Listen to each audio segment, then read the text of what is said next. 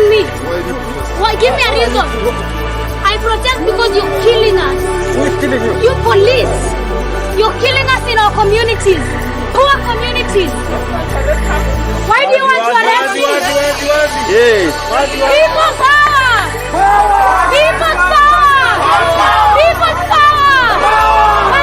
When we lose our fear, no more killings! No more killings!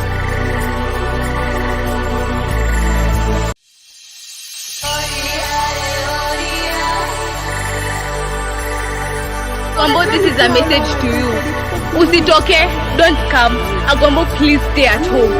We saw your efforts, okay? We saw everything that you did for Kenya. Now let us. We miss you, but Agombo, please don't even come outside. Don't come outside. Tunatoka on your behalf, okay?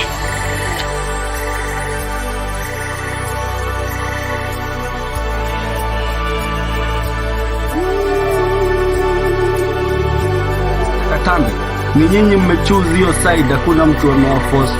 Wacha Katambe, kama unitambui pia mimi sikutambui boss. Wacha Katambe, mnasema mnataka kupea Kenya bright future. True, juu Zakayo akishuka alirudishia kila mtu mali yake times 4.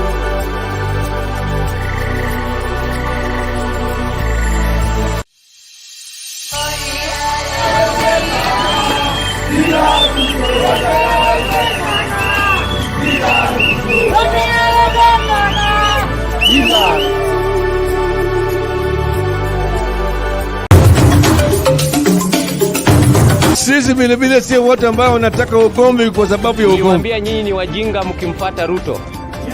Mkadhani tunawadanganya. Jeti ya Ruto. Hii maisha ya Ruto ni stress na ni stress. Mungu, wewe umetukosea.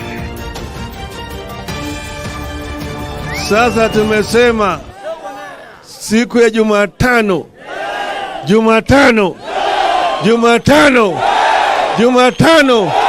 Tunaingia vijijini, mijini na hata jijini kukuletea taarifa mchana kutwa. Usiku tunakaa kitako, tunadadavua tukichanganua taarifa na makala muhimu yanayokuhusu wewe na familia yako. Nasikia watu wanasema baba ametusaliti. Between baba kutusaliti na sisi kusaliti baba, nani amesaliti mwingine? Inapeangwa, it mostly goes to foreign ministries. So baba is overqualified for that position. To build this railways for Africa. So now he's thinking about tumemkataa kama baba wetu. Unaweza kuwa kuna mtoto ulizaa ukapatia nchi ikuwe inamfanya vile inataka. Uhuru has been working very hard. Ruto akaenda huko na nguvu. Ruto was never invited in the inauguration. Ungana na Bernard Ngozi kwenye Open Forum Political Show kuanzia saa 4 usiku hadi dakika zake kila siku ya wiki kwenye Sound Card Talk. Open Forum Political Discussion Show.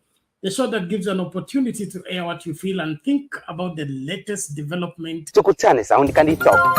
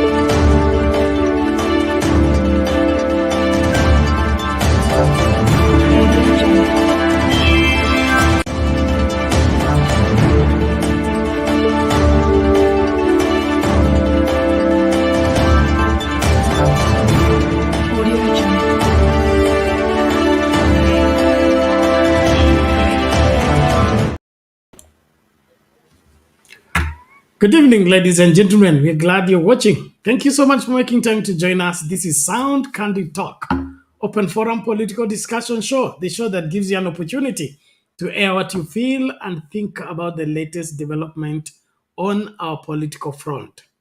Well, it's a sad day in our country where revelations are coming up of dead bodies dumped in a dumping site in Kware.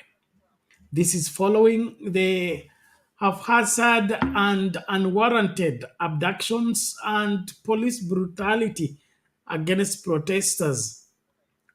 And it appears this is not going down well with the Ruto administration. The IG that is Inspector General of the Police, Koome resigns after a day after Ruto dismissing his cabinet. It is going as system go, but things don't look good. It's painful and very sad that we are losing lives unnecessarily, all of it in the pretext of protecting an incompetent, uncaring, and ill-experienced government. Calling upon you to weigh on this, even as our hearts and prayers go out for those families that are directly affected by these unfortunate happenings.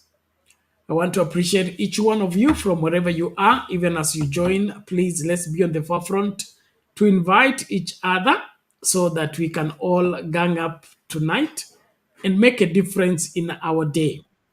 What is happening in our country is not pleasing at all.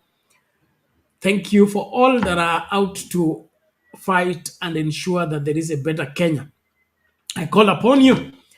Be sure to invite somebody. We are live on Sound Candy Talk YouTube channel, Sound Candy Talk live YouTube channel, Sound Candy Talk Facebook page, as well as Sound Candy Talk TikTok handle. So please, let's join from whatever platform we enjoy most and follow the conversation. I appreciate every one of you, even as we start the conversation. Apologies, yesterday we had a lot of hiccups, and so I couldn't come on time. And today I'm happy that I'm here in good time, so that I will be able to also live in good time. In fact, today I'm not supposed to be here. I will be telling you why in a short while. But thank you for being here. I salute every one of you. Let's be on the forefront. He says no volume.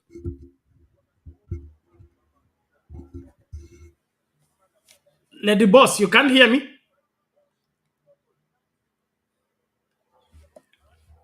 Can somebody confirm? You can't hear what I'm saying? Are you sure?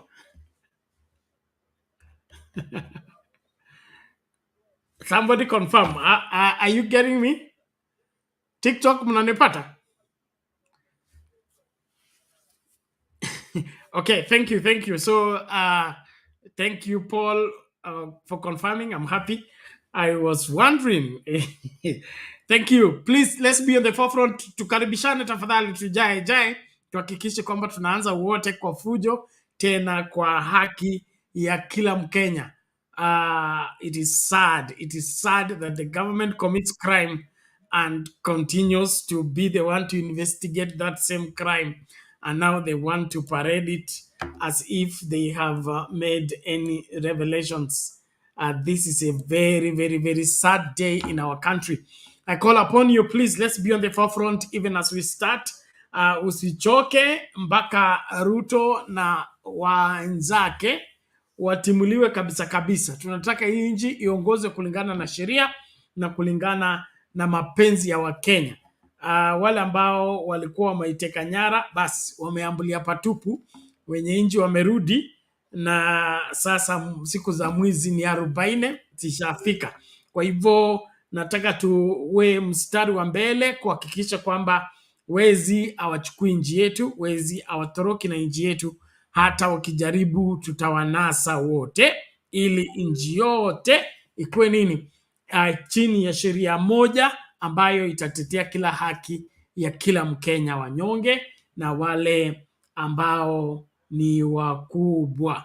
Thank you. Let's just start with this video before I bring in James and the rest. Please tuingie studio mapema. I will soon be telling you why I should not be here, but I'm happy to be here. Glad that you are here. Yesterday I did my best, but my best was not good enough. But I'm happy that you are able to continue with the show later.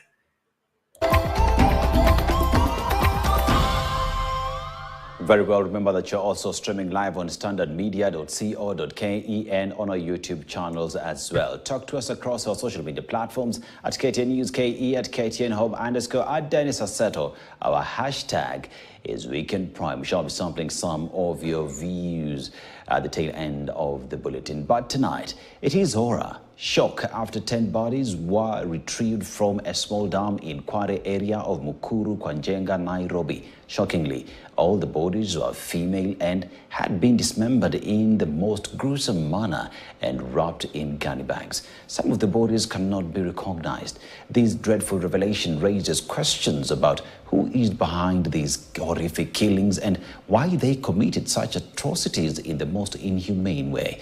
And as KTN senior reporter Francis Ontomo reports, there are fears of more bodies.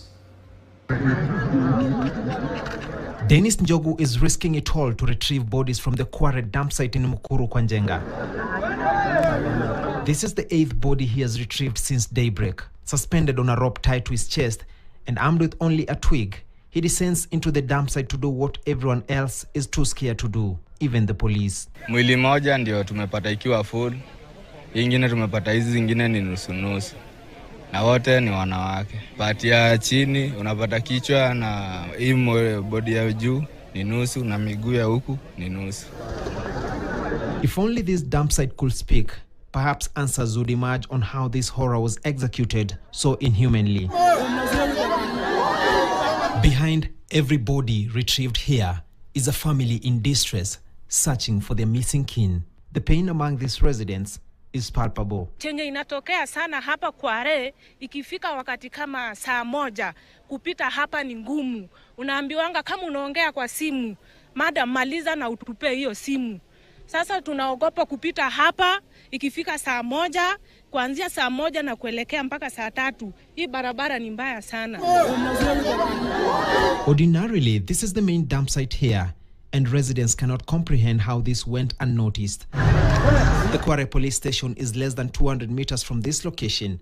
A woman searching for her kin is said to have led residents to this discovery. Ishimo imekuwa na history ya kutoka kitambo watu wa wanarushwa hapa ndani. So I guess hata wewe unaweza tumia this place kwa sababu ni kitu imekuwa ina happen. Alafu hapa hivi by the time sasa kuja kurealize kuna mtu hapo ndani, unacheki itakuwa ni kitambo ama itaenda masiku itakuwa imeenda. What are the police doing?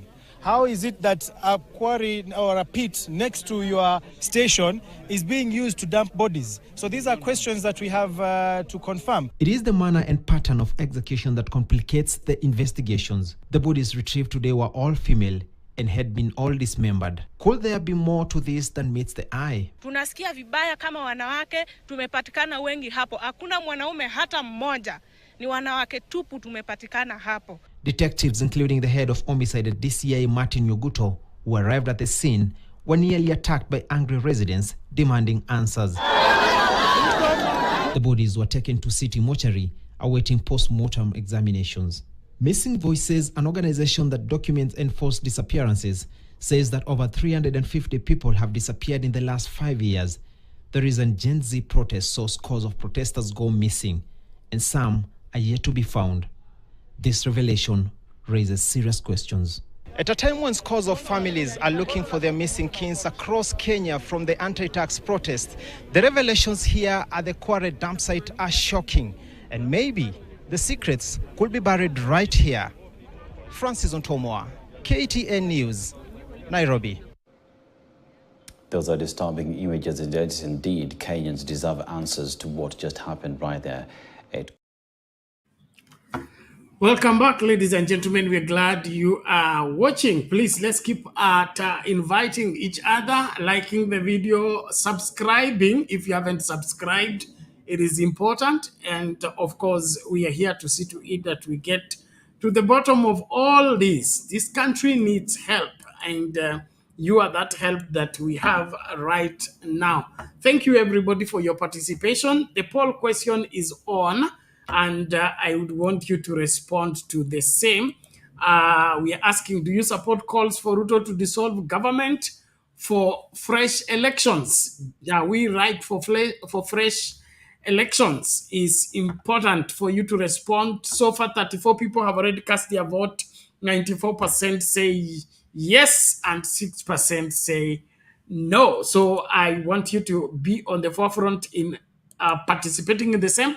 And then, of course, we need you to be our ambassador from wherever you are in ensuring that you push this video to as many people as possible. And of course, ensure that those people are following and, of course, profiting from what is happening right here. Bwana James, habari ya leo?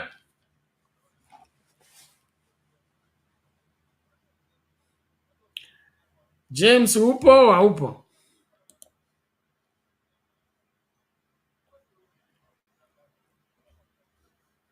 Okay, it appears James is not ready. Well, ladies and gentlemen, that is the situation in our country. How people disappear and bodies are dumped 200 meters from a police station. Do we still have a government? Do we still have security? I mean, are we secure? How is that? How is that? Na inasemekana mkono wa serikali ni mrefu. Hakuna kinachoendelea bila serikali kujua. Ni kipi hiki kinachoendelea katika nchi yetu? Eti watu wapotee, tena mili tena za kina mama zipatikane zimetupwa, na zinatupwa mita 200 kutoka kwa police station. Ni nini kinachoendelea katika nchi hii? Naomba tafadhali ukajiunge nasi katika mjadala wa leo. Toa maoni yako tukaelewe ni kipi kinachoendelea. Kwangu mimi akifurahisha kabisa. And then of course Koome kuresign. Hiyo imefanya vizuri. Sasa wale wote walikuwa wameandika makosa ya Koome na kufungulia yeye mashtaka, muda umefika mzuri wa kufungulia yeye mashtaka both at home and away. Watu wote ambao wamekufa kwa risasi ama kwa kuvamiwa na wale wanajidai ni polisi, wale wanajifanya ni polisi katika masuala ya maandamano, wakati wa kupata haki umefika. Tunataka haki kwa kila Mkenya, haki kwa wote ambao wamedhulumiwa kwa sababu ya siasa ama kwa sababu ya kusimamia haki katika kudai haki yao ambayo imewekwa kisheria. Wale ambao hawapendi hivyo watafanya vyovyote vile kujaribu kuwazima, lakini tunaamini kwamba ukweli wa mambo utajulikana. Kwa hivyo kila mmoja tumakinike. Asante kwa kujumika nasi katika kipindi. Tafadhali usikae mbali, cheza karibu na hakikisha wewe ndio wa kwanza kufanya nini? Kuleta mgeni ambaye ataingia na ajiunge na jamii kubwa ya Sound Candy Talk. Asante kwa kila mmoja. Naona maoni yenu na ushirika wenu. Tafadhali tumakinike tunapoendelea hivyo. James, vipi? Bwana James, unmute. Wa brother Bernard. Yes sir. Maria studio. Tuko salama, karibu. Sandy. Nawasalimia wenzangu. Mimi leo hata sina sei ya kuongea. Nataka nisikize tu. Thank you. Okay, sawa sawa, asante sana. Huyo ni James Bosire. Na wakereketwa wengine muingie, sijui niliulizwa hapa jana Wangira alienda wapi. Namuona Facebook. Sasa sielewi mbona hajakuja huku. Mlifukuza tutatuma nani aende kumlete. Huyu Bosire ndio jirani yake, labda anaweza kwenda kutuletea. Cha muhimu tumakinike, Undumani, Lala, wote ambao ni wa studio, tafadhali tuwai mapema. Leo hii napaswa kungatuka mapema kwa sababu leo ni siku spesheli yangu na sipasi kuwa hapa, lakini nashukuru kwa kuwa tuko hapa. I will be telling you in a minute or so. Thank you as you join. Please, let's be on the forefront as we engage. This country must be redeemed, and for it to be redeemed, Kenyans must be armed and reject the oppressive force. Especially crimes committed by the government should not be tolerated. Any person trying to get an explanation for the same needs to be dealt with the same way. We cannot have a government that kills its people, then turns around and pretends to be the one trying to, advocate for so-called justice or saving an administration. Kama imeharibika imeharibika, kama imeoza imeoza, itupwe. Hakuna haja ya kuiweka jikoni yetu. Utaweka roiko ndani, uweke binzari ndani, uweke pilipili ndani. Kama imeoza imeoza. Hii serikali ni kuoza, imeoza. Hakuna chochote ambacho mtafanya kitaweza kuiokoa. So the earlier they realize that, the better. Kama imeoza imeoza. Asante, naomba tafadhali tuendelee kukaribishana. Hiyo namba ya watazamaji imekwama sehemu fulani hapo. Kuna nini? Watu wa Sound Candy Talk Live 50, Sound Candy Talk 73, Facebook 4 people. Ni nini kinachoendelea? Karibisha mtu. Hakikisha unakaribisha mtu, usikae bila kushare link tafadhali. It is important. And then kama wewe sio subscriber, subscribe. We need you to be a part and parcel of the great family of Sound Candy Talk. Hapa tunaongea masuala jinsi yalivyo na tunadai haki, kwa sababu hiyo ni haki yetu kwa mujibu wa sheria, na kuna yeyote atakaye tuambia lolote ambalo haliambatani na yale ambayo sheria ama katiba imetupatia kama Wakenya. Nashukuru, nimlete Queen Mo naye akachangie kwa kifupi tunapoenda hivyo.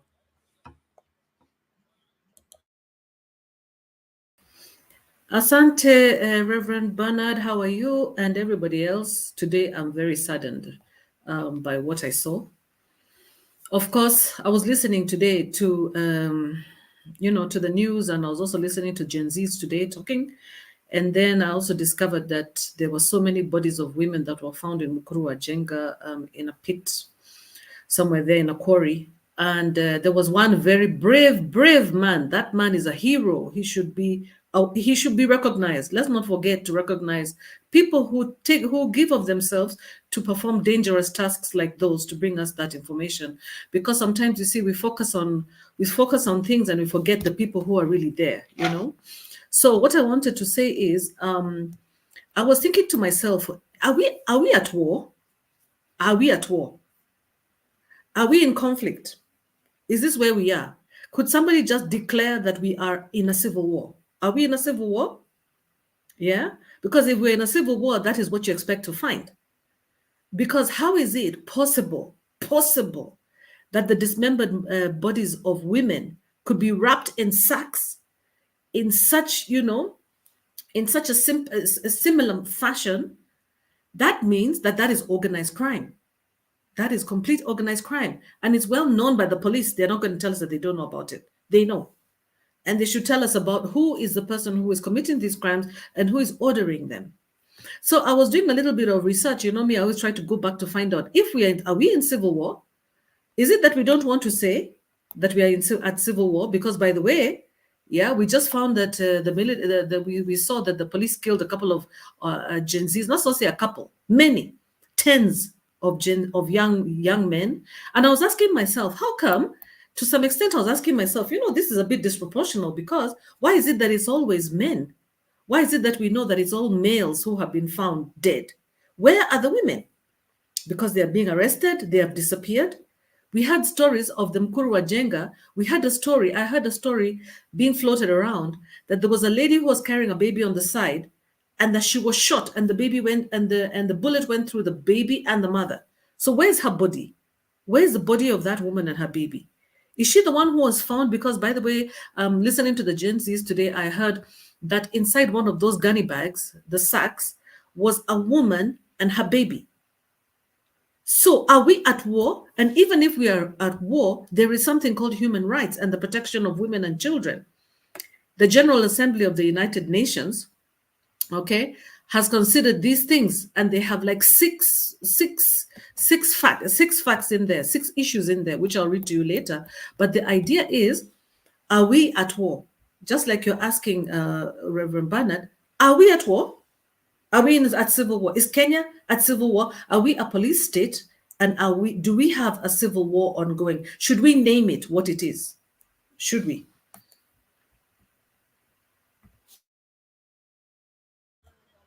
Thank you, Queen Mo. It's sad indeed, and this is what you get when you respond on an issue without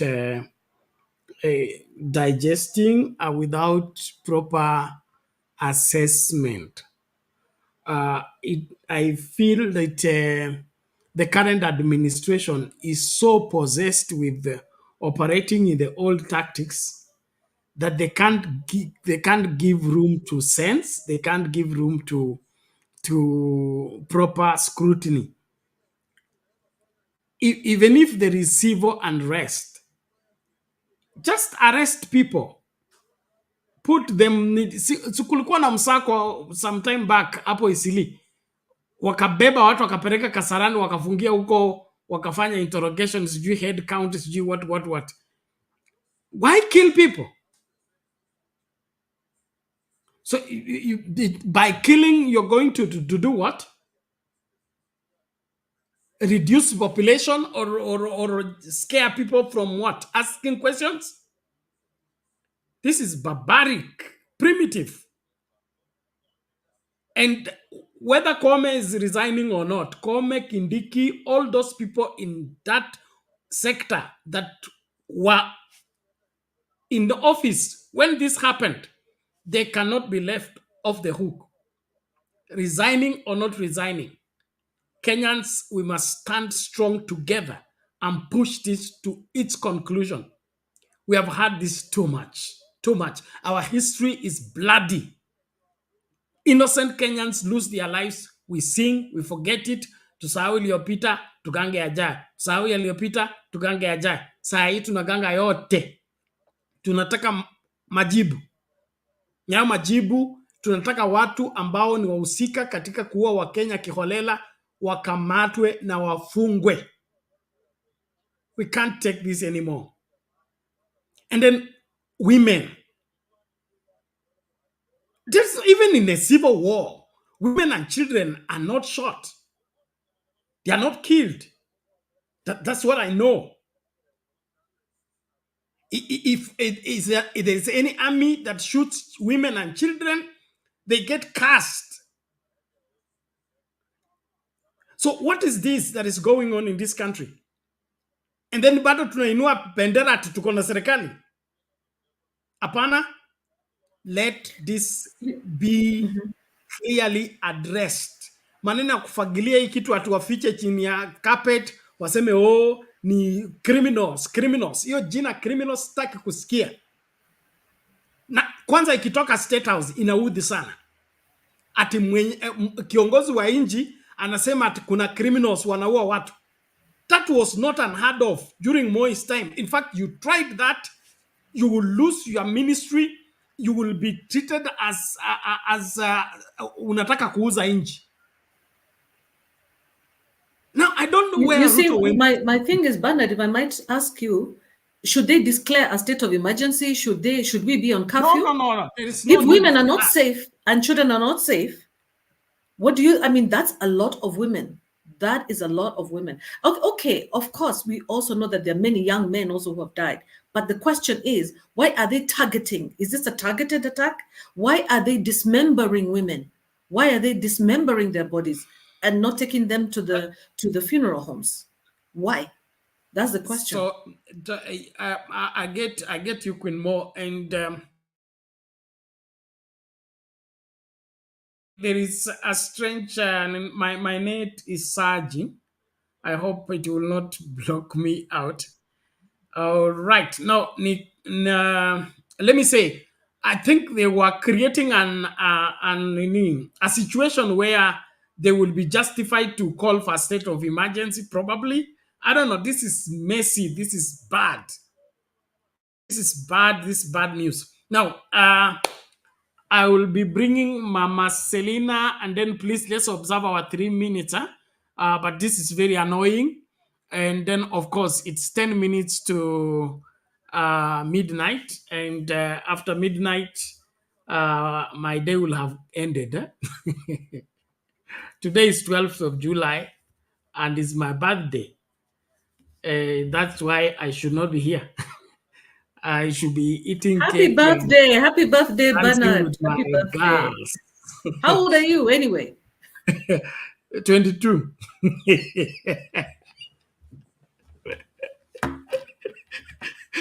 They say that men age like fine wine, so you should be proud to say how old you are.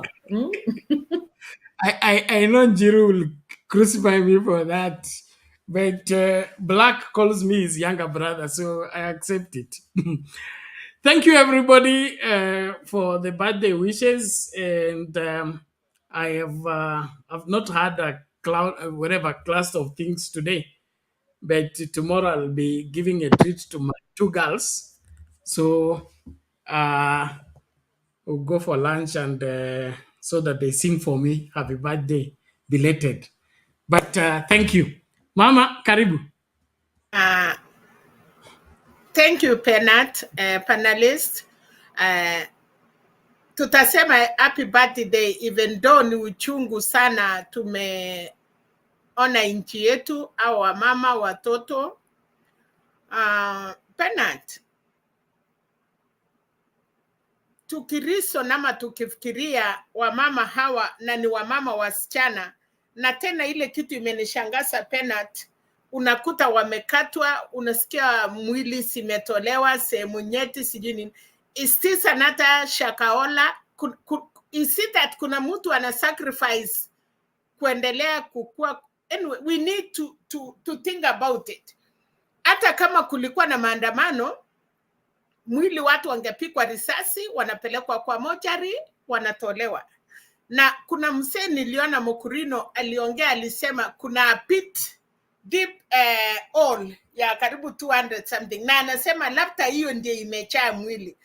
For me, I think kuna mtu ana sacrifice wa Kenya Penat for them to stay in power. Unajua kama umekuwa mtu ya shetani, Shakahola ilikuja tuka expose. After even exposing Shakahola na ile mamwili yote ilipatikana, wakati viongozi wengine walitaka enda wakafungiwa. What happened Penat? Sisi wa Kenya kuna vitu inafanyika kubwa sana, we forget about it, tunaendelea. Sasa leo ni mkuru kwa Njenga. Do you think it is only that 10 bodies ama 9? Lazima kuna mambo mingi zaidi ya hayo. Tuliambiwa ati hatutakuwa na River Yala. So River Nyala bodies ilikuwa wakati ya uhuru. So now then wakakuwa na hii tip, kwa sababu ukiona hata hivyo vile watu walitambua hiyo. Na nilisikia kuna msichana alipotea na akauliwa na akaendea dada yake kwa ndoto, akasema mahali alipo. I believe in that Penat, kwa sababu unaua mtu unafikiria hata chulikana, but they always come and say, hey, you are looking for me, come this side. Kama ni hiyo msichana aliwawa na ndiye amefanya mpaka wengine wapatikane, but before we take that thing seriously, ama to rapish, hata Koome ameresign, hii mamwili inapatikana ya watu wadogo. Is there somebody anauza watoto yetu anapeleka organs vile Uganda imefanyika? I wish you guys could have follow a lot of Uganda, ya kwamba hii watoto wanauawa Uganda, unakuta wamefanyiwa the same, wanapelekwa kwa jeshi, alafu wengine unasikia kuna watu wamefungua biashara ya organs. Tuchunguze hiyo mambo zaidi. Mwisho mimi Penat, ya kwamba hatuwezi furahia ndio Koome ametoka. We still have hot air at Koome. Apart from that Penat, I may be out of here, but nataka kuuliza hivi. IEBC, na sijaisikia mtu akiongea. We are talking of commissioners Penat. Kuna secretariat, kuna hii inaitwa nini hii nyoka iko IEBC. Hii ndiye anaota pepa sijui nini. Tunataka IEBC. Kabla hatujasema we need a commissioners, we want to clear, tunataka kifungu ya hiyo ofisi ya IEBC. Nobody, hata ule kilina, ila alikuwa IEBC. Ya pili Penat, we go back to these people wanaitwa clerks, ama wanaitwa returning officer kwa constituencies. Wanakaa chini Penat, wanakula mshahara na wanafanya kazi once in a year wakati 5 years ya election. We want to clear all of them. We want that body to be zero, empty. Tukilete commissioners, we recruit officers, IPC, na tunaenda mpaka crown. That is where we can win this election. Ama tutawin mambo ya Kenya. We have educated children. Wataenda kuoccupy those spaces. Na hii kinakulu, sijui wanaitwa nani, the same people sijui wanatoka wapi, wamejaa, hawa ndio watajua mahali kura nini tenda inatolewa. We need to clear all those things. I think what we are saying to our children, because we are grandmothers, that yes, you are doing a great job. We continue like that. Hata hii, Ruto must go. Ruto must go from all the, kama Cherera 4 wali resign penat, na walikuwa 1 year, na wakafutwa kazi. Ha wengine kina Kulei, sijui kina nani secretariat, ile ilikuwa inaongozwa na Chebukati na timu yake. Why are these people in the office? So hiyo ndio vitu tunadiscuss kama Kenyans, but nataka kusema pole sana kwa wamama, pole sana kwa watoto wetu, and we need to think more. Tunataka kuambia Kenyans wakuwe vigilant. Mali kuna forest, mali wanaona kuna makari wanakuja, ile haijulikani inakuja kufanya nini penat, ati wanaenda dump site, kumbe wanaenda kudam wananchi, tukifikiria wanapepa takataka. We want to alert the whole country. Mahali kuna mambo sensitive, nafikiria kuna mwili mingi itapatikana hapo, lakini watu waende Hague. Pungei mwenye aliauthorize, Koome your friend ameenda. Huyu Pungei alipelekwa wapi penat? Na ninaambia vijana ya GNC, tembelea anguka, wanasema nini? Anguka nayo. Anguka na kila mtu ile alituchezea 10 years ago, 2017. Angukia ile returning officers kwa constituencies. Angukia hawa. Angukia wenye wako IPC office. Thank you, Penat. I don't want to waste your time. Thank you. It's okay, Mami. Thank you so much. Pertinent questions indeed. And then on the issue of dismembering bodies, I think there are two versions to it. Remember the story of Githurai. They were careless shootings, okay? And so probably the dismembering is in the process of trying to disguise the bullets, how the bullets were got into the people. So the dismembering is to tamper with the evidence so that they minimize on how many reports will be there on how many people died of police shooting. This, it appears to be, is just the police or that hit squad handwork. And then they are trying now to reverse the thing. But also the issue of organs being in wherever sold. There was a video somebody sent me where some people are being lynched in Butere for attempting to abduct children. And the mob got them, beat them up, and they confessed that they are abducting children and taking them across the border and selling their wherever their organs. And so it is not far-fetched, but hii inaonekana vile walienda Githurai hiyo usiku waliua watu wengi, and the bullets were there, and then they were heaping them kwa lori wakipeleka wherever they were taking. So now that the matter is out there and they want to confuse Kenyans, that's when they resorted into the barbaric approach. Kumbuka walisema ni mtu mmoja from the head office. It's terrible. So let Kenyans push this. We must get to the bottom of this. And anyone who is behind this, hey, may God visit them with judgment. Well, let's continue engaging, please. Na tuendelee kukaribishana. Hii namba ya watazamaji ifike kule inapaswa kufika 300. Let's share the link widely. And then, of course, participate fully. Kenyan would love Kipril na nani mwingine na Julia. Chezeni karibu. Internet yangu hii iko na maswala. it keeps surging, and then kama jana ilikata kabisa, we tried for 3 hours, so ni kama tunapigwa. So nataka ile admin power person to be around, just in case I'm thrown out and I'm locked out. Otherwise, thank you for the birthday wishes. I'll be waiting for the gifts. Njiru ndo atakuwa wa kuongoza gifts, ili mlango wake wa mbinguni tufungue, tulikuwa tumefunga. By the way, pastor wako anachekelea Kindiki kwa nini?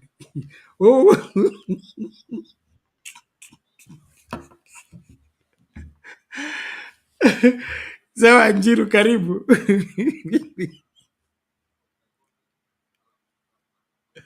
Yeah, no, Njiru, your audio is not there.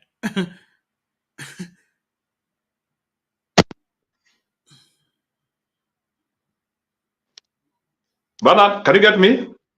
Yes, there you go. Unmute. Let me unmute. So mi nakwambia kuna watu ni wa kuchekelewa. You don't pray for them. So I support Commander in that because we are at a time of agony. And happy birthday by the way. I will sponsor mambo yako ya kuoshwa. Unajua tuna culminating birthday na kuosha mtu, so lazima tukuoshe. So hautakula keki bure. And I also want to thank that mother who bared the pain to bring you here. Unajua unaringaringa hapa about your birthday na kuna yule mtu aliumia zaidi. So tukikutumia gift lazima pia upeleke 10% hiyo pande nyingine. Wale watu waliumia ili you celebrate birthday. You know that, So let me first of all eulogize na nitulie. Na sijui bana kwa nini, I don't know why here we do not observe a moment of silence. I don't know if I give 1 minute of mine, you conduct a moment of silence here, sababu hatuwezi tu ongea tu ni kama ni vitu ya kawaida. So wacha tu nikuruhusu conduct a moment of silence, alafu mimi niendelee. Tafadhali bwana Bernard, as you go. You are the one that has the floor. Just conduct the moment of silence. Yeah, so ladies and gentlemen, you are aware of what is happening. The butcher of Sugoi, Mr. Ruto, has supervised the killing of Kenyans. Tafadhali tuturieni dakika moja, tuombee hizo roho na tuombee pia wale ambao wanang'ang'ana. Let's go.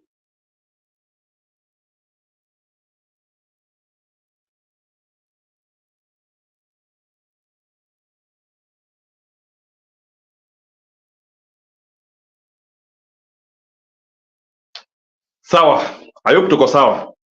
Let me first of all eulogize those people who are dead. Those people, they committed no crime, Bwana Bernard. So we are talking of innocent people being killed by this person. Na mnataka tutulie. So unajua Bernard, saa zingine unajua mimi nashanga, mnataka nitulie aje? Na naona mili natolewa. How can I rest? How can I rest? Ati tulieni tuonge. How can I rest? I can't. Mi nasikia mbaya, yani mi nasikia hata kufanya. How can I rest? Unaona watu wanabebwa huko sijui nini, hata kama unajua vitu zingine bana, hata kama watu wanatuambia sijui tutulie sijui tuongee. How can I rest? How can I rest? And still wale watu wameua, they are not talking, they are not saying we cannot rest bana. Sasa hii sasa ni kuendelea sasa, we cannot rest. Hawa watu wamekufa, they were also alive a few days ago. Hata sisi tunaweza jikuta in the same issue. Hii kazi hatuwezi acha bana, hatuwezi acha. Already people are dead. Hatuwezi acha hii, lazima tumalizie. Why? Because hii ni ile kitu ambayo ukiachilia it is more worse than kumalizia. At the point where we are, it is much worse ati kuachia hapa ama kuenda kuongea. Sasa hatuwezi tulia. Huyu jamaa we have to mill him. Na ile kitu I want to say here, and Bernard, take my words for what it is. I'm the same person nilikuja hapa nikakwambia whatever is happening in Kenya ni kitu kubwa sana. And I told you I've even been trying to speak with people, even older generations. They have even been saying to discriminate. They are even calling themselves now Gen Z. They are even much more hungry than mimi sahi. I have called many people. Watu wamekasirika sana, especially when they are seeing dead bodies of middle-aged people. Majority ya wale watu wametoroka kwa magunia, na mtakuja kuconfirm, ni watu around 20, 30 years, 40 years, wakiwa wazee sana. We are having a human being who is pathetic, ambaye anatulia watoto wetu, na mnataka tutulie. Tutatulia aje? We can't bana. We can't. Hatuwezi tulia. Na mimi bana, msiniambie nitulie. I have to be violent. Siwezi tulia. Mimi siwezi tulia sababu ya huyu jamaa. Siwezi. Hata kama I can't. How? Hii kitu lazima tumalizie. So Mr. William Ruto, tungoje. Hapa na hakuna huruma na hakuna msamaha. Msamaha utaenda kupata mbinguni. Sio hapa. Don't talk to us. Ati sijui usituongeleshe.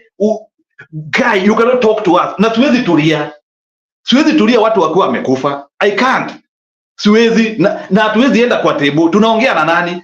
Why should we talk with somebody who is killing us? Hatuwezi, and we will be violent. Hatuwezi tulia. Hatuwezi bana. Hiyo hata kama hiyo watu wanatuambia sijui nini tulie, hatuwezi, we can't. Watu wako mamoja na wengine hatujui wako wapi. That is first revelation. Tunajua ni miringine. Bana, what has happened to those people can happen to anyone. Hata sisi, hata wewe Queen Mo, we can meet ourselves in such a desperation. It's only that Mungu ametupea hiyo neema, tujawekwa kwa hiyo ngunia. Hata sisi tunaweza jikuta kwa hiyo ngunia. Hatuwezi tulia. Watu wetu wanakufa bana. They are being murdered. These people are need our bread, na sijui wanataka ya nini. We can't rest. So tutatulia Ruto akitoka kwa kiti, na hatoki kwa kiti peke yake, hata tumemuongezea mashtaka sasa. It is now beyond Ruto must go. Ni kumtoa na kumupeleka kwa huyu jamaa. Hata huyu jamaa we are hanging him. I'm that serious by the way. Huyu jamaa hata hakuna testori sijui kumfungulia mashtaka. Hapana. Huyu jamaa he has to be hanged. We will constitute a civil court. Wacha atoke kwanza. We will constitute and this movement has to go to that. We will constitute a civil court to hang him. Hatuwezi endelea bana na hii mambo.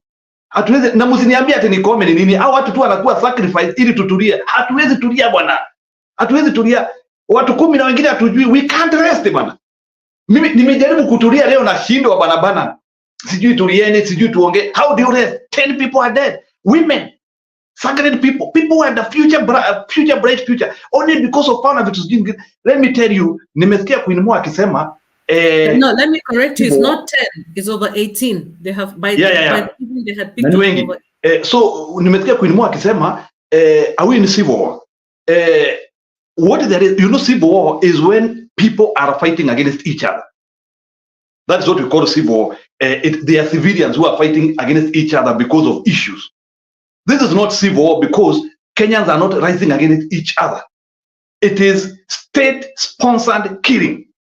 That's how you call it. State-sponsored killing. They want to silence people. Hawataki kuona. Unajua, let me tell you, hao watu washajua mambo yao imekwisha. Hata Zakaya anajua he is hanging on a thread. But now sababu ni mtu, he is a dumb guy, he doesn't want to quit power, he has to commit more atrocities. That is what he is. Zakaya anajua he is hanging on a thread. Bwana ndoja nikuambie, huyu jamaa, hata yu fala unasikia watu wakisema ati government of nation unit. Hiyo kitu haiko. It will not be there. Who will join him? Who will join him? Nani atatoa watu wapi? Hata hiyo Azimio na watu wengine alikuwa anasema sijui ataongea na wao. Including hizo picha wanajaribu atukufanya kwa mtandao, sijui picha ya Njoo, sijui picha ya nani Yoparanya. Who will join this guy? Who will join this guy? Ndio nakwambia, that government of national unity hakuna. You cannot form a government of national unity. So next week you will not have people. The other week you will not have people, and we are still demonstrating. And he is still supervising Akani. Huyu jamaa ashaishiwa na hewa. The only thing he can do is the few remaining days which are remaining awaue, but huyu jamaa ashaishiwa na hewa. So Bernard, huyu jamaa hatuwezi tulia. And we will do what it is, and we are obedient. And we are following the constitution. Ni kuprotest na protest. Sisi hatubebi mawe. Sisi tunatokezea. But hatuwezi tulia. Saa zingine nasikianga uza mapa ananiambia ati nataka watoto wetu wauawe. And then anasema sijui tufanye nini. Mimi watu wasiniambie vitu kama hiyo. We cannot relax, Bernard. Huyu jamaa we have to finish with him. Kama kuna mtu ataki kuanga president wa Kenya, utakuanga unatusalimia hivi pole pole na unatulia. Huyu jamaa tunamweka adabu bana. People will be fearing kukua viongozi. Huyu jamaa tunamweka adabu bana. Sawa. Chungako muda, utapata nafasi nyingine ya kuongea. Okay, so Bernard, to finish, what I'm trying to say is we cannot allow this revolution which is happening in Kenya to stop. Kama ijatupea dawa. Tulikuwa na ugonjwa. Tulikuwa na ugonjwa haina dawa. Mungu akakuja akatupea nafasi ya tupone. Alafu tukisikiliza yule mtu anatuua. Hatuwezi. Huyu jamaa ni kuenda akiendanga. Atusimame ni kuenda akiendanga. Thank you. Sawa. Thank you very much. Ladies and gentlemen, let's continue engaging. Tuendelee kukaribishana. Nashukuru namba ya watazamaji inaendelea kupanda. Watu wa Sound Candy Talk live 77 129 Sound Candy Talk, and then Facebook watu wa 8. Naomba tafadhali Facebookers share that link widely. Let's get more people so that more people are reached with the right information. Well, let's keep going even as we engage. It's a sad day in this country that atrocities are visited on the Kenyan people. All of it in the pretext that somebody feels insecure. It's unforgivable. Rasvik, how are you? Karibu. Poa sana Bernard, happy birthday. Kesho fikia hapo Java ukunywe chai. Asante. James vipi, Njeri, Donald Trump, Mama Selina, Jared na Citizen participation. Hamjambo. It's a very sad day today, especially kusikia hiyo news ya hawa wanawake walipatikana kwa hiyo dumpster. You know, I personally know where it is.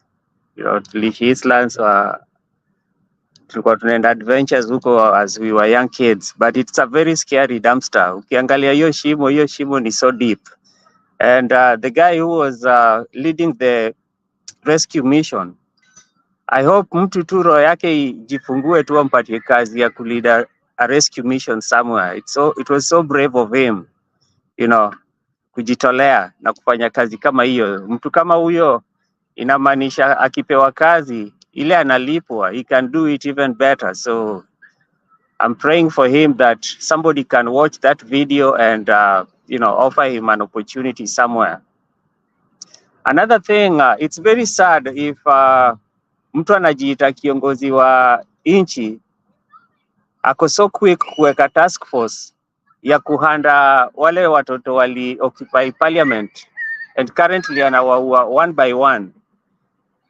Hii story ya wanawake kuliwa in this manner, it didn't just start today or yesterday. It has been going on for a while. You know, Sister Kanyari, kuna mwingine aliuliwa similar way.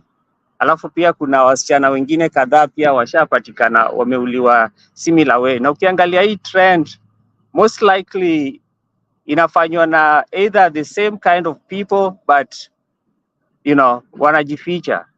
Na sidhani kama serikali yetu inaweza shindwa kupata hao watu na kumaliza hii kitu once for all. Unaona kama Shakahola wamekanyagia. Sasa hii ni muda mrefu sana, hiyo story ya Shakahola imezimiwa tu. It means that somebody knew so well what was happening in Shakahola. Whatever happened, whatever was found at Mukuru leo, I'm very sure there are some people who knows what is going on. During the Mkate Nusu government, there were so many non-profits that were operating in Kenya, and they were sensitizing people, walikuwa na educate watu in, you know, different things. Na hiyo time, non-profit organizations operating in Kenya was so lucrative. It was so welcoming, but the current regime wamefanya non-profit organizations cooperate Kenya ni kama wanakuja kusaidia wa Kenya, but ni kama pia wanalipa. We need to have better laws zile zinakaribisha au non-profit warudi watusaidie, kwa sababu some of the programs walikuanga nazo, they were for the benefits of our people. Kama mnataka kutax hata equipment zao, hao watu wako na inchi mingi sana wanaweza peleka hiyo msaada yao. So let's encourage more organizations to come and sensitize young women, kwa sababu Kenya tuko situation moja, there's high poverty level, na hii high poverty level it's putting our young men and women at risk, whereby mtu anaweza wadanganya kama the previous stories za wanawake walikufa, walikutana na watu online. Right now ukienda online utapata kuna wanawake wengi wadogo wana entertain watu online, alafu what happens, they end up being cheated, baited into meeting these people, these weird people at very awkward locations, alafu ina end up wameuliwa. Na some of the things that they do hawezi ambia mtu mwingine. Mimi naweza wa urge to, when you're going to meet a stranger, tafadhali make sure that kuna mtu ako na contact ya huyu stranger unaenda kukutana naye, na kuna mtu anajua kule unaenda kukutana na huyu stranger. It helps, hata huyu stranger akikumaliza, it helps to investigate na kumapprehend, na itasaidia kupunguza such incident. It's a very sad moment. I don't believe there's any way you can justify on killing someone. It's it's unexcused. Another thing I want to talk about was today around lunchtime I saw Koome inspector resigned. I think I'll say that it's a very honorable thing for him to resign. I know there was a lot of pressure. It took him a while, but I just want to thank him for stepping aside. And, now he should cooperate with any kind of investigations that, will happen after he has stepped aside. Share with whoever will be leading this kind of investigations any information that, he has or he knows to set himself free, or if maybe he was implicated or involved in any of whatever happened during his time as a inspector general, he should be held accountable for that. But it was very nice of him to step down before people pushed him completely to the wall. I urge wengine kama Kindiki na Ruto mwenyewe pia, kama wanaweza step down, itafanya kazi itakuwa rahisi. We just want to build this Kenya as soon as we can. The more they delay, the more they hold on, it's taking us too long. Kenyans are tired, our women are dying, and we want a good future for all Kenyans, kwa sababu kuongoza Kenya imewashinda. Asanteni.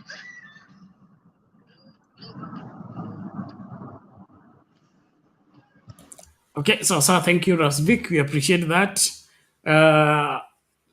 Honorable men step down, and this is a time to prove whether Ruto is a gentleman or he only acts a gentleman when he goes to America. Now that the whole nation is angry with him, is he going to step down or he wants to be pushed down? Hayo majibu yote tutayapata. But listen to the attitude of Kenyans. Ndio hiyo tunataka kuanza safari. Kuna mzee akatembelea rais, akakuja kumsalimia, tukamwambia rais, huyu mtu atuamini yeye. Akaingiza kichwa, kuingiza kichwa akasema hapa nyuma inachomwa na jua, muniingizie kidogo tu. Haya, tukamuingizia akaingia. Kufika huko ndani akasema hii nyumba ni kidogo, haitoshi Murkomen akae hapa na mimi, haitoshi Toi atakuwa hapa ndani na mimi, toa huyu Murkomen, toa huyu Duale. Sasa tumetolewa, yeye sasa ndio anatawala huko ndani. You mess up your work, unakanyanga nyumbani. Si kama tunaelewana. I, Onesmus Kipchumba Murkomen, being appointed a Cabinet Secretary of Kenya, do swear that I will at all times be faithful to the Republic of Kenya, that I will obey, respect and uphold this Constitution of Kenya.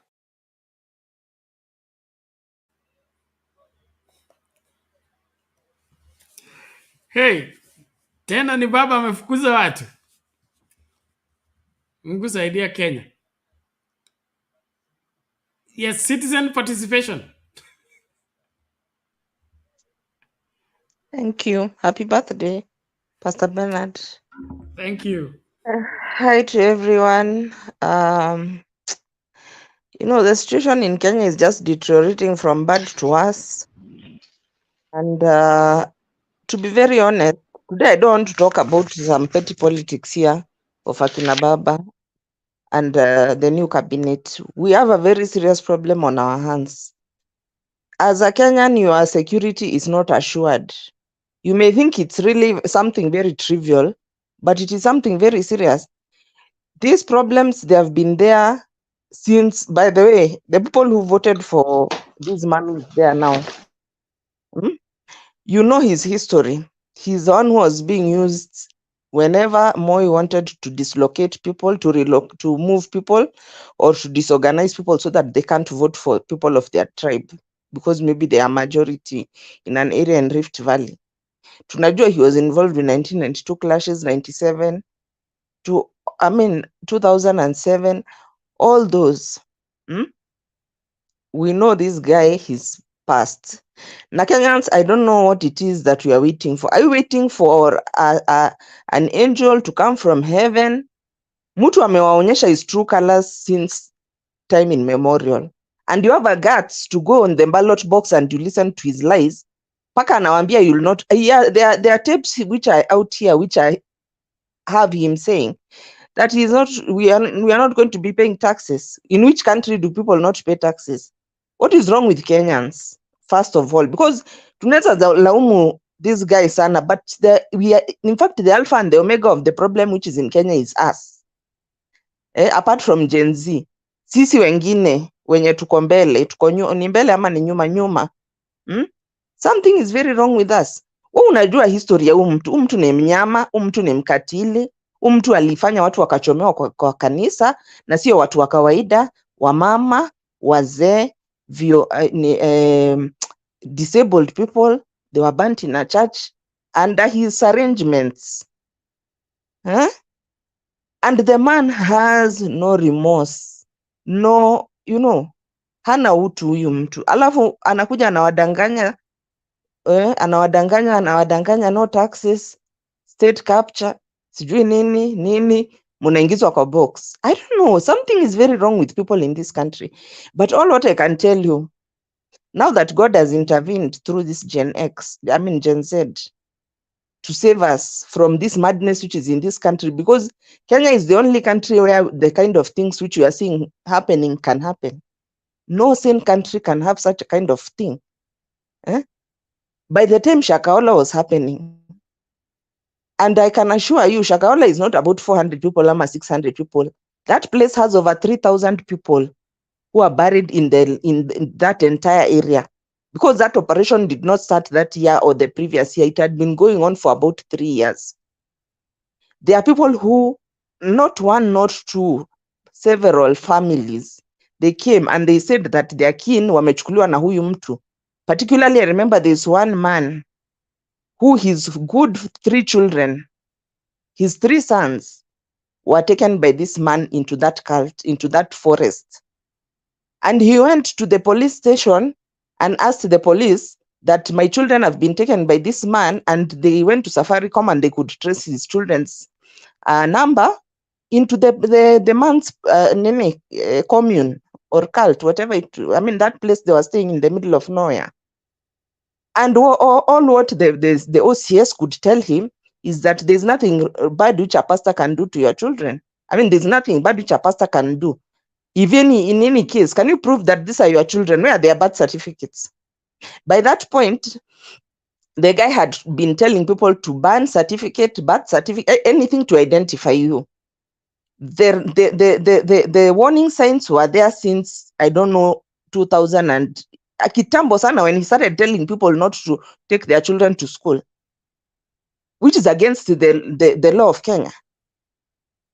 If I mean, a pastor who is preaching to people not to take their children to school, if you as an individual, today you are found out by the chief that you are not taking your children to school, that is a crime, you'll be utafungwa. So how is it that a pastor was having so many children who are not going to school? So you see, when you are living in a lawless country, because the law is there to protect us. So if there is no law, it is just anarchy. People do what they want. Police do what they want. Politicians do what they want. What do you imagine these other real rogues now will do? It is the case which you are hearing Mr. Ras there, it's called Rasvik, talking about, whereby somebody could go into, like what was happening with the Matara, is we call Matara. That guy was kidnapping women, and then he extorts money out of them because they know utawapeleka wapi. These are rotten country. These are country without any rule of law. Utampeleka wapi? How many girls had gone to the police station to say that there's a gentleman who is called Matara? The guy was not hiding. He had been reported. He had not even moved. That he moved from one place to another. Walikuwa wanajua mpaka pali anaishi. And then he's busy kidnapping women, harassing them, almost killing them, extorting them money. More than 10 times or 13 times, the case went to the police station. It's until now, when Kanyari's sister was murdered, is when they are now arresting the guy. What kind of a country is this? As for that Kware which is there, that Kware is, the way it is looking, it looks like it's a dumping site actually for bodies. And I don't know who, I think it was Mama Selina who said kuna mkorino amesema there are more than 200 bodies which are in that place, or that thing is more than 200 feet deep. I didn't get very well, but wacha niwaambie, hii nchi tukiendelea venye tunaendelea, will not have a country. And let me tell you, weka hapo kwa nyumba yako ukiona you are safe. My friend, you are not safe. You are not safe. Na utafikiwa. This lawlessness which you are seeing out here, itakuja tu polepole, itakufikia na wewe. Hao watu wa kanisa, there are some of them who their children went on the streets because they don't have jobs, na wakauliwa. Walikuwa wananyamaza wakiwa kwa kanisa, hawezi ongea. Sisi ni Wakristo, tuongeangi, we cannot go against the authority of the land. Ndio hao sasa wamezika. I'm telling you, it will come to your doorstep. So let us stand up as Kenyans, all of us, to stand against this lawlessness which is in this country. And the alpha and the omega of lawlessness in this country is none other than William Ruto. Hapo ndio mwanzo. Asituambie mambo ya sijui his CSS sijui nini, shida ni yeye. And impunity ilianzia kutoka top. Samaki ilianza kuoza kutoka juu. There is no way you can tell a policeman not to give out his pistol kwa waizi, waende wafanya nayo kazi usiku, amrudishia asubuhi na pesa. When they know that uko juu, people are eating like there's no tomorrow. There is no work which is being done. Kazi ni kuangalia venye wataibia wananchi. We cannot live in such a country. There's no country which can survive with the kind of formula we are having. And all what I can say, when it gets to a situation whereby the most vulnerable people in the society, women and children, are now, imekuwa sasa women and children are being targeted. Let me tell you, there's nobody who is safe in this country. Na nani asitu trivialize this issue at let's keep calm. What are we keeping calm about when 16 women have been, in fact, even it's not their whole bodies, mutilated. Mutilated. So who are these who are killing these people? Or is it because this government, whether it's capable of anything, or did they kill the women to divert us from Mambo ya Githurai and other murders they have been doing? You know, Kenyans, we have to stand up for ourselves. Otherwise, these people, this man and his crew, they are going to destroy this country. And the moment when there is no rule of law kuanzia juu, sasa all thugs come in. Na ndio unaona hata wa Nigerians wanakuja hapa wanakatakata wasichana wetu. The other day it is a girl was in a BNB, akapatikana hana kichwa, amekatwa kama kuku, amechinjwa.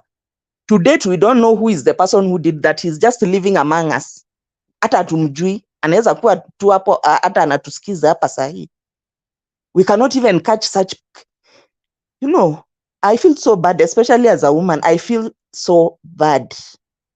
Because mimi, by the way, security, you cannot take your security. right now as a woman. Hata kuwa nje usiku, ifika 6 o'clock uingia kwa nyumba yako ukae.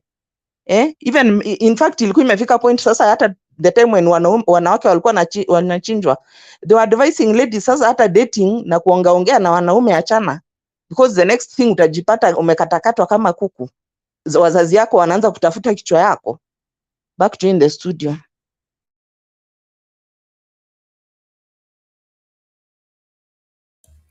Okay, thank you, citizen participation. Sad indeed.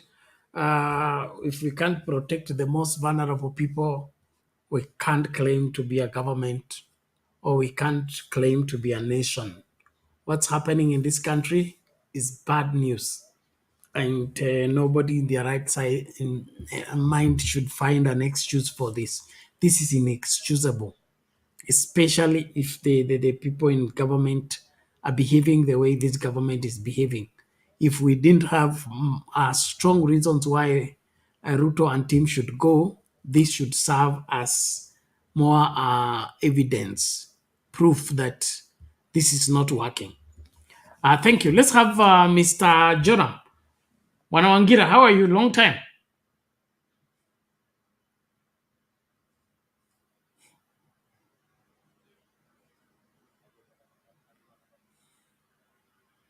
Wanawangira, ai? System imekuchagua ikakutema nje. Pole lakini. Let's have this video in the meantime as we go further with these manenos. Okay, here we go. Leader, whether you are in religion or politics, a leader that destroys his own people is not worthy of that position. He needs to resign. A shepherd that does not teach the truth to the followers, he is not worthy to be there. So as the president, so as the prime minister, so as the premier, so as the king of this world, if you are not loyal to your own people, if you are not there to serve them with honesty, with loyalty, and with faith and humility, then step down. You are not worthy of that position.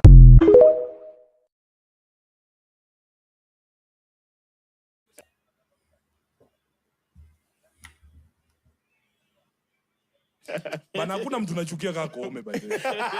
Yeye na Kindiki. Hao watu wawili. Mimi nawaambia hiyo power imeingia kwa akili za watu.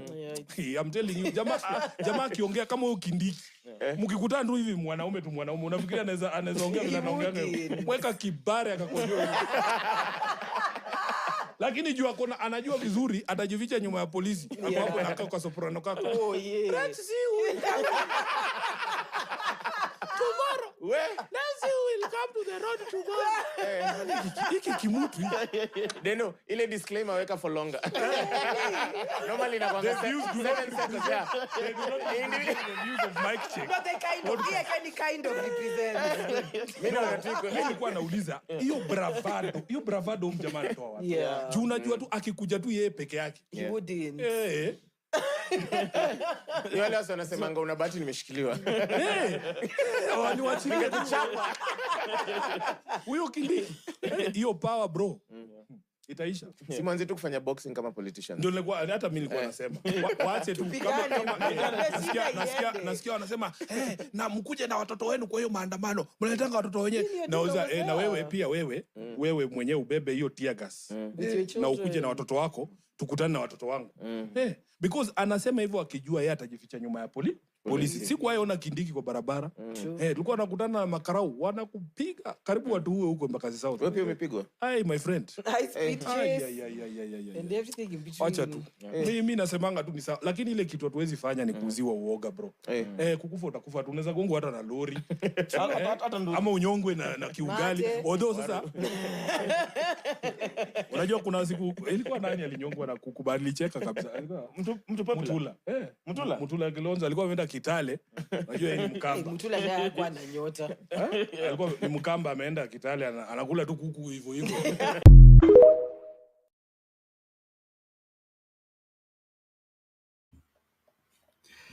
Okay, back to James. James, wewe unajua kula kuku?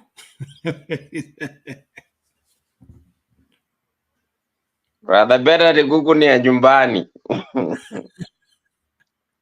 Brother Yes, Bernard, Victor. mimi nasikia kama ningepata inji ingine nihamie. Hakuna Niko shida, fanya katika application. South niko Sudan Kenya wanakuja. hii na niko karibu mahali hiyo mbili imetoka. Saa hizi sina nguvu ya kuongea. Sijui kama dada yangu ako hapo ndani, sijui kama aunti yangu ako hapo ndani. Naongojea maripoti tu nianze kusikia ati hakuna mtu nyumbani ndio nikimbie siti moja.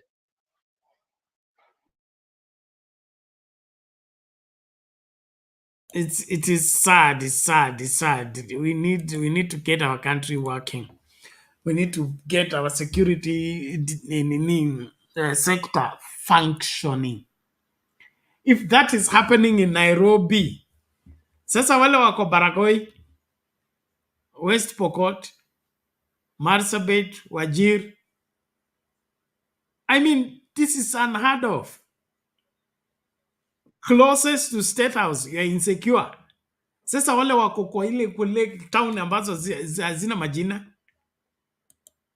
This country needs help. And we must get that help soonest. Yes, Bwana Wangira, you're back. Oh, yes, I am back. How are you? Great. Karibu. Asante, it has been a long time, Bernard. You took sabbatical without notice, but it's okay. Welcome back. Hapana, Kenya Power walienda na transformer yetu for the last 2 weeks. I don't know what is happening. Ndio wamerudisha. Kuwachenjia mafuta. Hapana, nasikia ni sijui. Wametutesa wiki mbili lakini wamerudisha jana tu. So, my regards to everybody in the studio this morning. Is it morning? I believe it's morning. It's past saa 6 usiku. Bernard, you know, as much as, you know, Daniel Arap Moi was a dictator, but, you know, there was one thing that, you know, Daniel Arap Moi was keen on, Bernard, and that was, you know, the security of his people. Daniel Arap Moi was so keen on the security of the Kenyan people, Bernard, I can tell you. And, you know, those times there was that organ called the Special Branch, which later became what was called the Directorate of Security Intelligence. You know, this particular organ knew everything that was happening in every inch of this country. You know, those were the days we were being told that, you know, we used to be told that, you know, even, you know, wolves head ears. You know, looking at what is happening in Kenya today, you know, saddens me. You know, we had the Shakahola thing just last year. And today, you know, we have the Kware incidents today where 6 bodies were found. And, you know, I understand that, you know, the Kware thing, the Kware thing is, they are saying it's less than 100 meters from a local police station. So less than 100 meters from a local police station and, you know, bodies are being dumped. You know, what are the police in that area doing? You know, I thought that, you know, we have a more broad security system because we have the Nyumba Kumi, then we have the chiefs, then we have the police. You know, how can such a thing happen in such a location without anybody, Bernard, knowing that it must take a woman to dream of her lost sister and for the lost sister to give her the direction to the Kware, for her to alert the Kenyan people that there could be bodies in that particular Kware.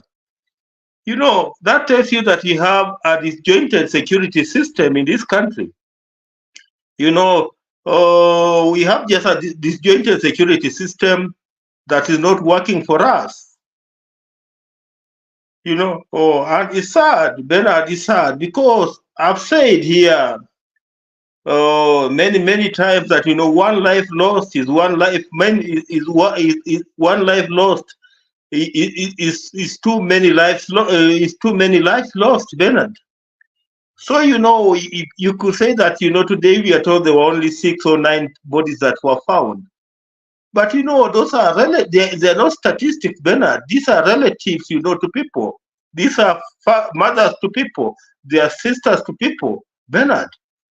And so, it saddens me, Bernard, that, we can start dumping, we have reached a situation where, Bernard, fellow Kenyans can dump bodies of fellow Kenyans in an abandoned, Kware. This is a very, very sad thing. And, just this week, I believe, early this week, you remember, there was that body of the university student, Bernard, in, I believe it was somewhere near Juja. You remember the body of that university student who had taken part, in the demonstration, Bernard. The body was also found in an abandoned quarry somewhere in Juja. So, some of these things, they make me sad because, I don't know where we are headed to as a country. I don't know, because I'm just lost. I don't know where we are headed to. It's such a sad scenario, especially in a country where we are paying taxes and even more taxes. We pay the police, we pay the National Security Intelligence Service, Bernard, to protect us. And, it's as if they are not doing anything to make us safe. I know. And that makes me very, very sad. Because I want to be brief, let me just say something about, Japhet Koome. Japhet Koome was the Inspector General of Police until yesterday, when we are being told he resigned. I doubt whether he really resigned, Bernard. I don't agree that he resigned. He must have been pushed to resign, Bernard. And the problem we have, Bernard, with the Kenya police is one. Unlike the army, Bernard, there seems to be no professionalism in Kenya police. Professionalism, zero. If we talk about professionalism, I just say that there's zero professionalism in the Kenya police. And that's why, Bernard, you find somebody even jumping a rank. Because like in the army, you cannot jump a rank. For example, in the army, you cannot jump from captain and you become a lieutenant colonel. But in the police, Bernard, you can jump from assistant inspector general of police and you become inspector general tomorrow.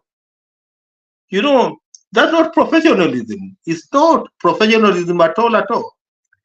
And again, I was watching a video on the day William Samoei Ruto was appointing this gentleman called, Japhet Koome. He didn't seem to know the guy. As the president of the republic, Bernard, you need to carry out, what we call, you fact check before you appoint somebody. William Samoei Ruto seemed to never have, fact checked on who Japhet Koome was, because I remember when he was talking to the Mzee who was then the head of public service, I'm forgetting his name. The guy was the head of public service for Uhuru Kenyatta then, and he was asking him, what is his other name? Which means, Bernard, he never knew who this Koome man was. And Koome became one of the most, incompetent Inspector General of Police that Kenya has ever had.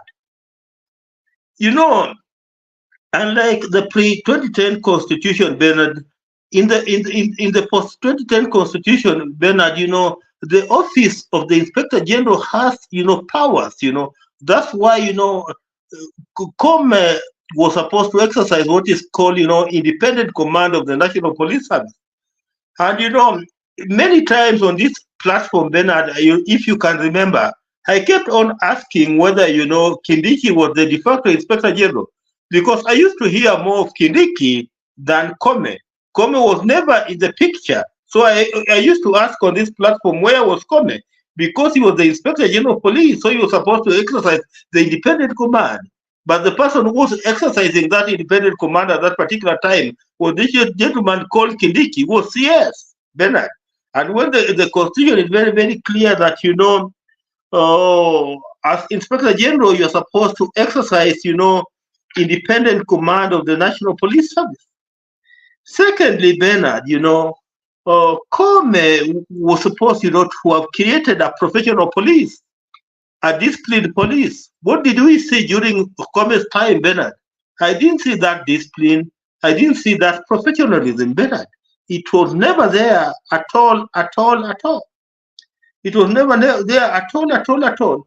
And again, one mistake that Koome did, Bernard, was to play politics, with the National Police Service. You remember last year, during our Maandamano, the one I took part in before the Gen Z came in, you remember 2023? If you remember our Maandamano, when we were undermining against the 2023 finance bill, Bernard, after many people had been killed by the police, you remember that time many young people were killed, the number could be up to over 70 people who were killed last year. But when this issue was raised, Bernard, you remember what Koome told us?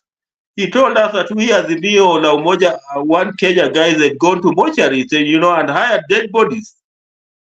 If you can remember, he told us that we went to mortuaries and we hired dead bodies.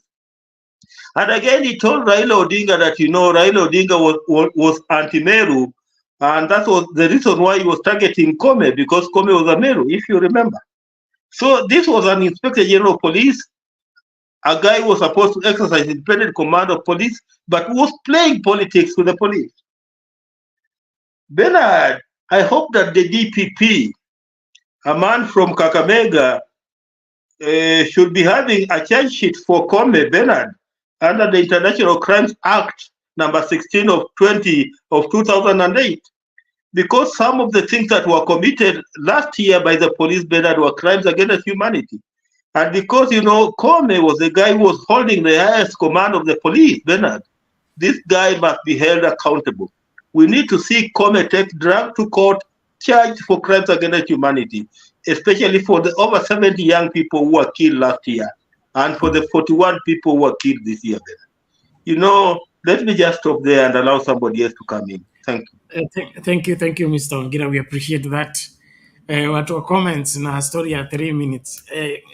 Ongira had gone for 3 weeks, so he had a leeway to offload what he's been cooking for 3 weeks. To be patient. But thank you, Mr. Ongira, for that. For those observations and connecting of the dots. It is bad news. It's bad news. It is bad news that instead of a government flexing the muscle and proving that it's in control and the people are safe, is the one placing the lives of Kenyans at risk. It is the turn for Reverend Lala, but sijui Mkora amekuja nini. Mkora, umeletwa na tuhuma ama umbea? Zote mi unajua, mi ukisikia mkora jua ni mkora kila mahali. But today wakora mmefukuza mpaka Kindiki, sasa mtashikwa na nani? Ndio maana tunaongea matope leo, hatutaki, hakuna mtu akutishika. Ukitushika tunakwambia tupeleke kwa DJ, kwa DCI, tunakwambia ina mwenyewe Saitan. Sisi we are freebies now. So mnataka mpelekwe, badala mwende kwa DCI mwende kwa DJ.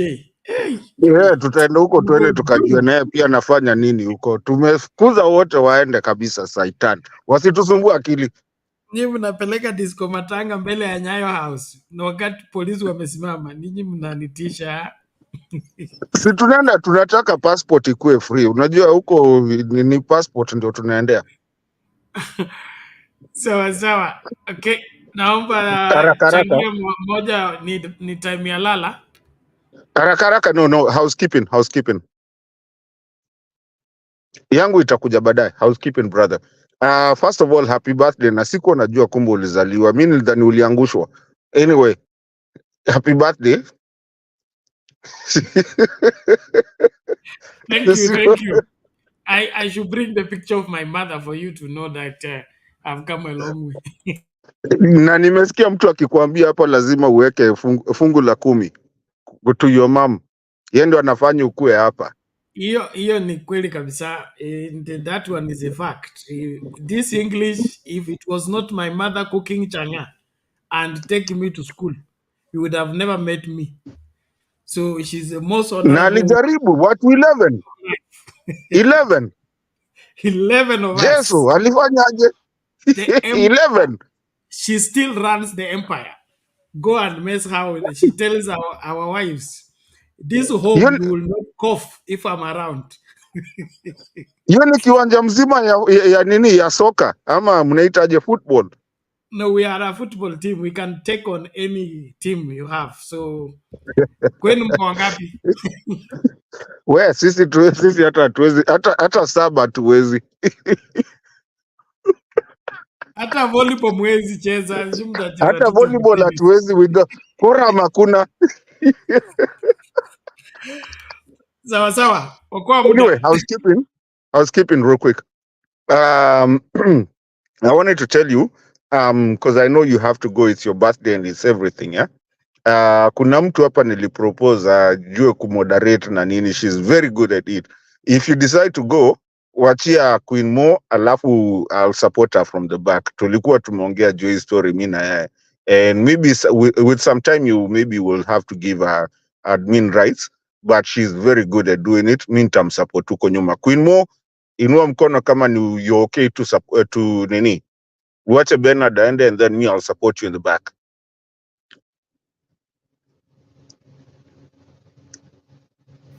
Just because it's Bernard's birthday. Just because it's Bernard's, that's his present. Lakini, I can do it for just maybe 2 hours. Is that okay? That'll be fine. Just say anything. I'll be in the back. Here in about 20 minutes. Bernard nafika kwa hao in about 20 minutes. I'll be in the back. If you need anything, just I'll be listening. And then if I need to add anything, so that we give Bernard his time to go hang out with his kids. He's been here for us all these times, and for him to have a good time. And Stone Pike akikuja, he has the rights. Then at that point, maybe when a Stone munaweza panga. But for me, I'll just sit in the back and I'll be adding people for you. If you need anything, just shout out, and then I'll be there. When you see me huko nyuma, just don't worry about it. I got you. So Bernard, nimekutoa, nimeenda, nimefanya, hii inaitwa corruption. Hiyo ni kuu. Budgeted corruption. Hiyo ni kuu, honestly. Seriously. In fact, I should refuse. There's no constitutional agreement on that. I'm a copy Gen Z. Ana behave kama Gen Z. That is Pastor Lola, would you like to moderate? Simulize nilikoko. Bernard, by the way, no umpatie rights, by the way. She's very good. Last time she did I know what I'm doing. Awesome job. It's okay. Thank you. We'll consider that, and thank you. So, let's get back to the conversation. Asante for housekeeping. Na hiyo housekeeping iendelee namna hiyo. Kila mtu ashike doria.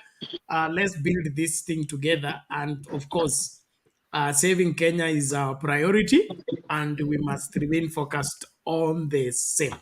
Asante sana. So we can let Lala make his submission, and then Alex, then we can ndio sasa turudie. So Queen Mo, umeona hiyo hesabu ile inaenda Lala, Alex hapa anaficha sura, hataki nani, bado ako kwa ofisi, anaitwa nani, Kashagwa. So anaweza kuchukua hiyo nini akasubmit. All the same, thank you. So Reverend Lala, here we go. Asante Bernard, happy birthday. Queen Mo, it's good to see you there. Kingdom Cora, Mama, Unity, Selena, Jared, it's good to see you, I haven't seen in a while, and Alex. The question, what did you guys do for this birthday boy? Did you guys sing for him? Did you give him a cake or something? Did we do something? Mtumie kachai. Did you volunteer to shower me? His best birthday, Koome resigned. His best gift, Koome resigned. Would you like to lead the choir, Lola? Okay. Let's celebrate the day. Okay. Beautiful day. This man resigning, and Let me just say some few things. First of all, I've been watching a lot of Mugamano, listening to the LSK, chairperson and the other panelists that were there, plus those have been gone through some torture by these police, and it is beautiful to see Koome resigning. So we will take the day and say it's a great, wonderful day. But it is just one wing has been clipped. The whole engine is still running. The brain is still in the same place. We all knew that Ruto ruled from his residence at the State House. And so whether it is the CS or the parliament and others, everything was centered around Ruto. Okay. So, and is still in office. Though wounded, I think it's still dangerous. So we have to put a focus on the real thing.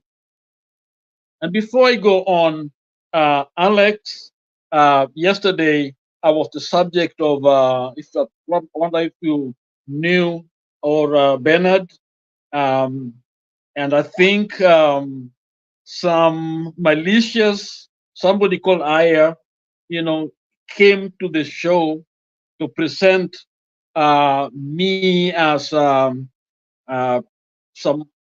guy who is hiding yet supporting Ruto, and they went on, and there was a lot other people kept on, those who didn't know who I am, talking about me getting visited. So it just happened that I wasn't in Kenya, so they couldn't visit me. But I think there are people out there with malicious, with evil mind and heart, and they either they're paid to do some of the things they're doing, but we want to let them know their days are numbered. He claimed to have had some clips, some video clips of me. So he was supposed to present it. I don't know whether he has presented anything, but for our viewers, those who have listened to me, there was no single day that I ever supported Ruto. If you were there yesterday, I think you heard of the debate, but I'm responding to it because it seems as if when you're writing some of the contribution, had believed this guy that maybe I'm this kind of guy, and so I simply let him know that it was either a mistaken identity. He thought I was somebody I was not. And so let's be careful with some of these people. Right now, we are feeling good.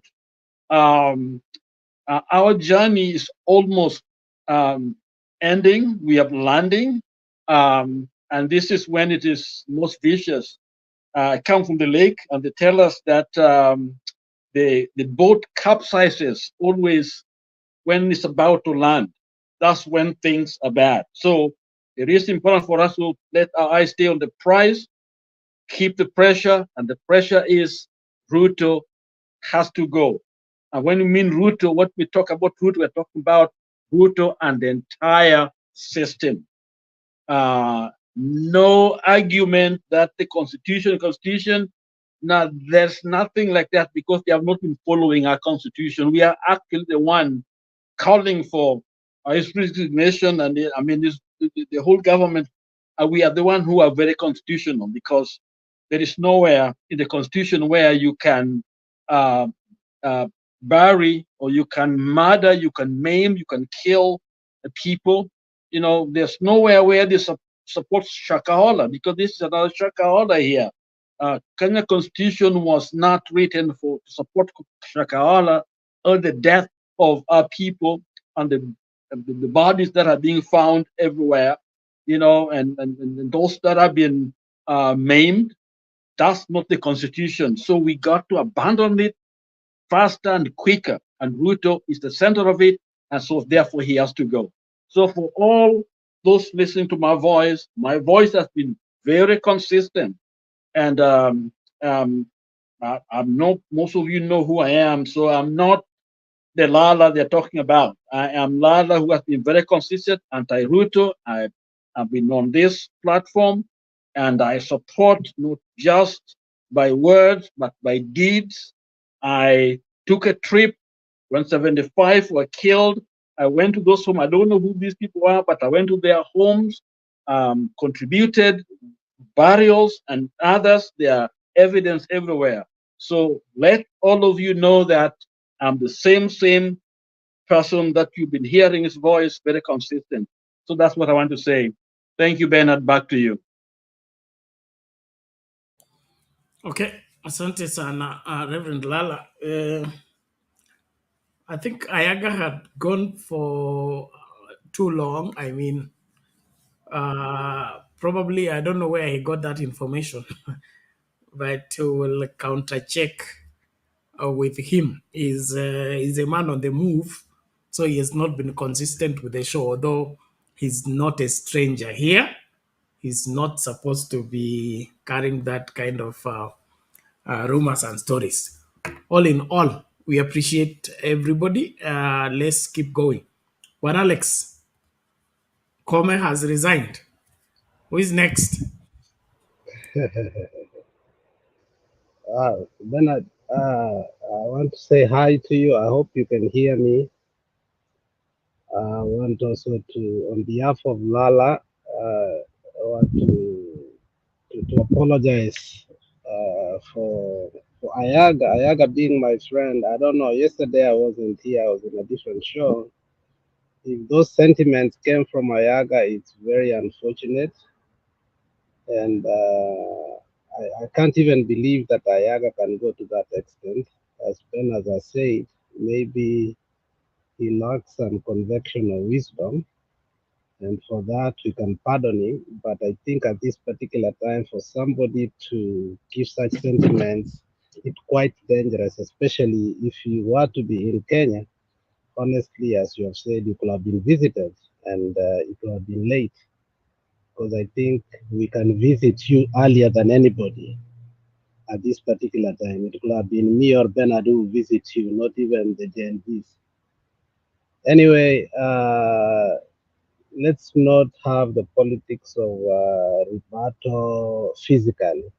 I think we can use our mouths and our senses to rebut to those who have contrary ideas to us, because we are experiencing something we've not since our independence. I think we are experiencing some sort of freedom, but also some sort of what we have been anticipating forever.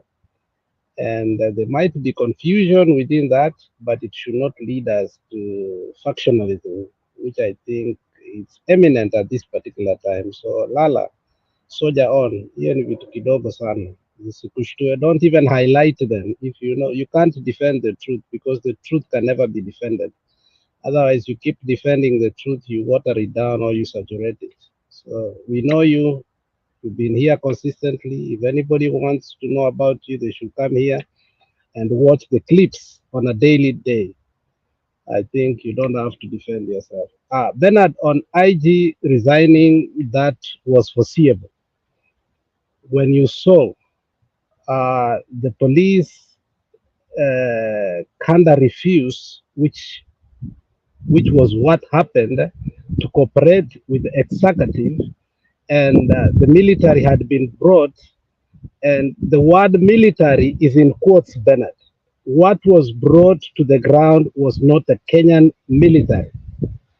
It is the Ruto militia, which even Martha Karua has spoken openly that we have people like the CID of Moi who are targeting the people who seem to be the organizers of what we call this insurrection against William Samoei Ruto.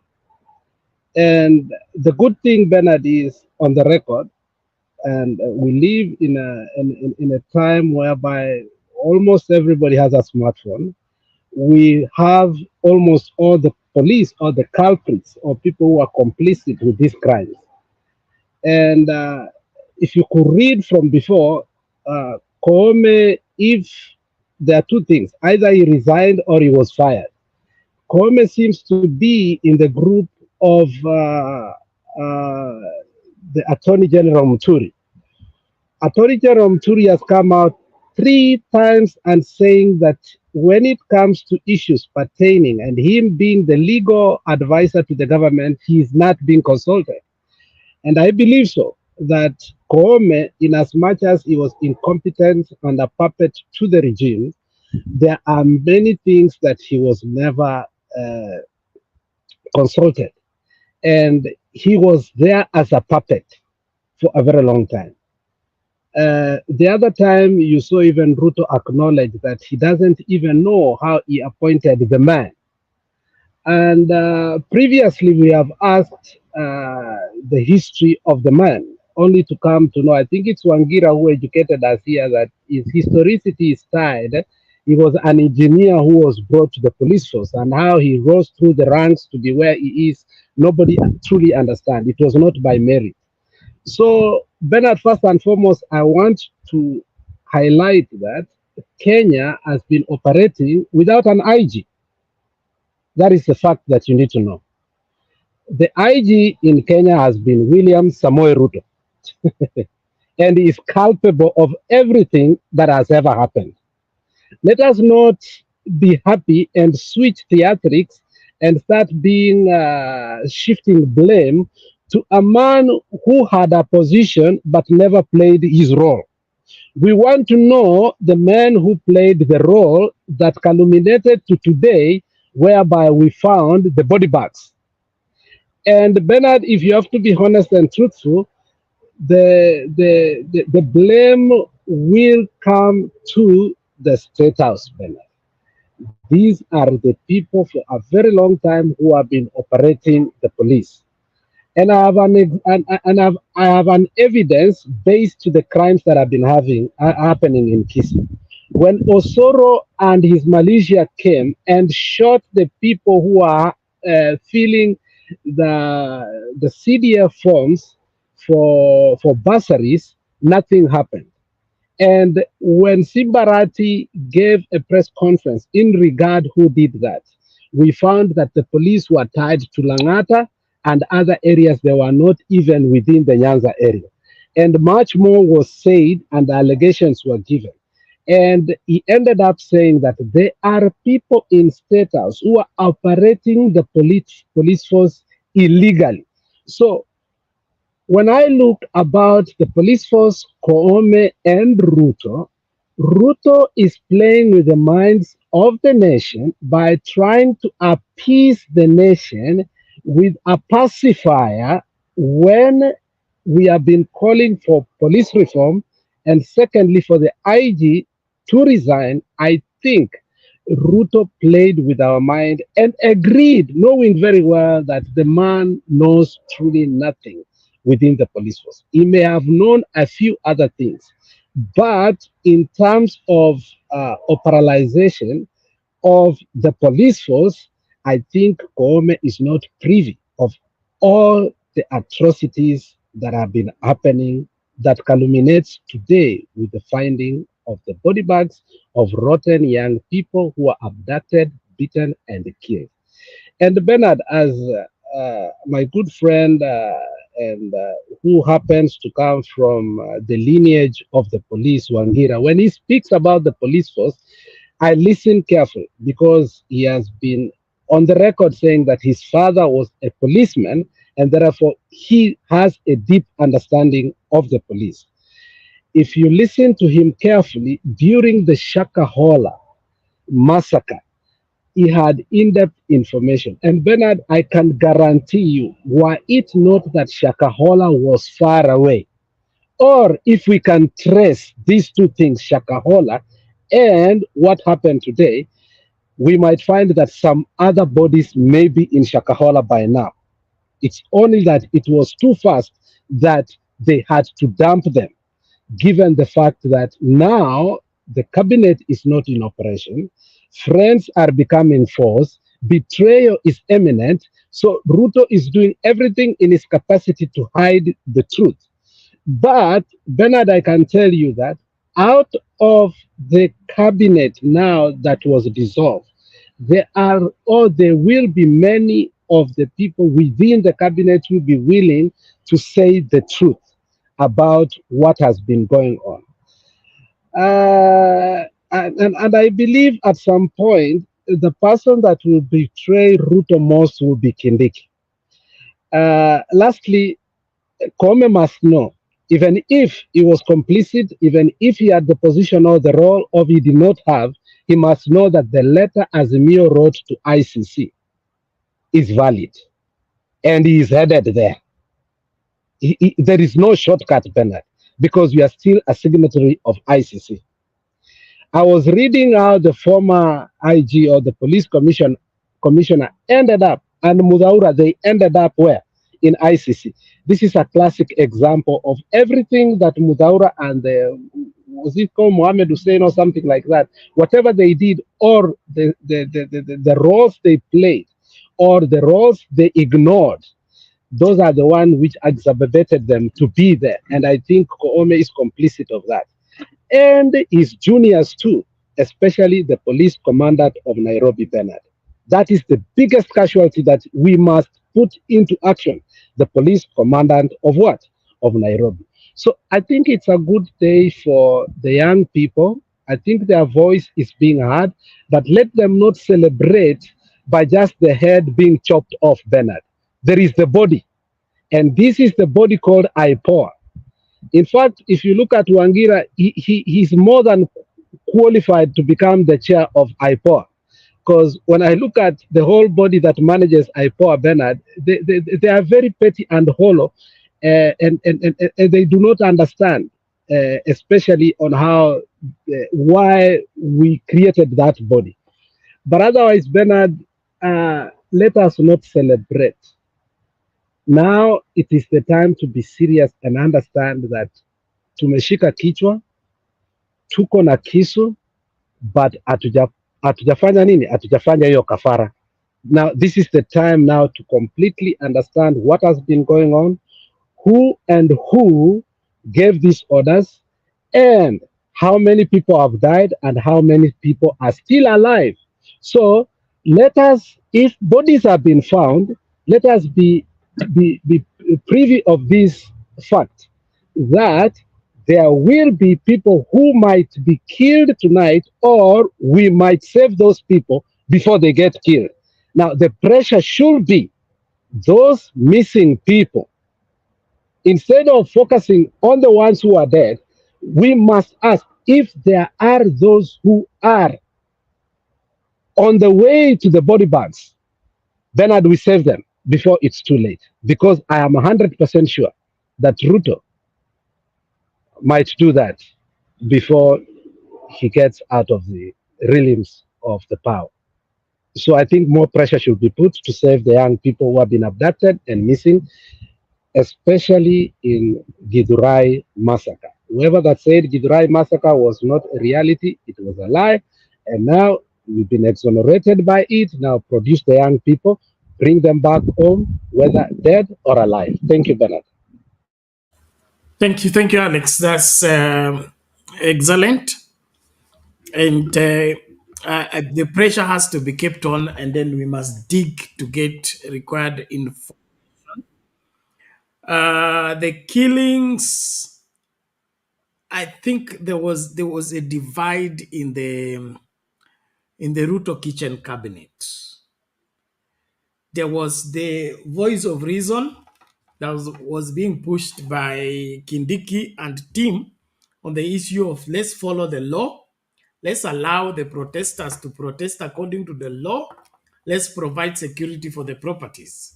Then there was the other wing that says let's smash this thing, let's end it before it goes any further, it will get out of hand, so let's use force to stop it. And so the let's use force team did more appealing to of course, to Ruto. And then that must have been the Duale and the other team.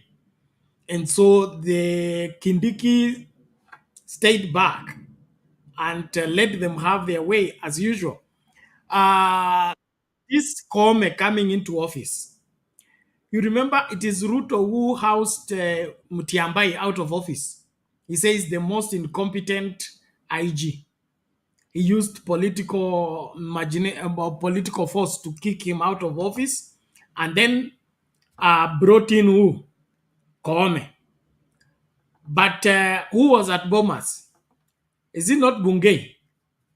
The person who presided over the rigging of the elections and the supervision that ensured that Chebukati announces Ruto as Nini.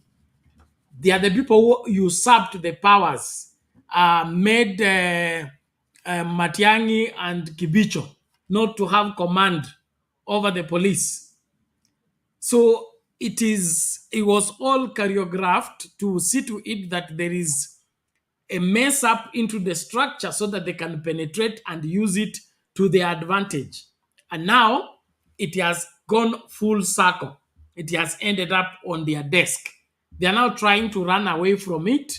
And then all this resignation and all that is still not helping. Is still not helping.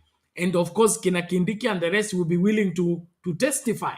And of course, they will testify with back office information, which the public doesn't have. So this is a beginning of a very ugly ending. Yes, Alex.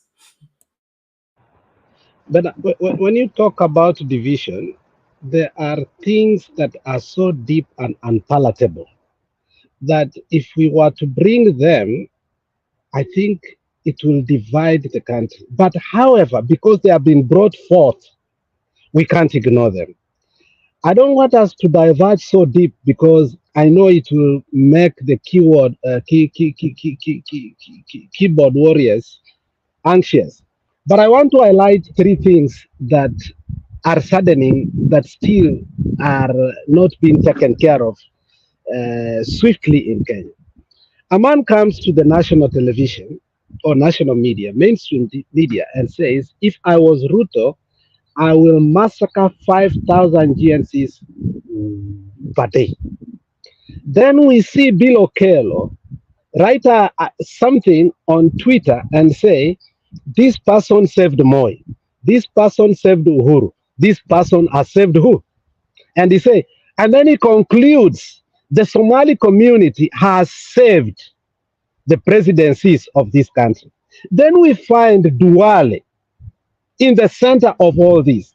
Bernard, the fact is, even if we want to run away, the Somalinization of the police force, the intelligence, and all these things, it is something that must be tackled. It is very, Bernard, it's something uncomfortable to talk about. But the problem is these leaders have come out openly, including Ahmed Nasir in his X space. They've come out highlighting these things. And in as much as you may refuse to handle them, it comes out that there are people who made a parallel police force. Okay? And this parallel police force, if we have to go to the nitty-gritty of the matter, of the division of the police, the intelligence, and all these things, it is going to be very difficult for us. But as much as it is difficult, we have to get to the root of the matter. Thank you. Right. And that root of the matter, we can only arrive there by forcefully ensuring that that is done.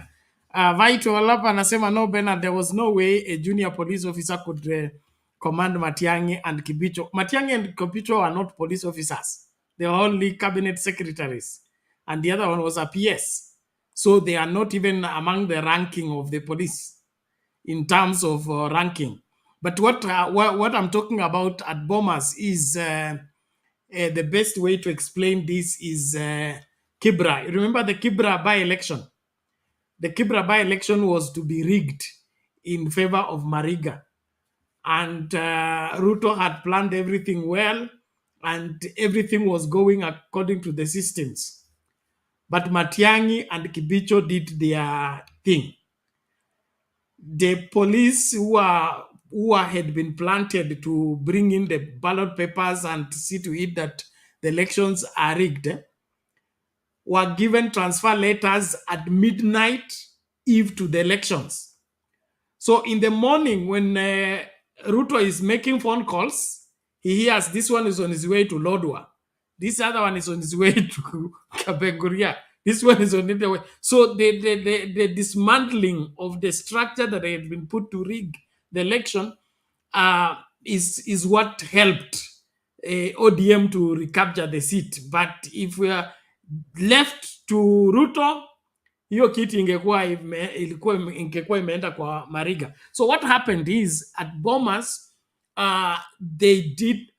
Ruto did a similar thing meaning the command line ile ya Matiang'i was sidelined.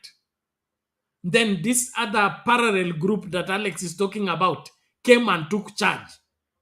So when these ones are waiting, hoping that they will take charge, there was another parallel one that was already taking charge and making things working in this particular direction. So suddenly, before they knew what was happening, mambo yameenda. They began to prepare for Supreme Court, which was too late. You remember what Babu Wino said? Alipigia simu Kibicho. Akasema arrest Chebukati. Akasema hatuwezi fanya hivyo, italeta shida, sijui nini. So the holding back and all that is all that messed up the whole scenario. So when we are talking about usurping authority, is that somebody sneaks in, establishes a parallel operation system that locks out the genuine the genuine chain of command. So this genuine chain of command is waiting for instruction when instructions are coming from elsewhere and are being are trickling through another system. So mnaachwa tu ni kama tuseme exam inaendelea, then kuna invigilators ambao wameiba mtihani, then there is of course the genuine ones. So hao wanakuja mapema, wale wameiba exam wataingia na wanafunzi kwa nini wawapatie leakage kabla hao wakuje, and then all that. So nyinyi mnafikiria children are doing the exam normally, but somebody has infiltrated and is messing up the whole process. So this virus kind of operation William Ruto is what messed up the election and is what is messing up this country. So when they want to commit crime, they don't use everybody. They don't bring everybody. Kwanza hawa watu wa sheria kina Kindiki kusema cap so and subsection so and so says. They don't want those kind of people. They want people of action. People of let's shoot 2 heads, shoot 7 people. These boys will run away. Kill. And then from there, go and massacre people in Kidurai. That's why my advice before I leave, naona Mato amekuja, let there be inventory. Na mngependa kuongea na viongozi wa Kidurai and residents of Kidurai and all that. Kukuwe na inventory. Nani hayuko? Jirani, okay? Your brother's keeper. Let's find out exactly who is missing, because the way this thing is being pushed is such that there were no killings, there were no deaths there. But we have specific people who are missing. Those people who are your neighbors, those people are your brothers, are your sisters. Let's not go to the police to report only. Let's have a parallel accounting. Who is missing? When did they start missing? And how long have we been looked for them? So before we even begin to go for these bodies and all and checking, tujue ni watu wangapi hawapatikani Kidurai. Because reports zinasema 300 people. Ruto anasema mtu mmoja. That's not possible. So all that needs to be accounted. Na viongozi tafadhali, nimeona Moses Kuri akisema wako tayari kwa elections. All the local leaders, MCAs, members of parliament, watu wa nyumba kumi, they can help us get this information. Who was in Kidurai, who is not being seen. kama ni makanga, kama ni bradhako, kama ni sistako, maswala kama hayo. Ili when we are talking from the point of information. When we are seeking that information, we are also what? Demanding what is visible.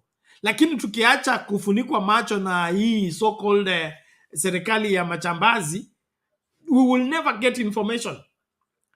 You remember Okiya Mtata wanted to report the threat of William Ruto, and then Anosi Bidi refuses to take his statement. You get that? So it could be even the police stations za huko zote zimeonywa.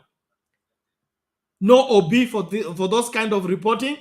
Let those documentation not be available and all that. So civil society, and then of course Law Society of Kenya and the rest of the people, let's get in and get required statistics so that we act out of proper accounts.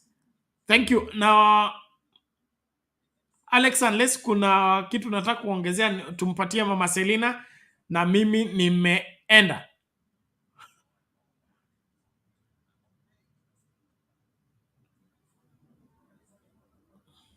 Mama Selina, unmute. Oh, okay. I was waiting kwa sababu nilisikia ukiuliza Alex. Thank you, Penat. Umesema watu ya Kedorai. Na kama hii watu wanalete bodies from other places to Penat, we want to say kila mtu anaona mtu yake amepotea, tuanze kujua, because this, you know, we are dealing with criminals na we are dealing with police, watu wanajua. Rivayala, watoto yenye walikuwa napatikana Rivayala wakukuwa watoto ya Kisumu, walikuwa wanatoa bodies from far away wanaenda kutupa hivyo huko. So that confusion ndiye tunataka tuambie wa Kenya, kama kuna mtu amepotea na ajulikane mahali alipo. Ingine, Penat, serikali ila amepatiwa kazi, kama ameua watu yake, Penat, what business do they have to be in power? Kwa sababu unachukua constitution, unaapa ya kwamba utalinda. Sasa kulinda ni kuua watoto kwa sababu wanataka haki yao. I think these children, Penat, hawataki kukua rais. They don't want to take your seats. Hawakuji kukombania nani atakuwa governor, nani ni minister, nani. They are just talking sense ya maisha.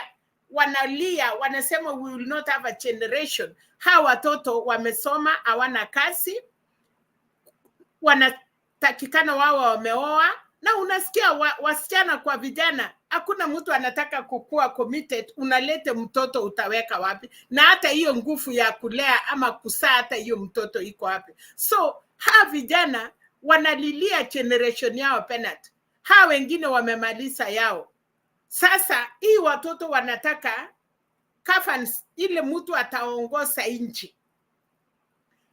Tukiweka president mzuri na kila kitu ya Kenya tufuate constitution, Penat, si lazima kila mtu anaandikwa. Hawa watoto wanajua kujifanyia kazi yao. So the only thing they need ni kwamba parliament kama iko kwa constitution ni independent, kama judiciary ni independent, kama serikali ni independent, and then all Kenyans tutatoshea. Now, Koome ameenda. Judiciary, hakuna mtu ametembelea, and we don't, yeye ndio huyo mama kwanza ndiye alikuja kusema hot air has just come out. So wanafanya nini? Kama Koome anaambiwa resign ndio watu wanyamase? La, no. Everybody must go. Ruto must go. Na Mudavadi nimeona mahali amesema yeye amewachwa kwa sababu anajua kutengeneza. Alikula, inaitwa nini hiyo mochari ya Nairobi? Alikuwa kwa Angolo leasing, na kuna mochari wakati alikuwa cemetery. Yes. Cemetery. Yes. Sasa sahi anasema yeye ndiye amewachwa. Anawachwa afanye nini na yeye hayuko kwa constitution? Rikati Kachakwa. Na kuna message, Penat, na shukuru JNC kwa sababu hawana ukabila. Nilisikia kijana moja, nilisikia kulia nikikumbuka watoto yangu. Anasema we don't even have our language, atujui hata language yetu. Unajua hii tribal, wewe ni Mkale, wewe ni Mkikuyu, wewe ni Mkisii, Muluya. Anasema we cannot even, hawajui. They know they are Kenyans. We need to support them. We need to support them like that. Hiyo tu ndiye nasema penalty ya kwamba wale tumekuja hapa, na still I'm repeating, on Tuesday hawa watoto wakienda barabara, what are the parents doing? What are grandfathers doing? On a Thika Road, hawa vijana yote wametokea leo, na kama Koome ametoka na apelekwe ICC, kwanza tunauliza nani huyu anaamurisha polisi kutoka nje penalty? When you resign from your office, hii watu wameresign ama wameenda site na waendelee kufanya uofu yao? So we want to say on Tuesday, kama watoto wamesema, that is on 16, narudia, kama umeketi kwa kiti imepaki kuanguka, why can't we come out all of us? Kwa nini isiseme CNC it is enough, they have done their work, wamewaonyesha barabara? Kwani relay penalty ule anaanza inawekwa ule kijana, ule msichana ama kijana anajua kukimbia saiti, alafu ya pili ni ule ako na speed, na ya mwisho ni ule anaongeza speed kushinda ule wa kwanza. CNC Millennium wametuonyesha. Why can Kenyans come out in light numbers? Tuone who will kill them. Kama Koome ameenda, nasikia Kindiki anasema niko kwa, ameambia Ruto umepaki peke yako, mimi nimeenda kwa wananchi. Which wananchi? Wale wamewekwa kwa mkeka? Are you with those wale wametolewa kwa Mukuru, kwa Nchenga? Penalty, watu wasijipendekeze. Watu wasiseme tuko raia, na tukikuja hapa by Tuesday, I want to hear everybody asking people, where were you? We don't want to talk about TNC again. Atutaki kuwapambasa na kumwambia mumefanya. We want now to say, wale MPs walipigia no, yes, atujakusa, tunakimbisha wale walisema yes. Hata wasasi wale watakuja kusema wakuje nje penalty, ni wakati ya wanasema tunalala na hawa. Sasa wacha watu waamukie, chirani yako everywhere. We want everybody in the street on Tuesday. Thank you, Penat. Enjoy your party day. I know it is late, but thank you for sacrificing for this country. Umefanya hivyo miaka hiyo yote kabla ya election, and even today your special day yenye ungekuwa na wasasi yako, umekuwa na hiyo huruma ya Kenya. Kama atungekuja hapa na kusema moja mbili, ndio wengi setu wasikie. Your sacrifice cannot go in vain. Sacrifice yako kama mtumishi wa Mungu, na Yesu alisema, huku nitembelea nikiwa mgonjwa, huku nitembelea nikilala njaa. Pena tumetembelea wa Kenya, uka sacrifice your time kama vile Yesu alisema. You have done your part, and may the Lord God bless you, bless your family. I know we have not done enough, but tutafanya Pena. God is in control. Thank you. Amen, amen, amen. Thank you, mami. Queen Mo, umerudi kweli? Kenyan would love, itabidi ukuje hapa. You are back. On behalf of the DPP and on behalf of the ODPP, allow me to read this press statement in respect to reports about recovery of human bodies from a dump site in Nairobi. The DPP's attention has been drawn to the reports in the social and mainstream media, including the Mukuru Community Justice Center's ex-handle of discovery of human bodies at the Kware dump site near Mukuru kwa Jenga in Maradaima, Nairobi.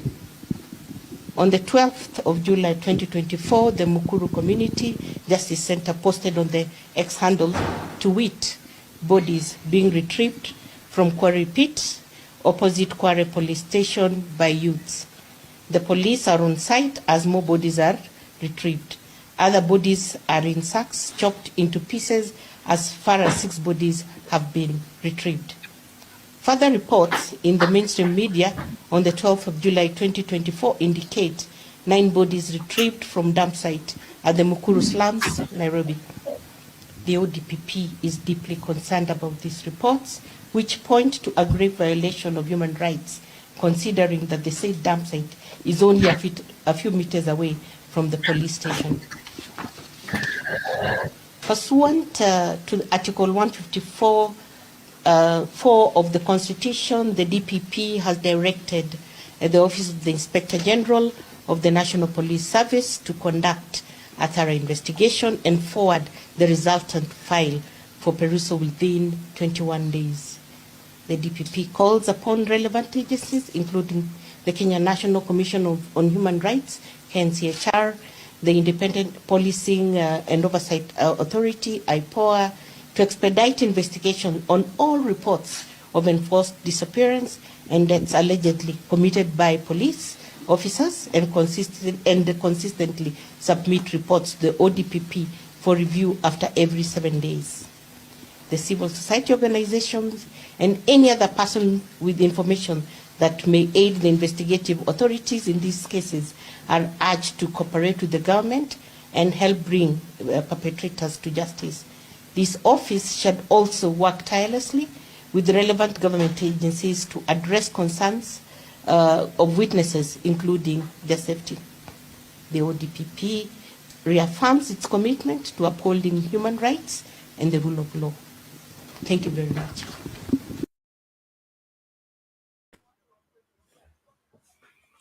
Okay, Queen, over to you. Thank you. Yes, it's so sad because the justice sector just lost two very important people, isn't it? We just lost Justice Majanja. He passed away, and he's not an old justice. I've even met him in person. He was known to be somebody who is very good at delivering rulings, summarizing, and he had a lot of experience. Unfortunately, he passed away. We also just saw the shooting of a magistrate in the court. So the question is, the DPP has been quiet so far. We haven't seen them actually solve the problem of the DPP's office has not been as effective because they haven't solved the problem of Shakahola, in Kilifi County. So the question is, to what extent can we really trust them? And then when I saw those bodies that are in, the quarry today, they look like they have been tipped by a tipper, because some of them are falling on the side and the other ones and there's so many other body bags in the middle. So it's only a tipper that has that kind of power to, push bodies that far. It just doesn't make any sense to me, really. I just don't understand. But anyway, now can we have, who is next? Is it Razvik or is it Mama National Unity? Who is next? Who is going to speak next? Or can I just call anybody? Mama, can you take over from here? What do you think about that statement by the DPP's office? It's shocking. Wanaamuka leo, were they been there? Ilikuwa na ofisi ya DPP before, the way you have said. Atujajua hata what happened with Shakahola, and it was more than 400 bodies, more than 1 million, kwa sababu walifunga tu kujua it is even how much. How can she say watu watoke? I thought wangesema tumechukua hii hatua. Wanataka report from us so that they can come and report to us. Our children have already taken the action. By the way, my sister, nani alionye, ni serikali ilitambua mwili ama ni wananchi? It is wananchi. It is the whistleblower. Huyo mtoto anasema dada yake amemkuchia, akamwambia kam niko hapa, na kuenda hapo tumepata mwili mingi imenini. So this lady coming here kutusomea mambo yenye vijana wa mufisit, TPP pia asalamiwe, kwa sababu you cannot come and tell people come out. Civil society walikuwa natambua civil society before, and what files do you need? Kama umeona niliona leo kwa wa citizen wakati assembly, wakati walikuwa wamekutana, na nikasikia ule mama anaitwa Fatuma, she was talking about IPOA, anasema we are weak, atuna pesa, we want you guys to come out, and akasema PPO alikuwa nataka evidence. Alisema makesi ikienda kotini hawana evidence. my sister and panelists wenzangu, what other evidence they need apart from those bodies na ile ingine haijulikani?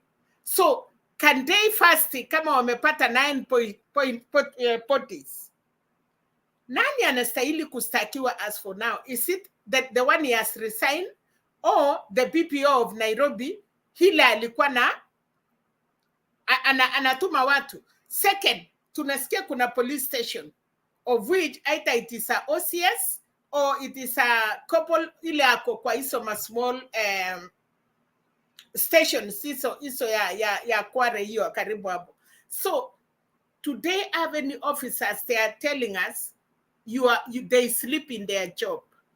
Kwa hivyo hii mwili 9 tumepata ama 10, kwanza tungetaka IPOA before wafanye chochote ama TPP watuambie, because of that we are sorry, then the Nairobi PPO has resigned, si kupelekwa transfer. The area OCBD has resigned. The entire police in that area tuambiwe wame resign but not resign, they are in custody. That is how Kenyans can see what you say. But as for now, Kenyans, we are not ready for that. Hatutaki investigation. You have seen the bodies. Surely, mama na mtoto amewekwa kwa kunia. Sa watatuambia hawajui machina, kwa sababu kama wameosa, tunajua TNA itafanywa, itachukua some time nje tuweze kujua. But what I would say is that before you tell us, kwanza give us the action. What action has DPP has taken? Kama yeye ndiye ana prosecute, atuambie Nairobi PPO ameenda, OCBD, even his office yenye anakuwa anastahili kuchunguza. Where are these people? Why are they coming to lie to us? Tutakuwa tuna report. What are they reporting?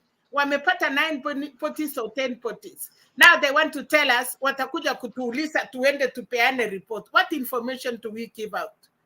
They wanted evidence. Hiyo mwili sikienda kotini haina evidence, then peleka kotini and then we see who is that judge. Atakata kustaki PPO or OCBD or OCS or wherever, ndiye tujue sheria ya Kenya iko wapi. Naona watu wengi wanaingia, but for me, she could have not even come. Angekuja kutusomea ile mapolisi wale wameua. That is what I want to hear. Akikuja hapa kutuambia this is the list, these people have resigned but they are in prison, ama siku resign vile tunaambia Koome ameresign. We want also to know Koome ako kotini ama amewekwa ndani. That is what we want to hear. Thank you so much, my dear.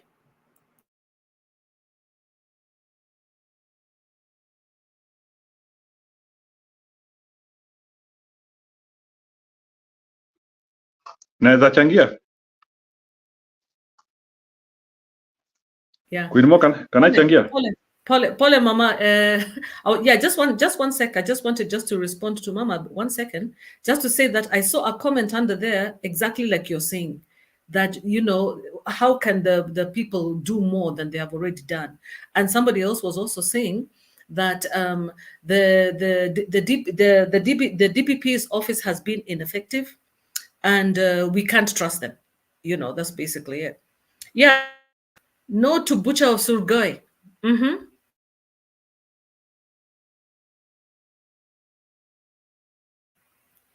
Come on, Jiro. Oh, okay. Sawa, Queen Mo, you don't even know your name. You don't even know your name. I said no to the Butcher of Surgoi. You forgotten your own name. Okay, good. So, Queen Mo, I want to give an analogy here. Saini media wa mama tumepata. What they did, these killers, there is no, because unajua, and I don't want us to put the analogy ati hii ni mili ilikuwa imeua sababu ya reasons zingine. Hii ni mili imeuawa during this protest time. Because, so what there is, kuna watu wengine hatujui kule wako, and mostly men. There is a possibility also kuna mili ya wanaume iko pahali. So maybe waliua wakafanya separation. Wakasema sasa mili ya wanawake tuweke hapa, alafu miili ya wanaume tuende tuweke pahali ingine.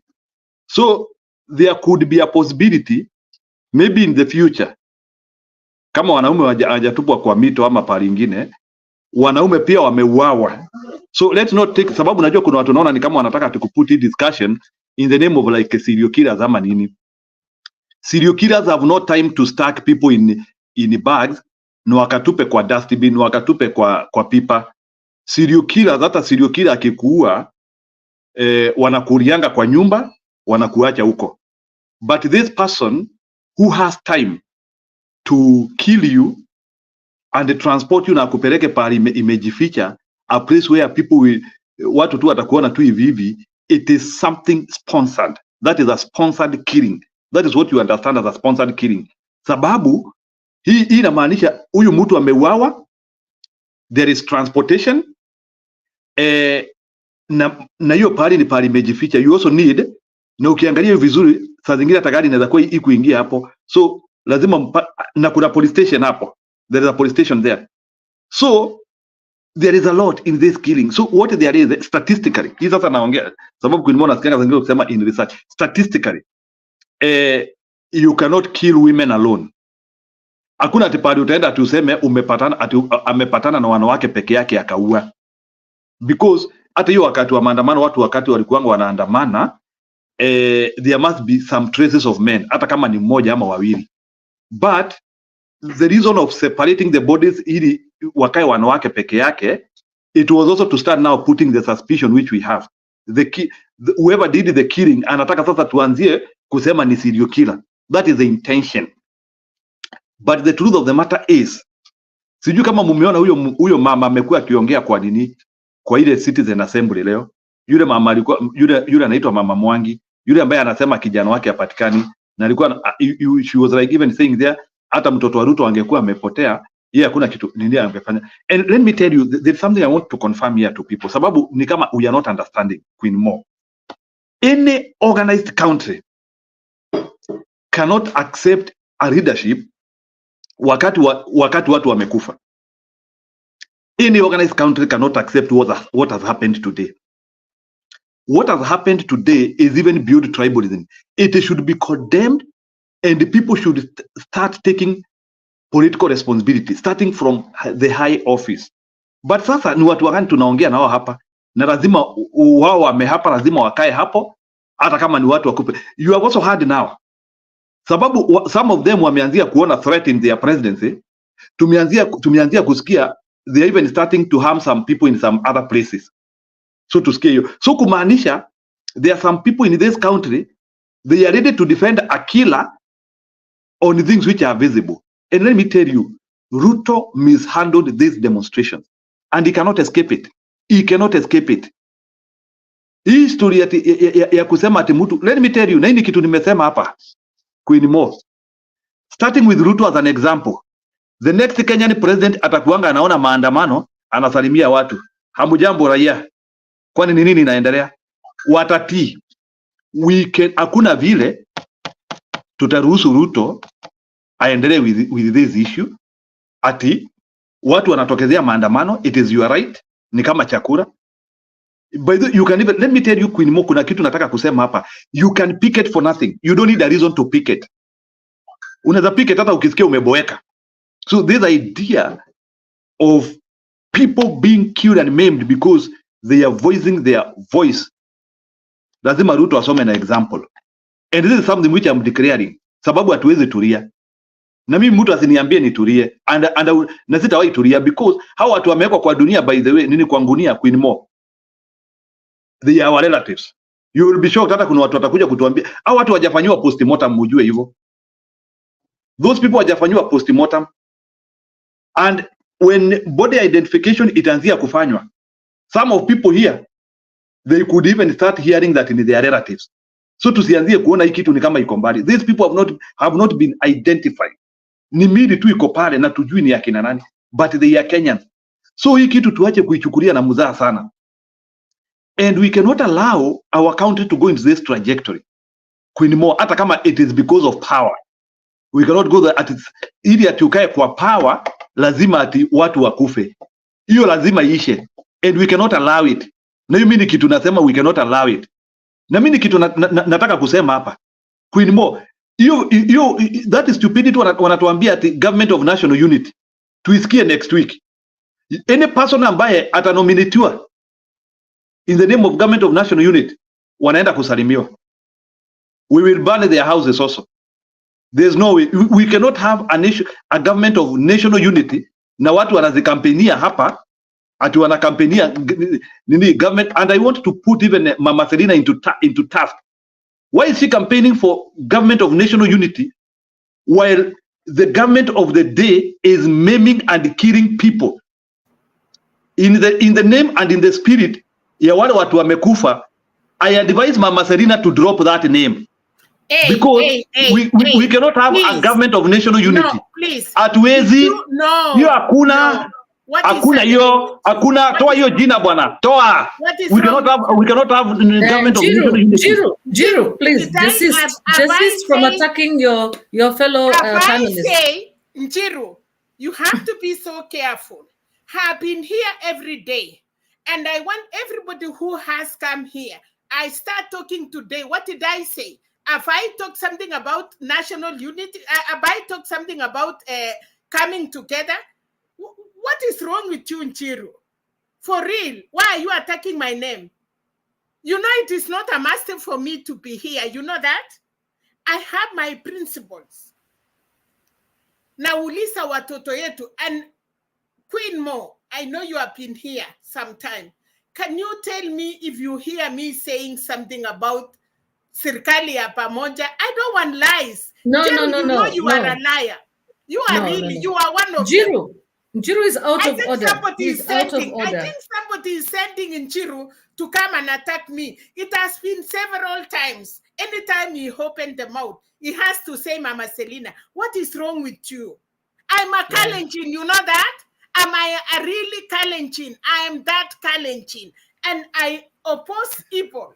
You don't come and abuse me for nothing.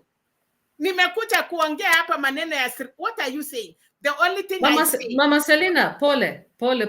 You know, Jiru has his own opinion, but let me explain what I understand by your name. Let's start there.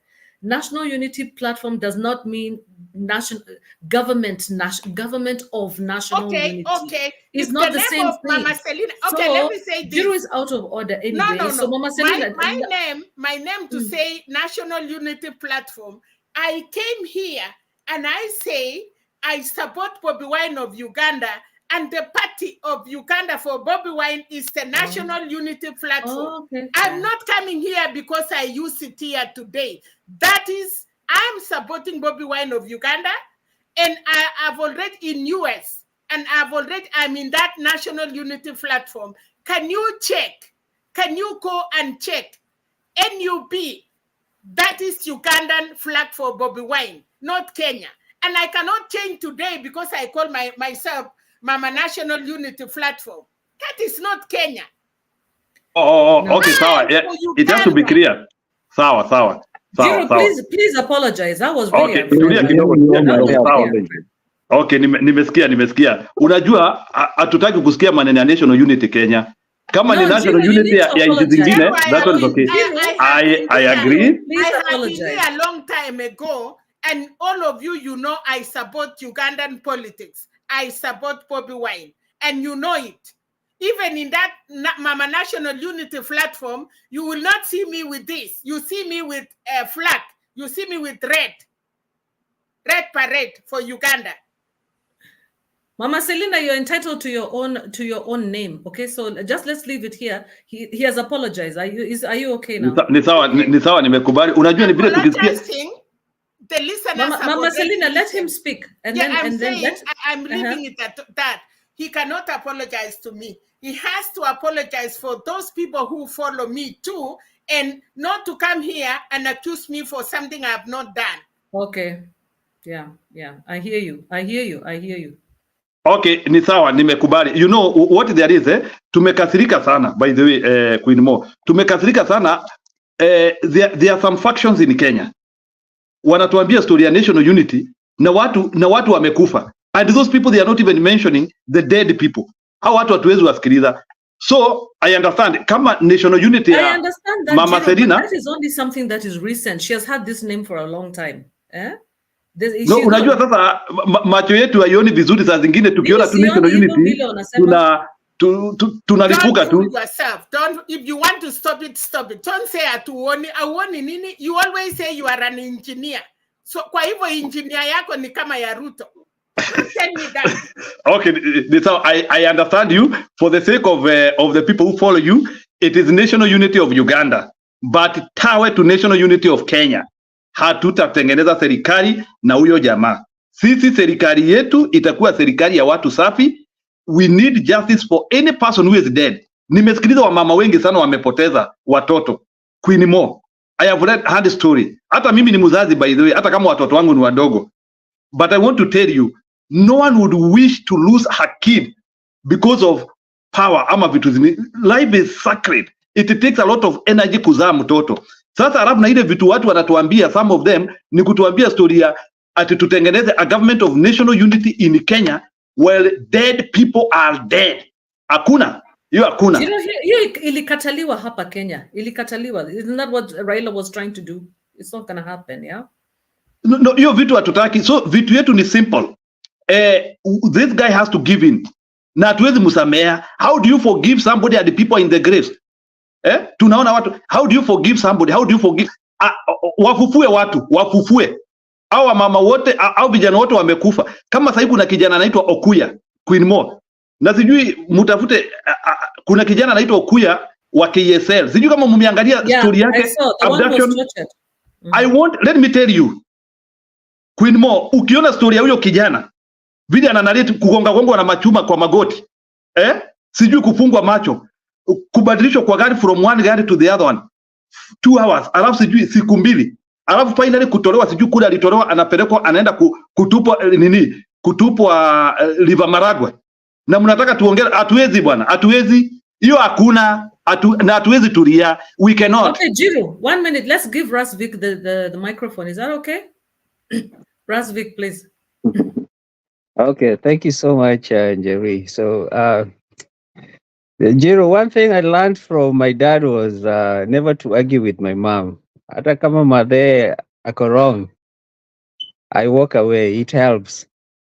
And this week you've been so hot on Madhe, and I think today you just owe an apology. Everybody is subject to his or her opinion.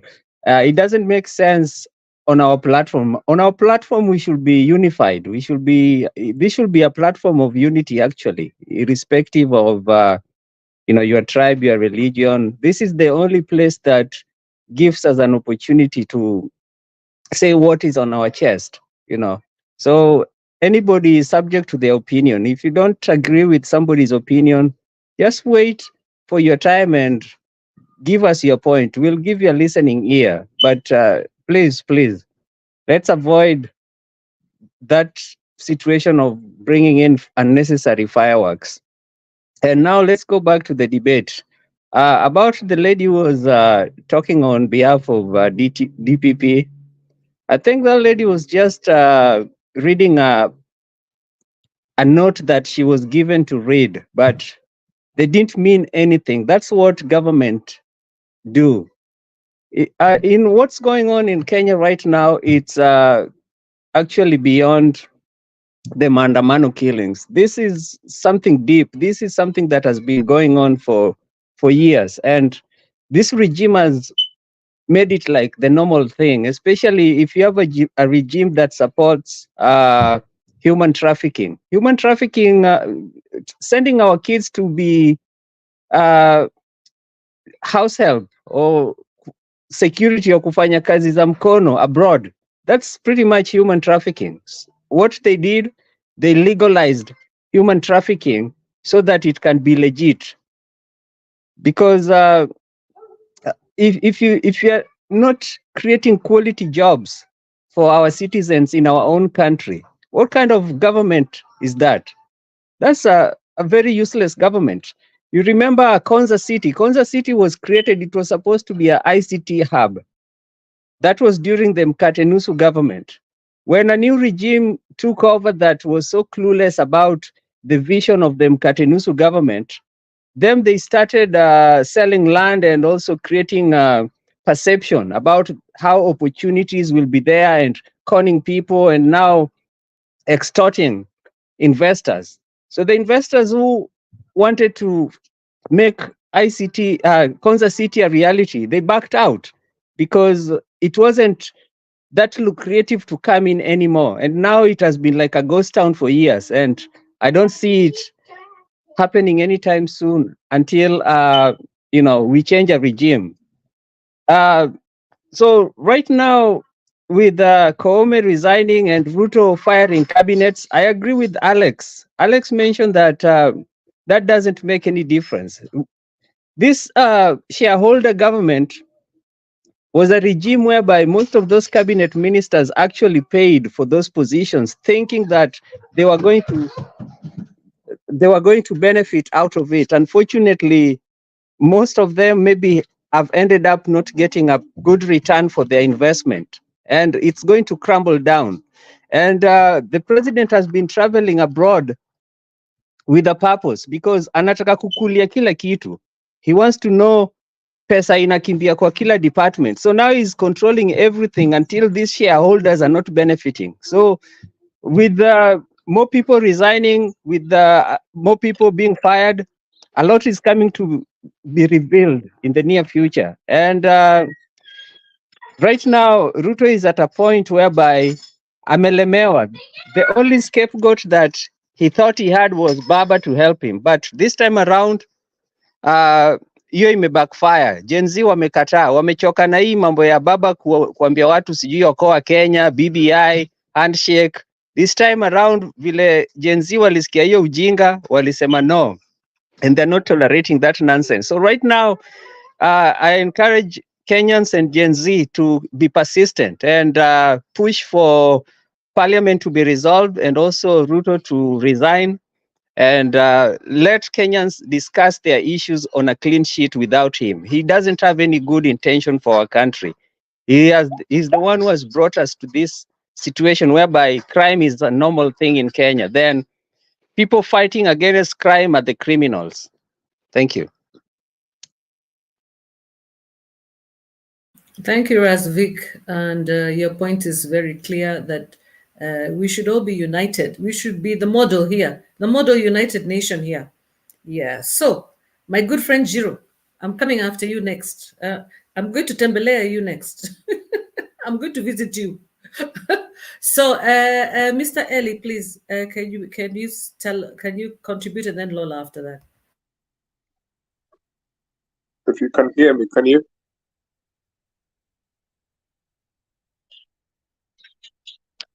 Can you hear me at all? Perfectly. Okay. Go ahead. I think you've been here for nearly 3 hours, 2 hours, 43 minutes. Today I've been in 3 different platforms, trying to compare and contrast conversations because that's very important, when you go to different media outlets. Of course, the non-mainstream have been on Iko Nini, nikasikia zile stories za Mwaf, nikaenda pale kwa kina Afrika, na sasa niko hapa.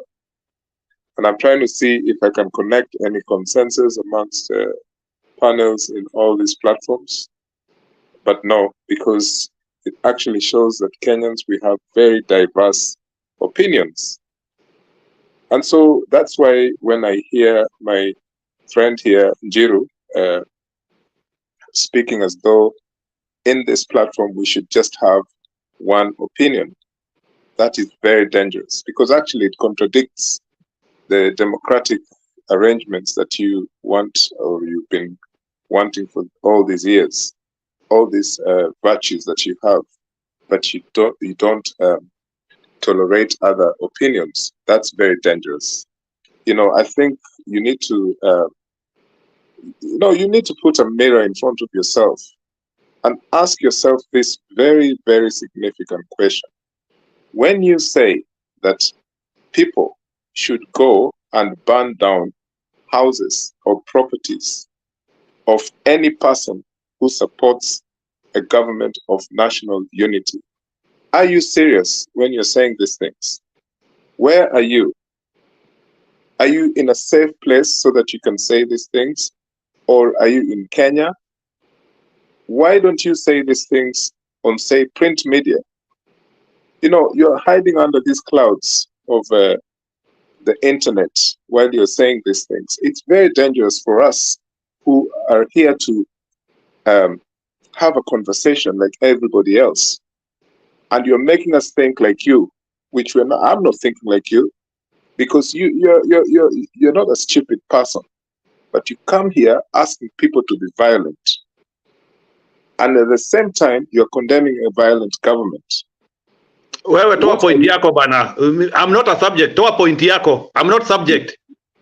You are, because I have a right to. You are talking about Jiro, please. Wasai Mama and Jiro, please let Ellis finish his point. When Please, you are kindly. talking about my name, Wasai a subject, let him say what he wants to say. No, I think point of order, please. Point of Okay, order. I'll leave Jiro Let us alone. allow everybody But to I've make made their my point. Okay, I've made my Ellie, point. just one Thank you. minute, just 1 sec. You know, I've also been watching the Gen Zs. They allow people with different opinions to speak. That's how it's going to be with me. Yeah. So everybody's going to say whatever they're going to say, as long as you're not attacking anyone else. So Ellie, I think you've made your point, and we can move on. We all understand where you're coming from. Yes, we should be more tolerant. Yes, and nobody should, attack anyone else. I will be the first person to defend anyone with a divergent opinion, so that's where I come from. But anyway, my reflection on the things that is happening in Kenya, the extrajudicial killings and the disappearances, I was putting this question to just see what people might think about this in terms of the international criminal justice. How far can this thing go on? And the ICC, for example, or any international legal instruments are not interested. I know for sure that right now the chief prosecutor of the ICC, we all know, was Ruto's lawyer, Mr. Khan. So ICC, let's just forget. So what avenue have we got, for anything that can, can bring justice to Kenya? Because right now the justice system in Kenya, it was all, captured a long time ago. So, and Mr. Ruto, for example, is famous for the disappearances of witnesses during the ICC case. And now with these new things that are being revealed, I'm just wondering what else is it that can make an intervention in terms of justice? Because it's an ongoing process. Maybe there's worse to come, we don't know, but the Kenyan justice system is broken. That's the only thing that I wanted to submit, so that we can reflect upon. Thank you. Thank you, Ellie. Would anybody like to respond to that question? What alternatives do we have to the ICC? Ellie's asking. And the justice system. Yeah, Jiro?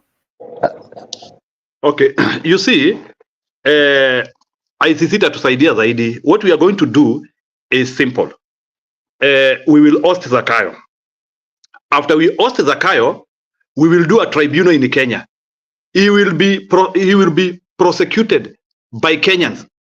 Na ikifika level ni kama ni kumuhang. Tunamuhang sisi wenyewe. So this thing has to be Kenyan made. This idea whereby we are always saying that to end ICC, it doesn't work anywhere. Let this guy be prosecuted in the Kenyan soil, be prosecuted by people.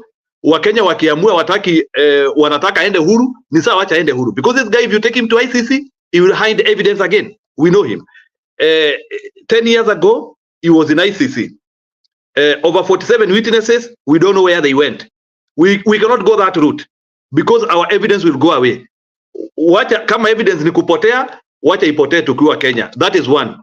A Kenyan tribunal. That is number one. Number two, we cannot continue talking about this guy, and at the same time, people are dying. So I want to correct Eri where ananiambia sijui ati nataka kupita. There is no way in which we are going to talk with somebody and we will not encourage your government unasema hapa of national unity as long as our people are already dead. We cannot speak with somebody na watu wamekufa. Hiyo kama mnataka kuongea na Zakayo, uende ukaongelee na Zakayo kwa choo yenyu. Lakini sisi hatutasikiliza hiyo. Uende ukaongea na yeye kule mnaongelea. But we will not talk with that guy. Our people are dead. Now, Okay. and if you know if you know the weight of losing a child, amwezi kuja kutuambia hapa sijui tuongee na mtu na watoto wamekufa. Millions of people are dead. You've answered the question. 30 seconds is up. Thanks very much. That's a brilliant idea. The idea of having a national tribunal is brilliant because you see that also happened in Rwanda. Rwanda, they had the Truth and Reconciliation Commission, you know, when they did what they did to each other. So I think that's a brilliant idea. Now, as for saying who we're not going to talk to, who we're not, that is your personal opinion. Let's move on. Yeah, I think I'd like to, Ellie, are you comfortable with that response? Tribunal, national tribunal. Yes, yeah. I think that's a fair response. I think, like you said, in Rwanda, they had the Gacaca localized court system. Majority felt that it was user friendly.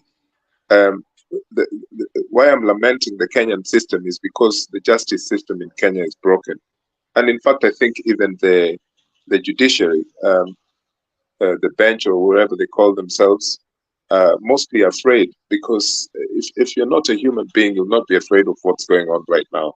But I think they're mostly afraid. Most Kenyan state, officers are afraid of making a big mistake, which, so basically, I think if there is like a local tribunal, let it be a local tribunal that is not primitive in the sense of that it's being inspired or corrupted again and again and again. It should be something quite open, because I know that there's going to be serious investigations going on, but we have a situation where there's a massive conflict of interest because Mr. Khan is the chief prosecutor of the ICC. And unfortunately, Jiru said that ICC cannot do anything. ICC has actually sent down some leaders, I mean, even the former president of Liberia, Charles Taylor, is locked up in a jail here just across in England. He has been in jail for the last, I think, 8 or 9 years. He's still in prison, the former president of Liberia. So you cannot say that the ICC or that international court, I mean, the former Serbian president, a lot of people have gone through that system, a lot of people who were involved in the Sudan war. So we know that there is this discourse about the West versus the rest. But what I'm saying is the ICC could have helped Kenya, but that chief prosecutor can say, okay, mimi nilikuwa lawyer wa Ruto, siwezi touch hii case, lakini naweza kutuma mtu mwingine. Tuone vile atasema. But these are serious revelations coming out about people who have disappeared and now they're being discovered. I just want to make one comment. Someone said there in the chat, actually, I love it when you're being attacked and you can give an answer. It's very good because that's why we're here. So someone said there that Eli always talks about, protecting property. Yes, because as I said yesterday, that it's also a class war. This thing that Ruto himself started about hustlers versus dynasty, and it's become a class war. And when you start burning down properties of MPs, investors, business people, this thing will go crazy. You will target people you don't even know how they earned their. You target innocent people and corrupt people at the same time, because all you are interested in to know is how did this person reach their wealth, and if they don't give you an answer, you'll burn them down. So someone says there in the chat that why is Eli only talking about defense or protection of property? Did his family steal something? People would be saying stupid things there on the chat. Why can't they come on the platform and say them to my face? What I'm saying is this. We cannot have a situation where you go and attack, raise down property of someone called Oscar Sudi simply because he's corrupt. Do a citizen's arrest. These things are allowed in the Kenyan law. The judiciary is broken, but arrest the man. Do something. You're going to raise down his property. A man has employed hundreds of people, and you think that's the best way of getting justice. You're contradicting yourself. So Okay, if that Ali, I think sounds you good. made your point. Do you mind winding Yeah, it up? thank you. Thank you. Okay. Thank you. Okay, thank you. Can we move to Sanj? He's been waiting for a while. Sanj, are you okay? Can you talk? I can talk if you can hear me. Yes, we can. Yeah. Actually, I wanna say something about the ICC. I believe that's a neighbor body, and trust me, they are observing what's going on in Kenya. I'm not sure where I had a snip somewhere, but they're already looking at exactly what's going on in this country. The other thing I believe is we have brilliant lawyers in this country, and I believe one way of taking this guy to ICC is somebody taking a petition to ICC about this situation. All we need is evidence, which is all over. That's my 2 cents, but I believe that's the way to go. The other thing, when Ruto and Uhuru were in ICC, let's not confuse the situation. They were taken there, but Kenyans were backing them. They had the backing of the countries. Like you are looking at it like our kids are being sacrificed. And that was our first mistake. We should have let the thing roll. It doesn't matter whether it's Uhuru or Ruto. We should have let the justice play, but things were compromised from Kenya. That's why they got into the office. And that's where our problem began. So we defended the crooks, and the crooks banned the country. Anyway, I don't have facts, but I know the problem started from Uhuruto. That's where Kenya started going wrong. Trying to think of what else. Anyway, I observed the conversation about that lady representing is it IPOA? And I could see her body language was not prepared for the full questioning, because she kept repeating the same things.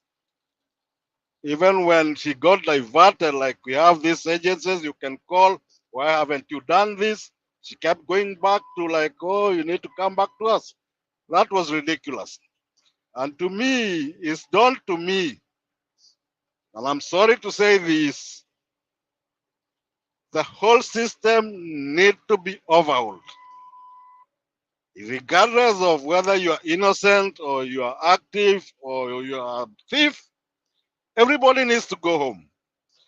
And why I say that, unfortunately, if you have integrity and you realize the place you are working in is compromised or is doing something contrary to the constitution, the smart person is the first to resign.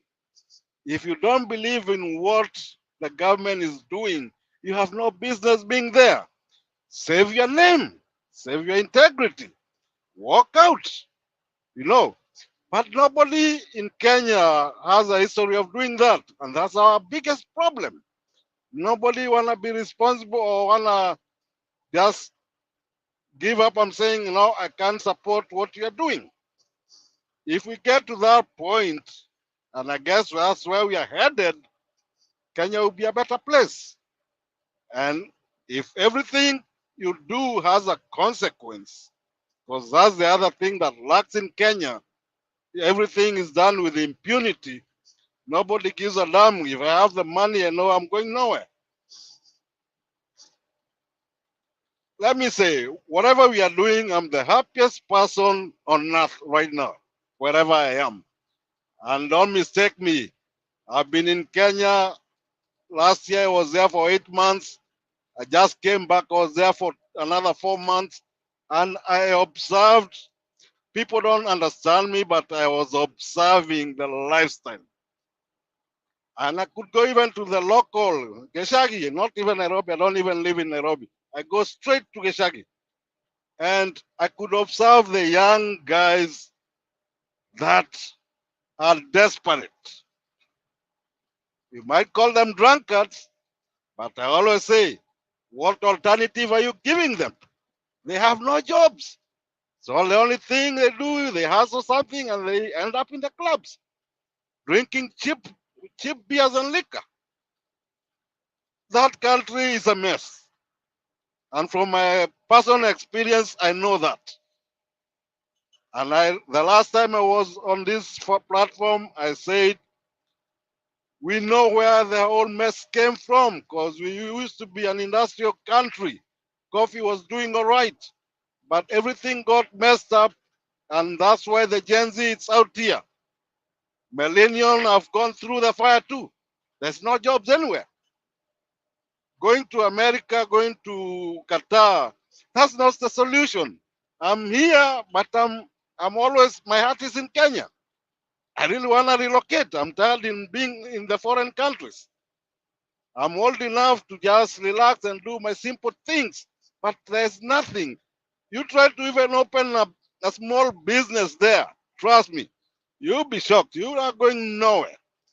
But it's the attitude of the government and the Kenyans themselves. You cannot even try to help your cousin with a small business. He will rip you out. So we have a problem from top to bottom, and we need to have a serious talk and change our thinking the way we see life. Because I've realized people keep chasing money, but money is vanity. You cannot enjoy the money if you don't have a life. You need a life.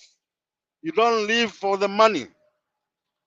You know, if you have free health care, your kids have free education, you don't need to struggle. And if your kid gets a university or college or whatever certificate, he has an opportunity to go get a living out there and start his own or her own life. Why are we running in circle? The problem is right here in front of us. No discussions. Red reset the country.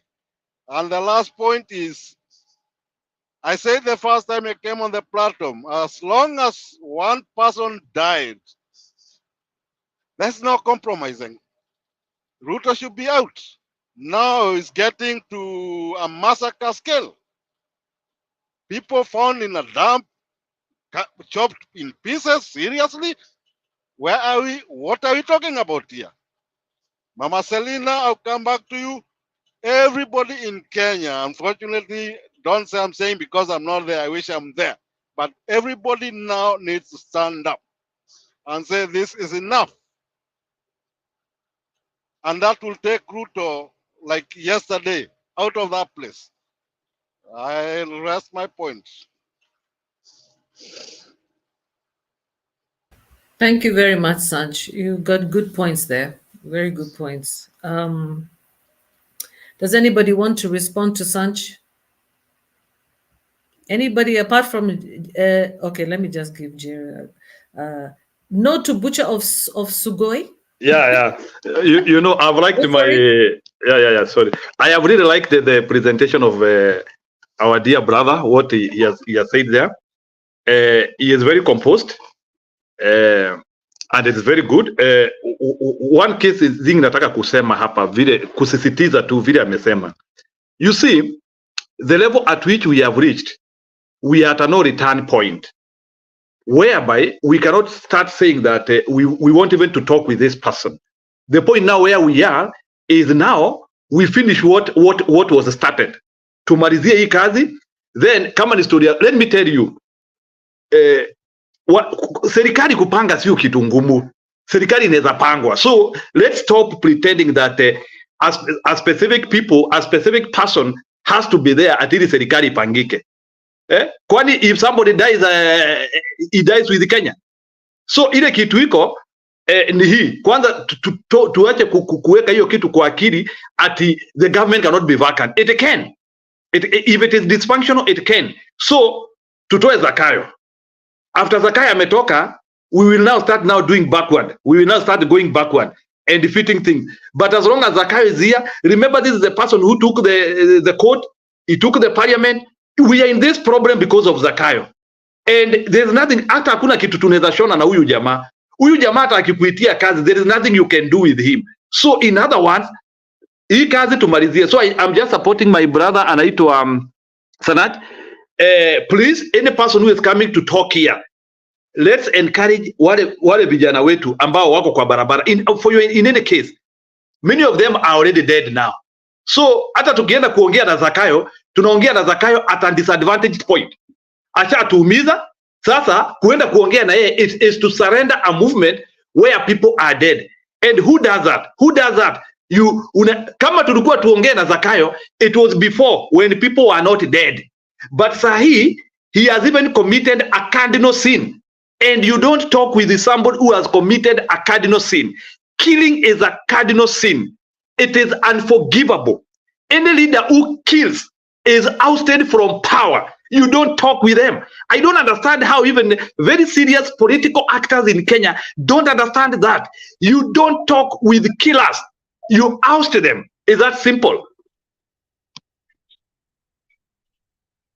I agree with you, Jiro, there that actually, we have normalized the murders and terrorism by government.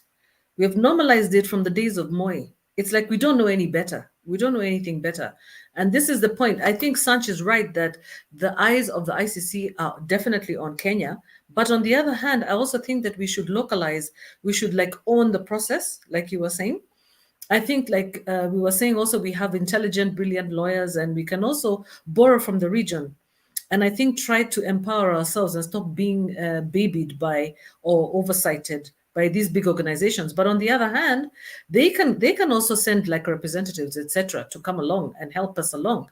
I don't see any problem with sharing knowledge and things like that, as long as there's goodwill and mutual, it's mutually useful, beneficial to both of us. But anyway, let me allow Big J to say something, and then after Big J, oh, Sanch, did you want to say something quick? Okay, 30 seconds, and then we go to Big J and then to Ellie. Yeah, sure. All I can say is Netanyahu, the Israel guy, he's wanted for ICC. Who took them there? I believe it's Akina Pakler Lumumba and the other guys who forwarded the case there.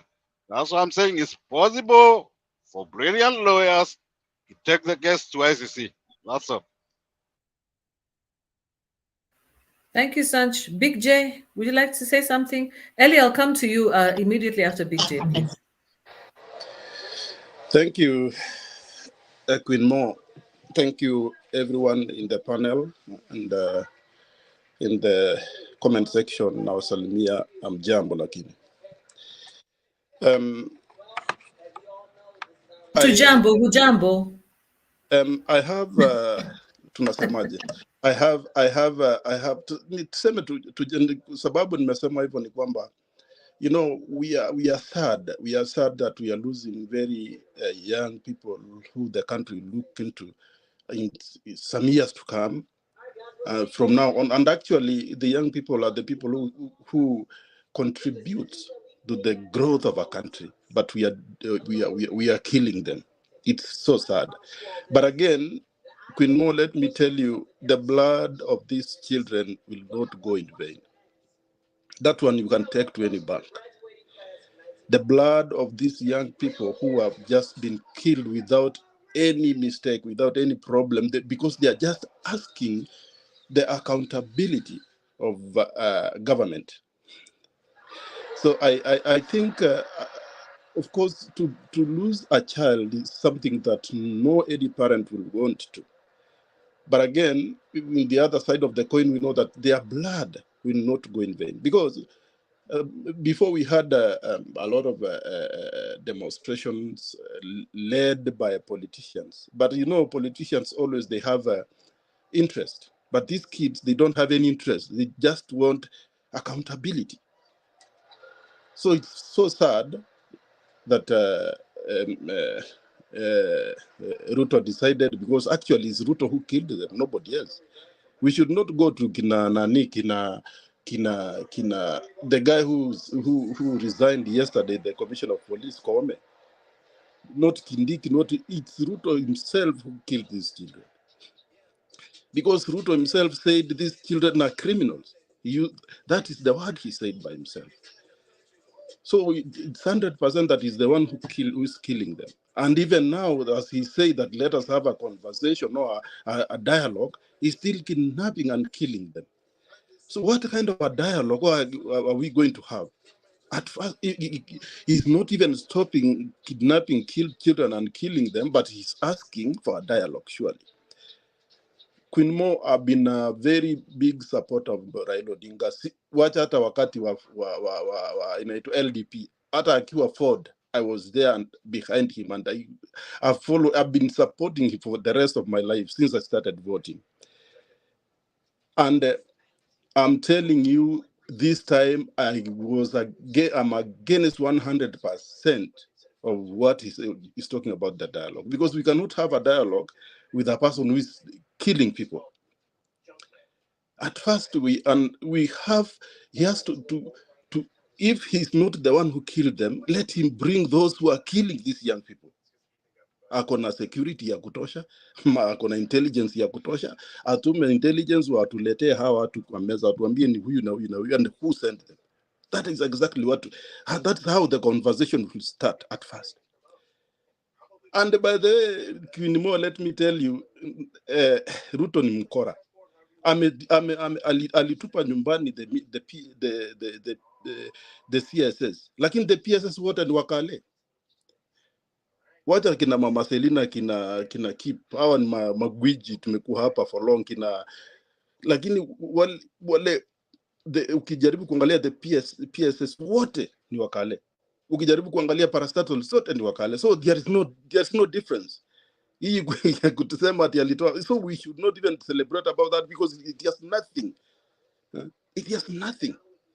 We still have a very big fight to. So let us support these kids. Let us support them. Let us pray for them, because actually we still have a long way to go. We still have a long way to go, because hiyo corruption kama ilikuwa still PSS ni watu wake wala aliweka na aliweka kabila yake. So we still have a big problem. So Queen Mo, sometimes I'm sad and sometimes I feel encouraged with these kids. Again, I want to tell Ellie that sorry to call your name, because sometimes it's not good to say somebody's name. When the Israelites were fighting with the Palestinians, they went to their homes and they took the valuable things, gold and silver and and they burned down their cities. That one is written in the Bible, not me. That's not my rule. So at times when the war, the war is something that you cannot predict what will happen tomorrow. So at times we go smooth, but when you go smooth, somebody's going rough on you. Then how do you think you can come to the playing ground? It's very difficult. So I want to encourage ourselves. We are in the right path. I'm not supporting the dialogue, because it should not be there. And again, kitu unite at ICC, just forget about it. One, ICC is controlled by US. US is supporting Ruto. The ICC, Mr. Khan, alikuwa advocate wa lawyer wa Ruto. So do we have any chances? We don't. Putin alitwa ICC. Putin, and mesema saizi about the Israel Prime Minister. These are the big people. They cannot be arrested. And Ruto will take that advantage. Kwa nini hawajashika Putin? Kwa nini hawajashika? It will be a merry-go-round. So we have to do what we do by ourselves. What we do, and saa zingine naombaga Mungu kwa nini hatukurudishwa katika ile wakati ya Old Testament. Mtu akifanyanga dhambi anapigwa mawe inaisha. President kama ni president, Mungu anamuua, because sometimes in the Old Testament when a king does against the will of God, God kills him immediately. So sometimes I admire the time of Old Testament, because ukifanya dhambi unajibiwa immediately. Thank you so much, Queen Mo. I'm here. Thank you so much, Big J. Those are good points. I think, Ellie, there's a good time for you to respond to Big J. Okay, I'm always responding to people chatting there on the chat room, and also in the panel. Sometimes I find that the chat room there, people feel that they can speak louder than at the panel. So I'd just like to respond to a person there saying that I am slowing. Eli, wacha kuwa muoga bwana. Don't let me people in the comments achana now. Just ignore them. No. I don't ignore comments, because those are Kenyans as well. Hi, Big J. I don't think he means it negatively. Yeah, these guys on the comments are part of us. It's only that they're not here. Yeah. But you see, we answer all because they are having fun. Allow Ellie to respond, please, Big J. Please, Big J. Please, kindly. They have a right. They have a right to be heard, and that's why I'm responding to them. So on the comment there, someone said that I'm here to slow down the debate, and I would like to say that no, I just have a different opinion on some of the things we're discussing, and in some of the things I have shared opinion, as with the rest of the panel. Now, with the a point of correction there about the United States and how it controls the ICC. The US doesn't even recognize the ICC, so I don't know where you got that from. But I wanted to just say something in relation to conflict or conflicted countries, or countries that have a long-term historical situation of conflict, and how they have managed to solve their problem. It's important we talk about what are we going to do, rather than just what's happening now. That's why I keep referring to, you are going to negotiate with your enemy, perceived or not perceived. You must negotiate with them, even when they're getting out of power. You know, Ruto can resign, by the way. I will not be surprised if the man steps down, because he has vast businesses in Kenya, you know. So he's actually afraid to lose what he has financially. So he must protect his interests. I would not be surprised if he resigns, okay? But what I'm talking about is the system at large. So I'll give you an example of why I'm talking about conflict and how we can resolve our big problem in Kenya, okay? In this country where I live in, Northern Ireland, which is legally part of the United Kingdom, but it's a disputed territory which is claimed by Republic of Ireland and the people who call themselves Republican or nationalists, okay? This country, over 4,000 people were killed on both sides of the conflict in the last 30 years up till 1998. The people who could not see face to face, they sat down, and I'm talking about killers were released after the peace agreement in 1998. They shared seats in parliament here, okay? People who couldn't see eye to eye. The current president of South Africa, Cyril Ramaphosa, was one of the chief negotiators here. In fact, him and the former prime minister of Finland, Matti Ahtisaari, are the two people, the only two people who know where the weapons, decommissioned weapons that was used by militias or armed groups from both sides, where those weapons are buried by the Irish Republican Army and the loyalist side, the UVF, and so on and so forth. It is Matti Ahtisaari, who is now dead, the former prime minister of Finland, and the current president of South Africa. They were the people who were commissioned to go and see where the weapons decommissioned weapons have been hidden. And they're in their thousands, those weapons, okay? And that involved people who were enemies, complete enemies, kabisa. Now, in the Kenyan situation, we think that we may not have a physical conflict. We're lying to ourselves, right? Right now, when we have this generational conflict plus class war, we still have the chance to face the so-called enemy and say, this is what we want, this is our leadership, and this is the way forward. Because in the interim, what this man is going to do, whether we like it or not, because you guys who are sitting here, some of you voted for him. We know this, okay? Some of you voted for William Ruto. Even wengine hapo kwa hiyo chat, voted for William Ruto. So, what do you want this person to do? Do you want to go to status and kick him out?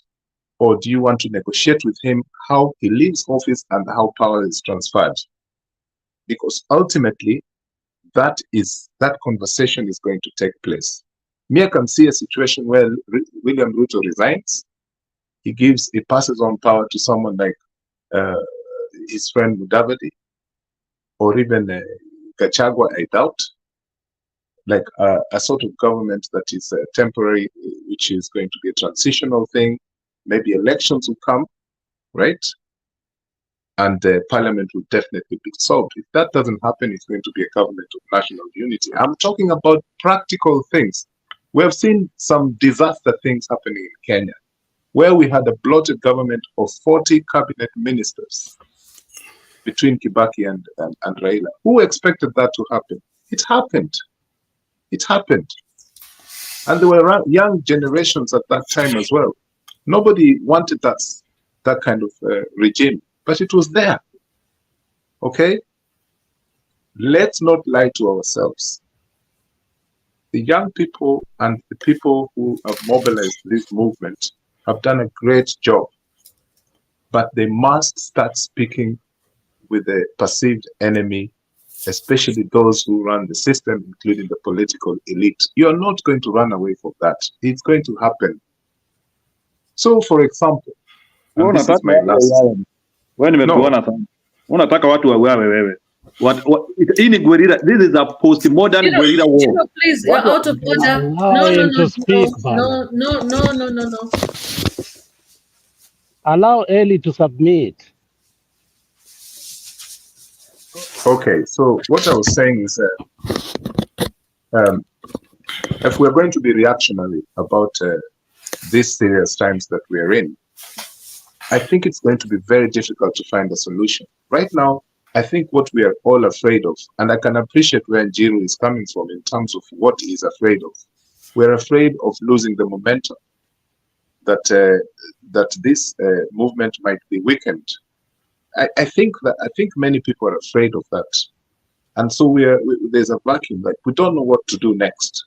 Because this thing has reached a certain point where it should be, your balloon should not be deflated. It should just stay there still, and we see if it bursts, that's the moment when we know that the transfer of power and so on and so forth. I'm sorry for using maybe a wrong metaphor, but I feel as if at the moment we're afraid that the momentum might just slip away from us. And in those terms, I can understand Jiro, okay? But we need to be ready for a serious negotiational place. Because I studied peace and conflict. That's how I ended up in this country here, the North of Ireland, which is this disputed zone where the two sides, England, UK, and the Republic of Ireland claim. Even though Republic of Ireland doesn't do it vociferously, but the Republican people do. So this country is also religiously divided between Catholic and Protestant politically. That's a big thing here. So you can imagine You know, hapa hivi pale tunaishi, the city has so many different borderlines, you know, yani pale ni kwa Catholics ndio wanaishi pale, Protestants wanaishi huko. It's very tribal, intense, yeah. So wind up, Ellie, please. But There's some what people they've burning done, to respond. what they have done in comparison, this is what I'm trying to say, is they had to talk. They reached a point where they said they have to talk, and that's why they had the peace agreement in 1998, and they started having coalition governments since 1998. So what I'm saying is there has to be a political solution to this problem that we have currently in Kenya. Wacheni kuchoma manyumba za watu, businesses za watu. Hizo ni ujinga. That's, I would not, honestly, I don't care what you think about my thinking Ellie, about that. you've just surpassed your time now. Can I wrap you up, please? Thank you, kindly? thank you. Okay, Thank you. thanks so much. Okay, I'd like, before I give Jiro the floor, I'd like to give Mama Selina, Mama National Unity Platform, and then give Richie, and then go back to Jiro. Okay? Mama, you have been very patient. Thank you so much. Yeah, sometimes it is good to listen. Tunataka maoni. We are not perfect, but tunajaribu. Inasema kidogo kidogo uchasa kipapa. Nchi yetu mahali inafika sasa inahitaji maongeo ya young people, middle people, old age, so that tuweke Kenya yetu pamoja. I'm listening to what people are saying. And of course, I'm happy kwa sababu kuna hii imekuwa ni mingi. Unaingia hapa unasikia vile wanasema, unaingia hapa vile wanasema, na end of the day sijaona mtu atakii Kenya mema. Everybody want our country to be where it is, but tuko na wrong leaders. Hawa wrong leaders nani aliweka? Ni sisi. If it was not for us, unachia ni mbaya sana. As a mother, I know you are a mother. Saa ile mtoto amekosa kwa shule, sana sana baba huwa anasukuma hiyo mtoto kwa mama. Amefanana kwenyu, amekuwa kama kwenyu, na saa ile mtoto amekuwa mwerevu, baba ndiye anakuwa ya kwanza kukimbia na kusema this is my son or my daughter. Mahali Kenya iko sasa inahitaji upendo ya wasasi wote. So what we are looking for ni vile tutatengeneza nchi yetu. Kuna mambo mingi we need to do as a country. Na naona hapa mko wasomi, apart from us wale tumekuwa washosho. It is now almost 1 month or 3 months. International community yenye waliweka mtu yao, they are quiet. Can you guys look at Uganda? Vile Museveni ameua watu. Nothing is happening. It cannot be taken to ICC. It cannot be taken to anywhere because he's serving the puppet of whatever. Now because wame shipped from Uganda, now they're in Kenya. They cannot. It is only us Kenyans tutaweza amuka na kupendua na kutengeneza nchi yetu. Otherwise, I want one person to tell me, do you think IMF ama ile watu waliweka hii serikali kwa power? Sababu wakupita, nimeshukuru kwa sababu nimesikia wale wamefutwa wanataka kusema who really won. It doesn't matter for now. Wakati mulikuwa munakula, you are happy. Now because mumetupwa nje, you want to tell us. Nataka tu kusema, yale tunafanya kama Wakenya ni sisi wenyewe. And with the powers ile wameweka, tushukuru Mungu kuna mambo ngumu inaendelea hapa US ya election. So puppet ya Ruto hata sahi hawana time sana ya kuangalia kwa sababu hata hawa yao iko motoni. Otherwise mpira ile inachezwa after 30 minutes, after imeenda munaita nini, munacheza round yote, inafika wanapatiwa 10 minutes, alafu inaenda penalty, whatever it is, na washindwe kuweka call. So ile kitu ningeomba wa Kenya ni kwamba we need to work hard kusupport our children, tutoe hii serikali, kwa sababu ilikuwa viti 4, saa hii imepaki, wakitoa CS ilikuwa imepaki 3. Leo Koome ametoka, hiyo kiti imepaki na Mukumbili. Queen, hata ujaribu kuweka mawe ukae, haina balance. So nauliza wa Kenya, si tutoe mkuu ingine moja, ipaki moja ndiye collapse. Lakini tukiendelea kuongea na kufurahi na kuona vile kama hakuna action inafanyika serikali, Ruto resign. Where are our army? Are they supporting him? Wanaweza toka nje wasaidie raia? The police, hata leo nimeona baada ya mwili kutolewa Kithurai, Mukuru kwa Nchenga, niliona Thika Road police wakifukuza watu. Are these government? The government ni watu wako na punduki. Are they ready to support us? Ama watatuacha twende kiwanja tuchoke? So something has to be done. Our children wanahitaji. Yes, they have done it. Professionals mumenyamaza. Why can't you CNC wamefanya kazi yao? Millennium, kwa sababu mumeenda hii mambo yote mumeona. Come out, support our children. It is time now for everybody to come out. Otherwise, tunasema hapa, tunapishana, wengine wanajua zaidi kushinda wengine. Solution ni Sakayo atoke, na akitoka kwa sababu amepaki na Mukumbili, tunataka kufunja hiyo moja. Otherwise, if we go for another 1 month, if Tuesday on 16, nothing will happen. Tunaambiwa watoto wameenda kiwanja na warudi nyumbani. I'm telling you, my brothers, my sons, my daughters and my sisters,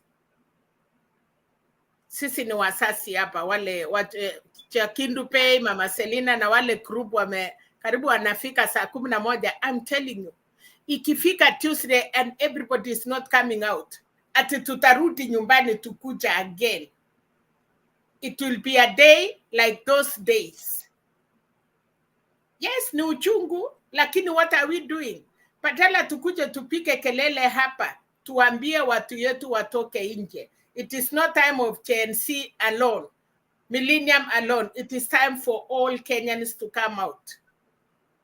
Lakini tukiendelea vile tunaendelea, you are dealing with somebody. Can I say something? Wakalenjin tulikuwa tunafuata Moi. I know you don't want to hear that. I know you don't like him. I know you talk a lot about him. Can you imagine? We had Enrico Skay. We had Biwott. We had a strong Kalenjin, Kipkalia Corneste, when we had Franklin Bate and those Saliko Skay. Can you guys imagine that Ruto, the YK92? Do you imagine he listened to Kalenjin Sandil, kila mtu alikuwa na uoga? You are dealing with somebody amekuwa kwa hii siasa 30 years. Kutoka university, aliwaambia juzi akiwa na mkutano na CNC kwa space, I have never been employed. Alitokea kama ni proka, na akakuwa proka vizuri sana. Akakuwa proka mpaka akapendua wale watu yote, akaweka uhuru kwa Moi. Sometime when you are talking, look back. Are you also people they don't want to know history? You need to know the history so that you can see what is coming. This man we are talking, as long as army inamushikilia, as long as the Western perfect wale walimweka are still with him, wacha ikue uchungu. Whoever want to talk bad about Mama Selina, you will remember ya kwamba mimi nilikuwa kwa serikali ya Moi when I was wale wakati yetu, and I know And this man know every corner. You are talking here, CS wameenda nyumbani. Who are the PSs? Who are these PSs running the country? You cannot even talk. Okola went, akaweka mtu yake. What is going on in Kenya? Mnafikiri mkipika kelele? Hiyo ni mtu inasemekana. I remember one time, walikuwa nasema, ng'ombe iwezi, mtanisaidia. Ng'ombe iwezi, chura iwezi suia ng'ombe ikunywe maji. Chura inapika kelele sana huko chini, but end of the day, ng'ombe inakunywa maji. I want to say this. Can we have strategy? Can we support our children on Tuesday? If not on Tuesday, Sabasaba ilienda. And that was the day we were waiting, because we remember what happened Sabasaba. NC of those people don't want to hear their names now. Walifanya, what did they do? The mothers of Kinakoiki Wamwere, what did they do? They come out naked, pila nguo, pila walisaliwa. Kwa sababu kama mtoto yako amefungwa ama ameuawa, what other naked do you want? Unataka kuficha nini? Like the way we are seeing these children, women and children are being killed. Ni nini ingine mama anataka kufunika kufaa nguo? For what? For what? Na watoto wetu wameuawa. Why can't we go out there naked? Wacha hii polisi wakuja wapike. Kwani kuona uchi iko shida gani? Kuna uchi uchungu kushinda ile mtoto yako ameuawa. So I'm saying this, Kenyans. Today, we are proud of our grandchildren. Nani anawashikilia mkono? Watoto nani anashikilia mkono? Ndio wasichoke. Watakimbia marathon up to when? So, kama tunapenda nchi yetu, kama tunapenda Kenya, there are things that, and I'm saying this kama mchezo. Wale watu wamekula chumvi. Wale watu wamepita miaka. They know, they have seen a lot. Ilisemekana, hile kitu kijana ameona, si ile baba yake ameona. Because you are 10 years, 20 years, 30 years. Na kuna ule msee wa 100 years, hata kama haongei, lakini anakuambia, hey mtoto yangu, wakati yetu kulikuwa, it was like this. Una win enemy namna gani? How do you win an enemy? Do we win an enemy tukiingia, we run races, ya kukosa kukua na advice, ya kusema leo adui iko hapa, tuwepe? Kenya, if you cannot do something by Tuesday, don't even bother yourself to say Ruto must go. Because ataendelea, ile ako na experience. As long as army batu inamushikilia, as long as police batu wanasimama naye, hiyo si mtu ya kuresign. That man ni kichwa gumu. Hawezi resign. Point of information. Eli kidogo, wacha mama amalize alafu utaingia. I'll call you to respond. So, Okay. Okay, nimemaliza, sitaki kuchokesha nyinyi, but I wanted to give you inside story of Ruto. Good points, mama. Kama alimaliza KANU and all those strong Kalenjin men until walipotea. Amekuja, alikuja akainama. Alisimama akasema kwa mkutano, kushika inji si mchezo. Huwezi ongoza inji ukiwa maskini. Alisimama akaambia, akasema, kama kuna watu wako na shida na Wakikuyu, ni sisi Kalenjin. Lakini huwezi toa Mkikuyu hivyo. Chukua serikali kwanza. Then from there, show them what you know. I hope you guys, you know that. Thank you. Thank you, Mama. Ellie, 30 seconds, and then we move to who else? Yeah. Somebody else wanted to respond to that. Jiru, 30 seconds, and then Richie, you have a chance, okay? Less than 30 seconds. Ellie, okay, thank you. Thank you. Mama Selina, very good presentation. I just wanted to say that on the Ikonini channel today, they invited a police officer who was arrested outside Parliament because he was supporting the movement, and He was tortured. No, sorry, he wasn't tortured. He was taken to committee. They did not torture him because, number one, he was their colleague. Number two, he said that majority of police officers are actually supporting the movement. So I just wanted to reassure Mama Selina, this police officer, anaitwa Shakur, that's his nickname, but he's actually Mr. Kihara. He said that, and he's 25 years old, and he said that the majority of police officers are actually supporting the movement. And in fact, they were very relaxed, at least the ones who were uniformed outside Parliament on that day. So it was just a point of information. Thank you. Thank you, Ellie. So Ellie and Mama National Unity are saying now we need to remove the other wheel of the car because it's not balancing, and also consider talks. So Jiro, I'll give you 30 seconds to respond. Can you do it in 30 seconds, Kweli Wewe? Yeah, okay, yeah. And then we move to Richie, okay? Yeah. Okay, ni sawa. Okay, asante Mama Selina kwa hiyo information. Pole sana for what I said to you. Nimesema pole. Away from that, mimi kuna kitu nataka kuconfirm hapa. Ruto, pale tumefikisha, we have done so much that atikuachilia to assemble what is happening now, it will take another generation. And Ruto tushamuumiza ya kutosha. Ile kitu sasa imebakisha ni kukata kichwa na mutupe na huko. We cannot release it. So in a nutshell, vile najaribu kusema ni ya kwamba we will accelerate this war vizuri sana, and what should make us accelerate it Queen more ni wale watu wamekufa. The more he kills, the more anger increases. That should be our motto. The more he kills, the more the hunger. But we cannot say watu wamekufa we retreat. No, it will be worse. Tukisema wacha kwanza tutulie. Huyu jamaa sasa, sababu everything has failed and there is a lot of instability. Ni kama vile nilisema jana, it's a government under fire. Saa hii ndio tunafaa kukimbiza kabisa, and I want to tell you Queen Mo, working at the same rate, in 2 weeks Ruto hayuko. In 2 weeks hayuko.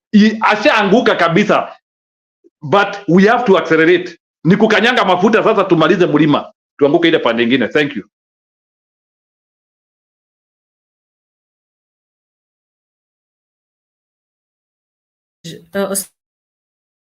Sorry, sometimes I forget to unmute. Thank you very much, Jiro. I can't believe you did it in 30 seconds. I think, and thank you for apologizing to Mama.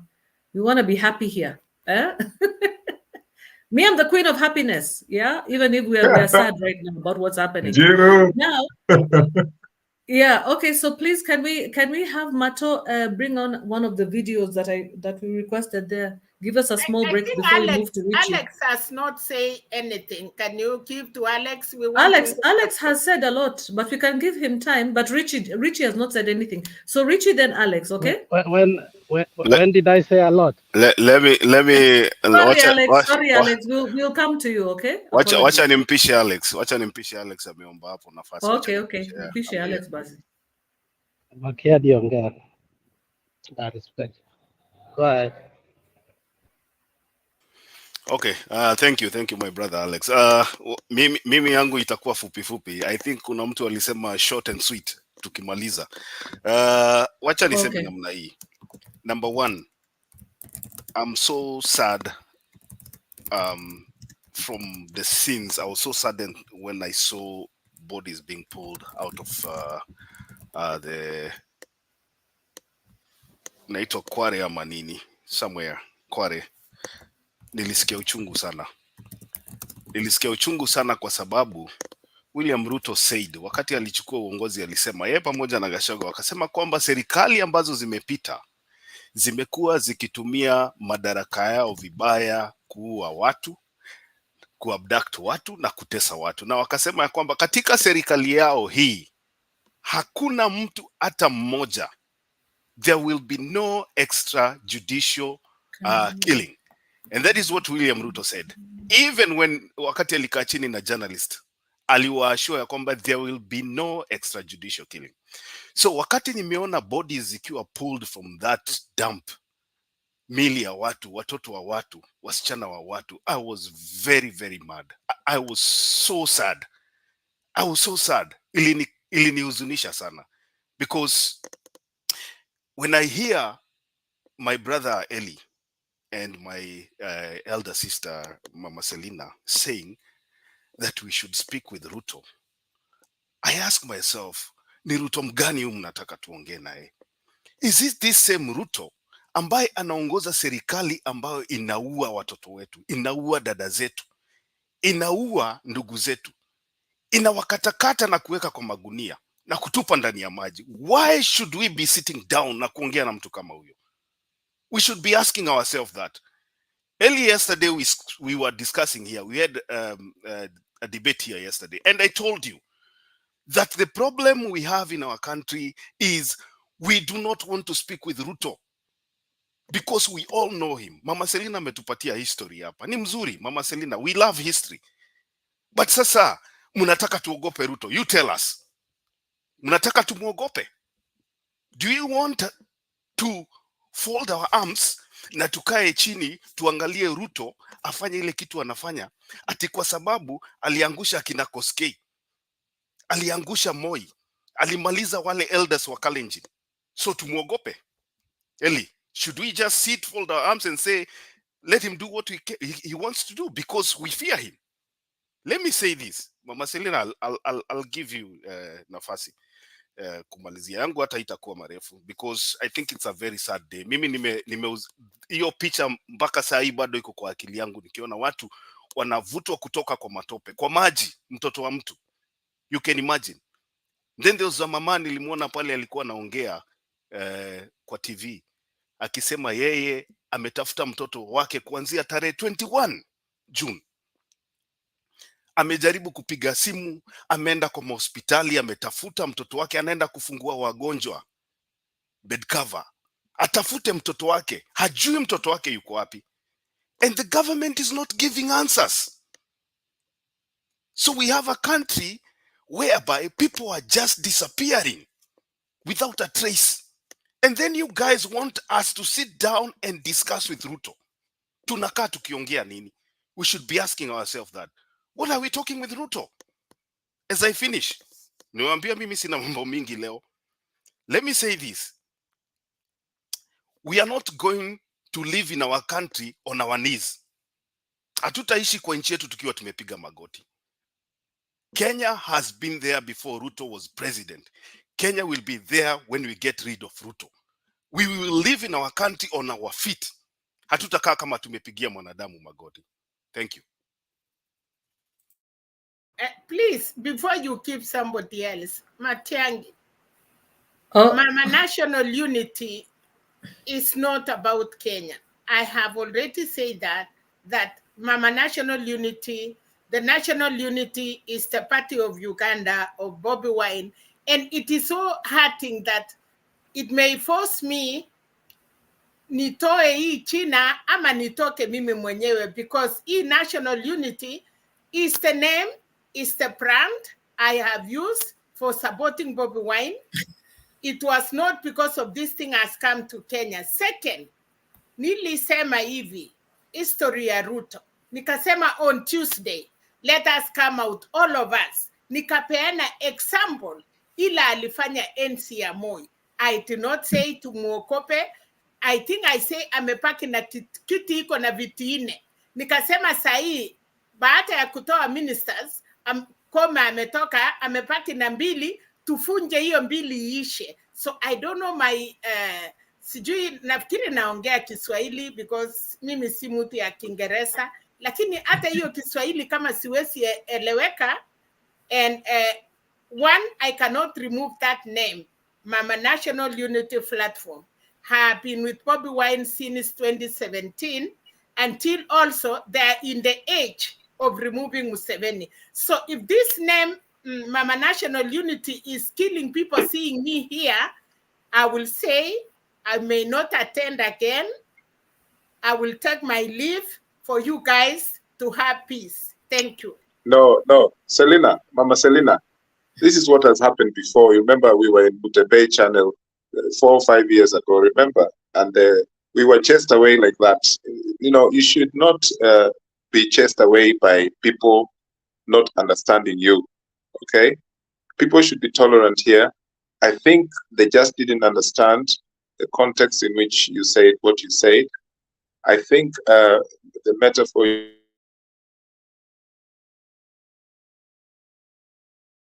Your voice is gone, Ellie.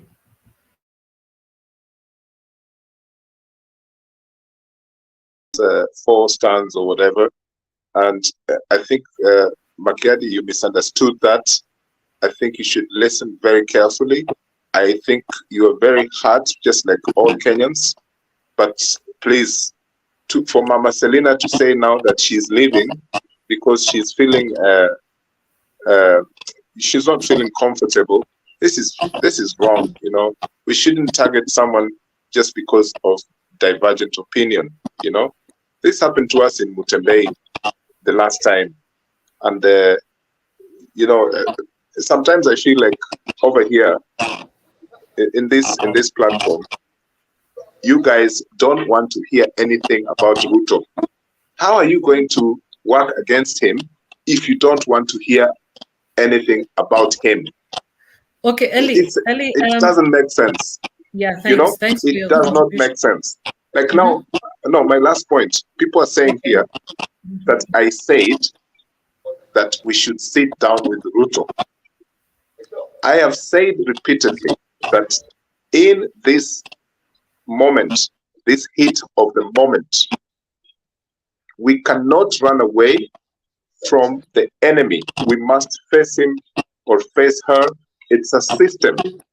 It even involves the business elites. Those people are part of the problem.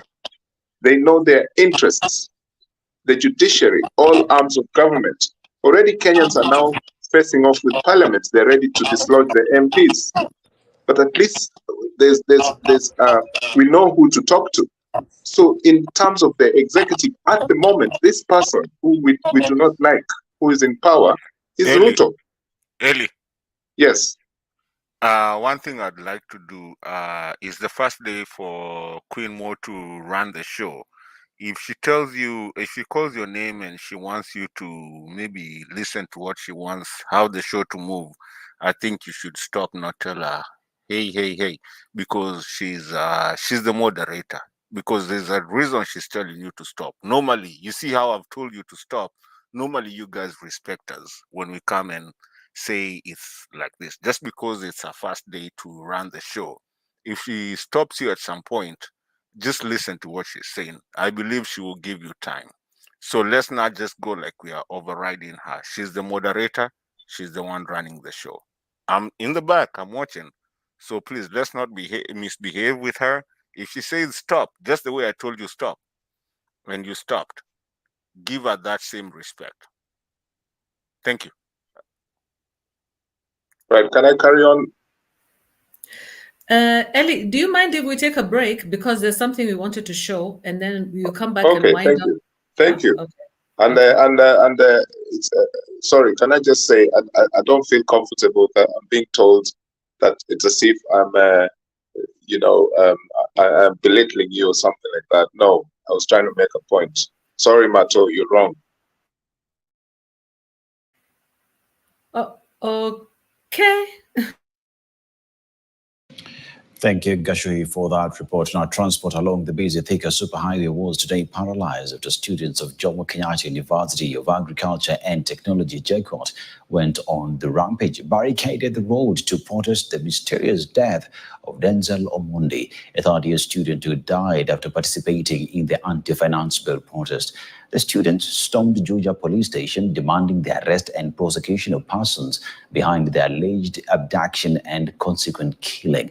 Omondi's body was found floating in a swamp in Juja 2 days after protesters stormed Parliament building on June 25, 2024. The protesting students demanded justice for Omondi amidst allegation that he is victim of extrajudicial killing by police. The Independent Policing Oversight Authority is investigating Omondi's death to determine if police were involved.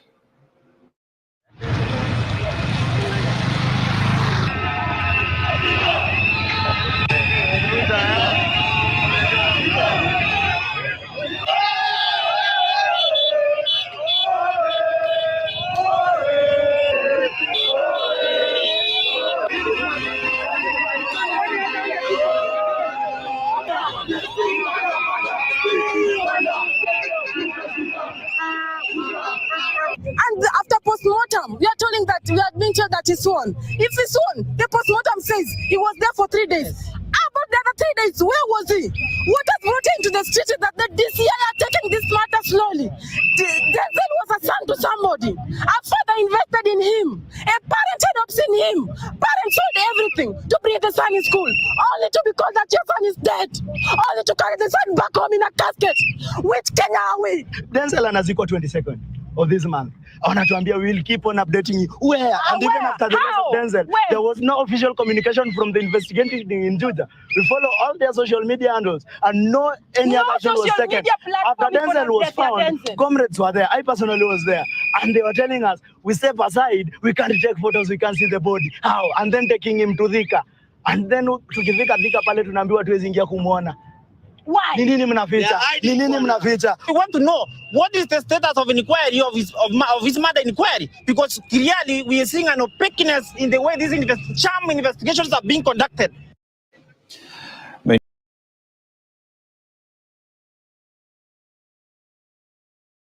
So the reason I brought that out is because we are talking about the idea of talking to the government. There are two thoughts. There are two whatevers of thought in here. Two schools of thought here.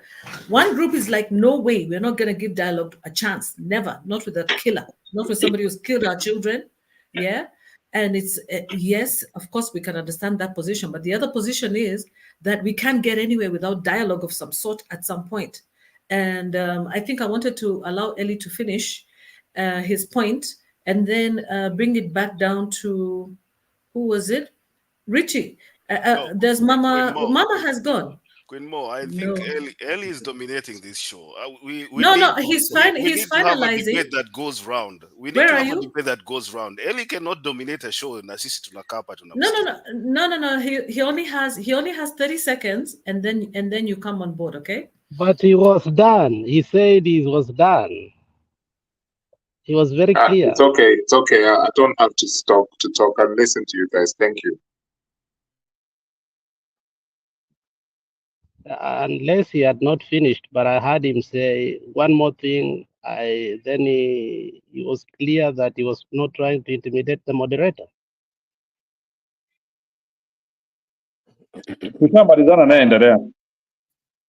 But anyway, everybody is fine. Everybody's been really nice to me, really nice. I think, that's okay. Mato is just trying to look out for me. No problem, guys. Just don't take it like that. Who hasn't spoken, please? Somebody wants to speak up? Okay, unknown scripts. Yes, please. And then from there we go to Rusvik. I thought it was me. I mean, what the hell is going on? I thought it was me. I mean, am I on tape? Relax. The one. Alex, you're the one. Alex, you have Alex. Yes, Alex first, and then unknown scripts. Alex, how are you? Alex, please don't lose your temper with me, okay? Don't lose your temper with me. Today's my first day. Today's my first day. No, just a greeting. It's okay. I wanted to reinstate what Eli was saying. I don't think many of you are understanding what Eli is saying. And I get his point very clearly. Eli is not for Ruto. Eli is saying the same clip that now you are putting so that we can discuss. These kids are asking for the authorities to give them answers. The same authority we have no confidence in. Now we are saying Ruto must go. The IG has resigned. We have no confidence in this institution. Eli is speaking from a professional point of view. As a profession in conflict resolution, when we are in this situation, do we let a vacuum creep in? And if we don't let, what happens? How do we get answers? And that is why we are going to be confused here. We want Ruto to go. I've said this from day one. When we said tulikuwa tunataka dialogue, maandamano na kila kitu, remember I was one person nilikosana na kila mtu when we said let's give NADCO report an opportunity. Remember it was I and Stone PK tulikataa kabisa and we rejected that. But however, we are in a situation whereby if you understand, today the IMF director in Kenya apologizes for what? Why? What is going on? What we are having a local conflict. What it is coming just to apologize. One thing I have said over and over previously is don't put a vacuum and allow the international community to creep in without your knowledge, and we will be subject to the international community. Now, we are happy that the IG has resigned, and the Azimio had written a letter that he must face the International Criminal Court, the ICC. That still is international community. Trust me. We are also telling Raila, where under ya AUC, that is international community. The whole question now banks down to how do we avoid the international community coming to dictate local things, but at the same time maintain the relationship with the international community, because we are not going to live in isolation. We have loans, we will have friends. We still, nobody has said Raila should not go and lead AU if he's capable, so on and so forth.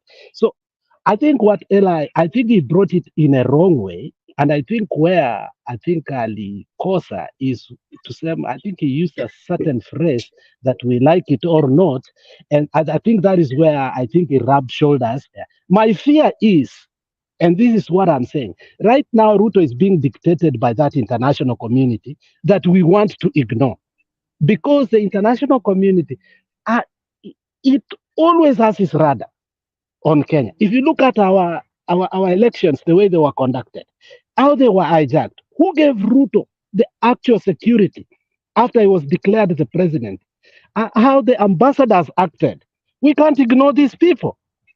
And my idea is, in as much as we think locally we have the grip, we must also show the international community this time around, you have no grip. You know, they are going to pacify us, and we think that locally we are doing the right thing. Actually, they are setting the pace, the outline of what is going to happen after that. Somebody said earlier here that for Raila to have come, maybe there was a pressure from what? The international community. I don't know if it's true or not. If there was, and it has always been, wherever we have such skirmishes, the international community asked Raila that, look, you have to talk. And maybe Raila misspoke at the wrong time and didn't know that this is not going to work. We have to do everything in our capacity to see the loopholes of one monster that has always affected our country, and that is international community. So for us to sit pretty and saying Ruto must go, not understanding what also the international community is planning about us, it is not going to be right. We must have a conversation on all scopes on the things that are affecting a country in corporate, not in isolation. We are part of the international community. We cannot isolate. But the international community must know that we are having what? An internal problem that they must not meddle with. How do we do that? That is where now we might need experts like Eli to come out, but with a language that also resonates, so that we can set our own narrative. Okay?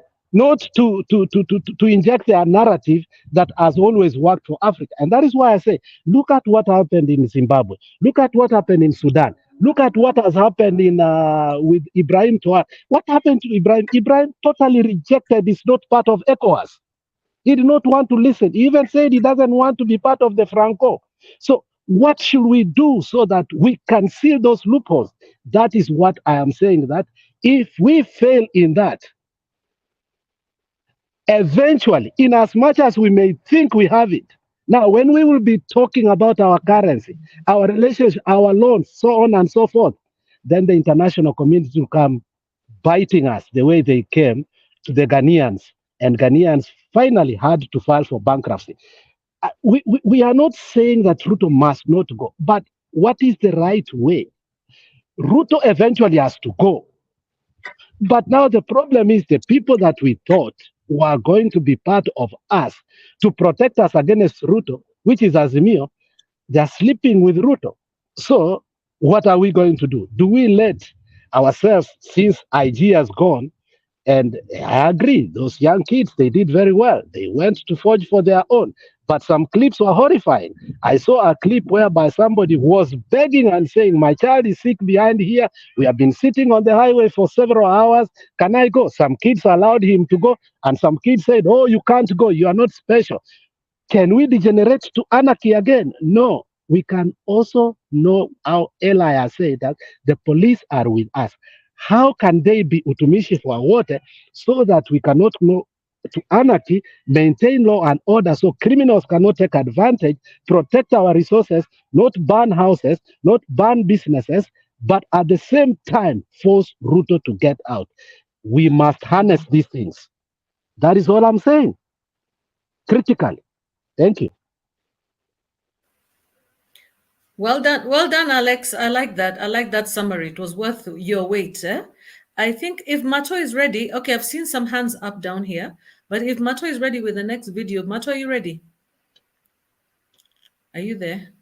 If you're ready for the next video, maybe, yeah, you can show it to us now. I'm here. Do you want to go to that, or do you want to go through the hands first?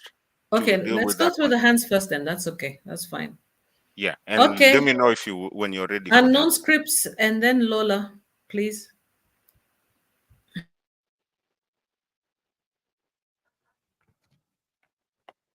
Oh, thank you, Queen. The Queen of where? Is the Queen of England? Stone Piquet, Ellie. You can call me Jerry if you don't like the word queen, but there are also queens I'm in okay, Africa. I'm okay. Did you know that? No, it's just that queens are always of somewhere. That is what I mean. Okay. Alex. Thank you. I thought I saw Big J here. He has left. How is Big Richard? J? Richard, how are you? Yeah, he's left. They're coming in and out. So Lala and Sanj. Now, good evening. Good evening to all of us. I just want to maybe say quickly, then I'll come back later. What I want to say is that what is going on is good, and I think the final thing or the eventual thing is Ruto must go. Ruto must go.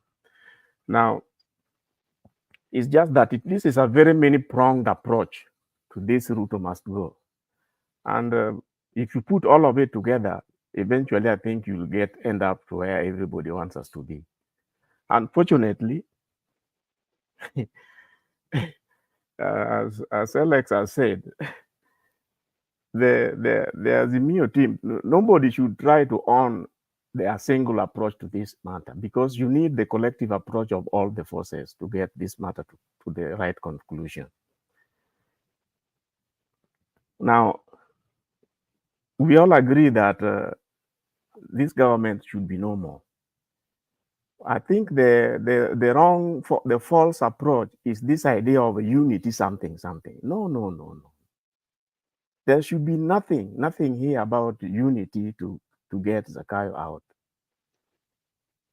There should be nothing like a unity government. What we need there is maybe call it an interim or a transition. I think like at one point Lala pointed out, there should be a transition something here to get these people out. And there should be nothing like, it should not look like it is Azimio's opposition. No, it should be a panel, call it an interim caretaker, something. And the idea should be with a time frame, so that the laws which need to be fixed, there are certain laws to be fixed. We must all admit that.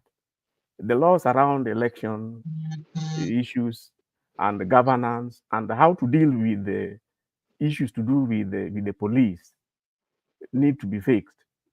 You see, like now the IG has resigned. That needs to be fixed, not to be fixed by what you call a Ruto. Ruto cannot be trusted to be the one to fix this government.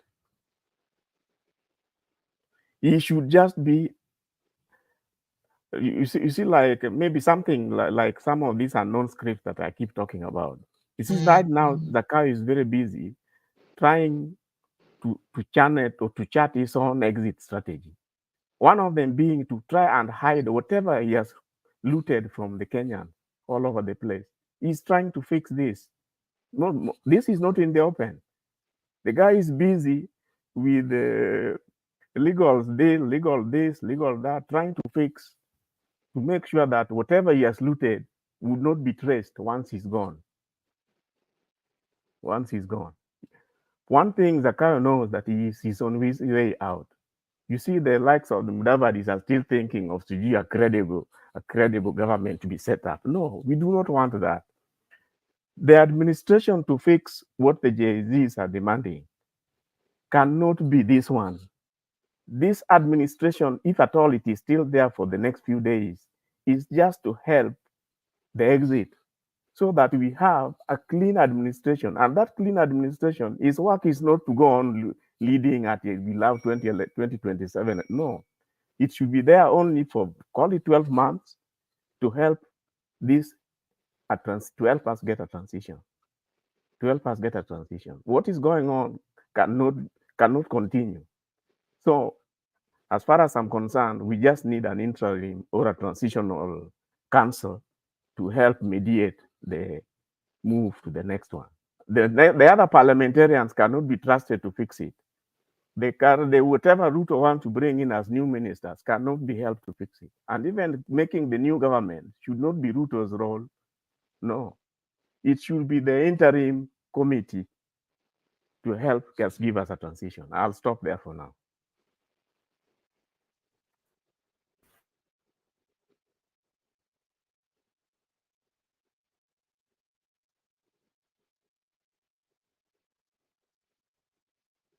Hey, I was preparing for a long catalog of speeches. Today you are so quick. No, that is part one.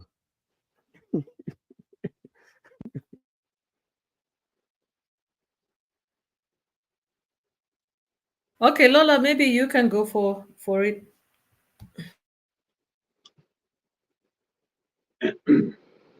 Reverend Lola? Yes, I'm here. I've listened to all of you. I've been silent in the background. I wasn't able to get into the panel, but I listened to Mama Selena and Eli and all of you. First of all, hi to everyone. I think on Alex's presentation, I think there's a lot of emotion, and because of that, we are failing to have a clearer picture of where we ought to go as a nation. Things are coming to the cracks. We are coming to that focal point, and it is at this time, I think I stated before, that they're saying that the boat or the canoe capsized just before it lands. And so where we are is very critical because one, the Gen Zs have done very well, but what they have done is they kind of covered other interests that Kenyans have, which are very opposing. Enemies are now ganged up together against this one person, a greater evil, Ruto, okay? But there are other interests within. So unless we are very careful how we handle this period, I think we may get it wrong. What we believe in is that, for myself, I think Ruto has to go. The question is, how does he go and leave a vacuum? Should there be a structure now so that he leaves? In fact, my thinking was when Baba and the rest met Ruto at the Kenyatta Conference Center, I assumed that Ruto was going to do what? To resign. And let me give an analogy of baseball. If you watch baseball, when a pitcher is not doing very well in the field, the manager will go into the field and you see them having a little conference. And after the conference, you see the pitcher leaving the field and a new pitcher coming in. My assumption was that the meeting was about Ruto giving up, so that with all the people that were there representing a sense that the man is giving up, he didn't know where to, because he didn't know the leaders of Gen Z, so he was going to do it with all the people that were there together. Okay, but then that did not happen. It was simply Ruto telling us, giving direction, is still in power.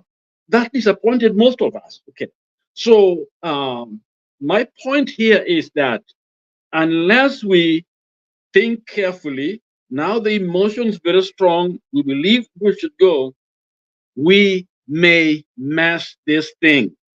And messing this thing is not that Ruto staying, but a vacuum is created, and then there are so many centers of power all over, and then those ethnic, those covered emotional feeling. Because remember, Ruto was voted in that office by many of the people that are talking now. Ruto must go. He's a killer. We can't talk to him. He was a killer before he became the president. He was a killer.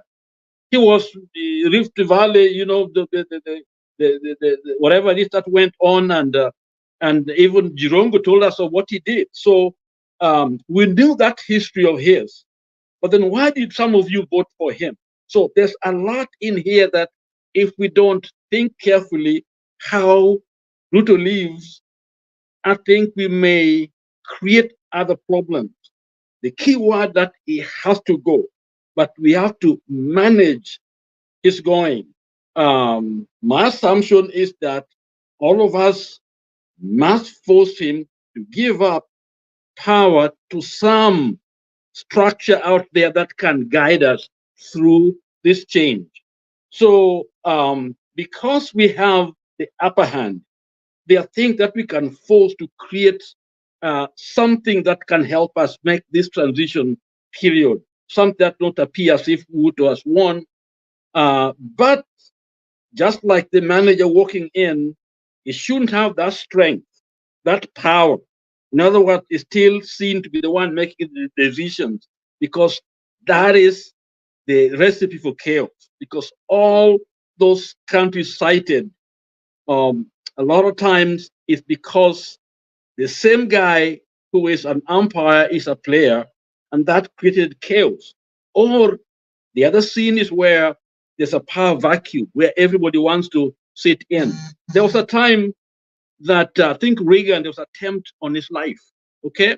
And there was a power vacuum. And Alexander Haig went to the White House and said, I'm in charge here. People were shocked. And all of a sudden, people are running. What is really going on? The power vacuum was almost there. So I think it's important for us to really think carefully and work some things out. I don't know how, but that's where we can be able to let Ruto come in, give that power with the sword to a credible group of people that can be able to help us make this transition. I think we can demand that, because Gen Z has the power, and we don't know the leaders of Gen Z, but there are the people in our society like Maraga and others that can manage this transition during this time. So I think we need to think through carefully instead of just Ruto must go, Ruto must go. And then the question is what? Is this okay? We are going to dance inside the White House, the State House, and Parliament, and then nothing, you know, or we're going to invite the military, because remember, even countries where they praise the military, they're great, and people support them. When they take power, it is something else. So these are the things that I think we need to be able to think about and talk about and figure out some things that can be able to help us manage this transition. Thank you.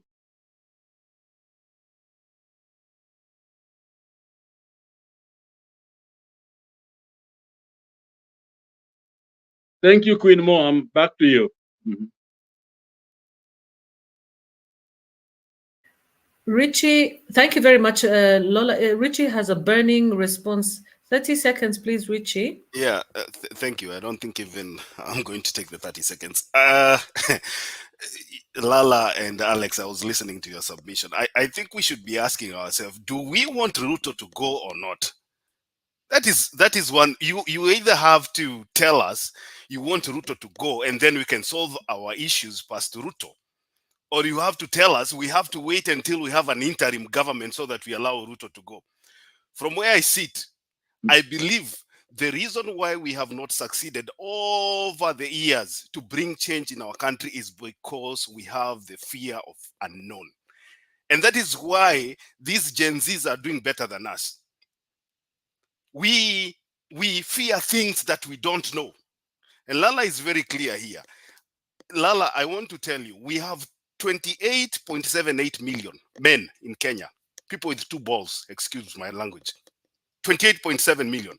Out of those 28.7 million people, one kid, mtoto wa mtu mmoja, anaweza ongoza our country. So let us not stay here every time we feel sorry for ourselves saying that if Ruto leaves, we are going to have a vacuum. Vacuum ya gani? We have a constitution. A non-script says very clearly here, we can agree to have an interim government na Ruto aende nyumbani. We will solve our issues past Ruto. So musituzie uoga tafadhali. Musituzie uoga. Makedi, I'm not, what I'm saying here is very, very simple. Ruto has to go, okay? He can't be the one at the top making decision for us. He has to go. The question is, how do we manage that transition? That's the key. Not to Woga, I'm not talking for Woga. For me, he has to go, and I think all of us agree on that. Okay, and non-scripts, Makiadi, Makiadi, if you saw my comment. Makiadi, if you saw my comment. 1 minute, please. Alex, 1 second, please. Let's give a non-scripts. I'll give you after that. I think you see we are all saying the same thing. We are all saying the same thing. What we need to differentiate. You see, some of the demands like who should resign and who should do what, those should be left to the incoming administration. The issues of even fixing, that's what I started by saying, the issue of even fixing the laws around IBC. Nobody at this point should move on for that. Those should be left for the incoming administration, which is going to prepare for change. Right now, let's not even talk of that who is dealing with corruption. No. All that should be left for the new administration once it is in place. Right now, the focus should be how do we get the interim body to take us through the transition. That should be the thing, and that part of that is that Zakayo must go. So let's not give Zakayo demands, because if you continue to do so, you give him legitimacy. We should not demand, even those demanding for the death of the young fellows. It should not be Ruto to address that. No. Zakayo should just find out how to exit. And as I said, I indicated here briefly. The problem is Zakayo is busy trying behind the scene to do an exit strategy, which involves keeping the loot. Sorry. Thank you. Thank you, and non-scripts. I agree with you, and non-scripts, that everybody is speaking the same language. But I remember in my project management classes, as evaluation classes, you know, they always told us that the journey is as important as the destination. We know where we want to get there, but the question is which route to take. So I think let me allow Alex first, and then Stone PK. Welcome, Stone PK, but let Alex speak first, and then you speak, okay? Alex, 30 seconds, kindly. Makiadi, yakuzia uoga. Kama unafikiria nimekuzia uoga, it's not true. What I said was this. When some of us are saying Ruto must go, I'm not talking about a person. I'm talking about a system that has been created that must fall with Ruto. I'm talking about the Chief Justice must go with Ruto, Wetangula must go with Ruto. If we have to put a transition, first of all, we have to have an ad hoc committee that will put a transitional committee that will oversee the coming government. We should not allow any transitional thing to be called a government. It should be a committee. The same way we had a transitional committee that was foreseeing us from the last constitution to the new constitution and help it in the next 3 months or 1 year so that devolution could be actualized. That is Correct. what I'm saying. I'm not Correct. looking at the seat of the presidency. I'm saying a seat that we are looking at, but we are forgetting. We will leave some untold repercussion, ripple effect, that we will start saying that why did we fight? Wetangula is illegally as the speaker. Koome has disappointed us several times. She was not even qualified to be what? The Chief Justice. I'm saying that we must start talking about other positions that when we say Ruto must go, it's not an individual, it's not a position. We are saying we must correct everything. Kenya is under renovation. We are painting everything. We are not painting one wall. We are painting the whole house. Thank you. I can see the whole house being painted, Alex. I agree. Okay, Stone Piquet, please. Lola, let. Just Okay, one Lola point. first. Just one Lola, point. a few seconds. Okay. One point. This idea of Woga should not be there. As a matter of fact, we should be organizing a transition government now to get him. We should be, if we don't believe that is there legally, I think we should be not even stopping anything. There's no Woga. Let us do what needs to be done because it's illegally there anyway. Thank you. Back to you. Stone Piquet, karibu sana. Okay. After you, we're going to have a clip. Or do you want to have a clip before me?